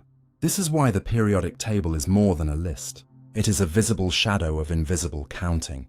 Each element is created by increasing the nuclear charge, and as electrons are added, quantum rules decide where they can go. The table is the result of that filling pattern becoming chemical personality. The alkali metals are soft, reactive, and eager to lose their outer electron, because that electron sits alone beyond a stable inner structure. The halogens are reactive in a different way, because they are close to completing an outer arrangement and strongly tend to attract an extra electron in chemical bonding. The noble gases seem reserved because their outer electron structures are already complete enough that common reactions are not energetically favored. Transition metals, sitting in the middle of the table, gain their richness from electrons filling inner D-like states, which helps explain why they can have multiple oxidation states, form colorful compounds and act as catalysts. This is where the table becomes less like a flat poster and more like a 3-dimensional story of allowed quantum states being filled in a specific order. The colors of many transition metal compounds, the magnetism of iron, cobalt, and nickel, the conductivity of copper and silver, the catalytic power of platinum, all connect back to how electrons occupy and rearrange available states. Even the rare earth elements, often placed below the main table to keep the chart compact, are not an afterthought. Their unusual behavior comes from electrons filling deeply embedded F-like states, creating subtle magnetic and optical properties that are essential in modern technology, from strong magnets to lasers and smartphone screens. In other words, quantum statistics does not merely explain the first few elements. It shapes the entire chemical landscape. It tells us why the table has periods, why those periods have different lengths, why some blocks of elements appear where they do, and why matter produces repeated families, instead of an endless, chaotic list of unrelated substances. Without these quantum rules, adding 1 more proton and 1 more electron might create a world with no predictable rhythm. Chemistry would not have its familiar grammar. There might be no reliable families of elements, no repeating valence behavior, no carbon with its extraordinary bonding flexibility. no oxygen with the properties that make water possible, no iron with the structure that helps carry oxygen in blood, no silicon with the electronic behavior that helped build the digital age. The periodic table is often introduced as a memory challenge, but it is really a map of possibility. It tells you which atoms can exist stably, how their outer electrons are likely to behave, and how they may combine into the substances that make planets, oceans, machines, and living cells. The astonishing part is that this grand architecture comes from rules governing particles too small to picture directly. A classroom chart is secretly a quantum document.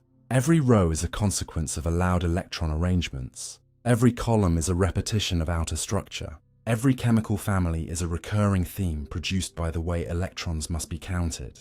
And perhaps that is why the periodic table feels so strangely beautiful, even before you understand it. It is not beautiful only because it is organized. It is beautiful because the organization is earned by nature. It is the universe showing that variety does not require disorder. From a few deep rules about identical particles and available states, matter unfolds into more than 100 elements, each with its own tendencies, strengths, dangers, and gifts. The same quantum logic that makes helium quiet helps make sodium reactive, carbon versatile, oxygen hungry for bonds, gold resistant to corrosion, uranium unstable enough to release nuclear energy. The table is a poem written in electron structure, but it is also a toolkit. It teaches chemists how to predict reactions, engineers how to design materials, biologists why certain atoms are essential for life, and astronomers what distant stars are made of by reading the light they emit and absorb. So when you look at the periodic table, do not see only boxes. See a frozen rhythm of quantum statistics. See the invisible counting of electrons becoming the visible diversity of matter. See how the universe takes sameness at the level of particles and turns it into difference at the level of elements. The table is not just about what matter is made of. It is about how matter is allowed to organize itself. And in that quiet permission and restriction, in that deep counting beneath every atom, the world gains its colors, its reactions, its metals, its gases, its medicines, its poisons, its stars, and eventually its questions.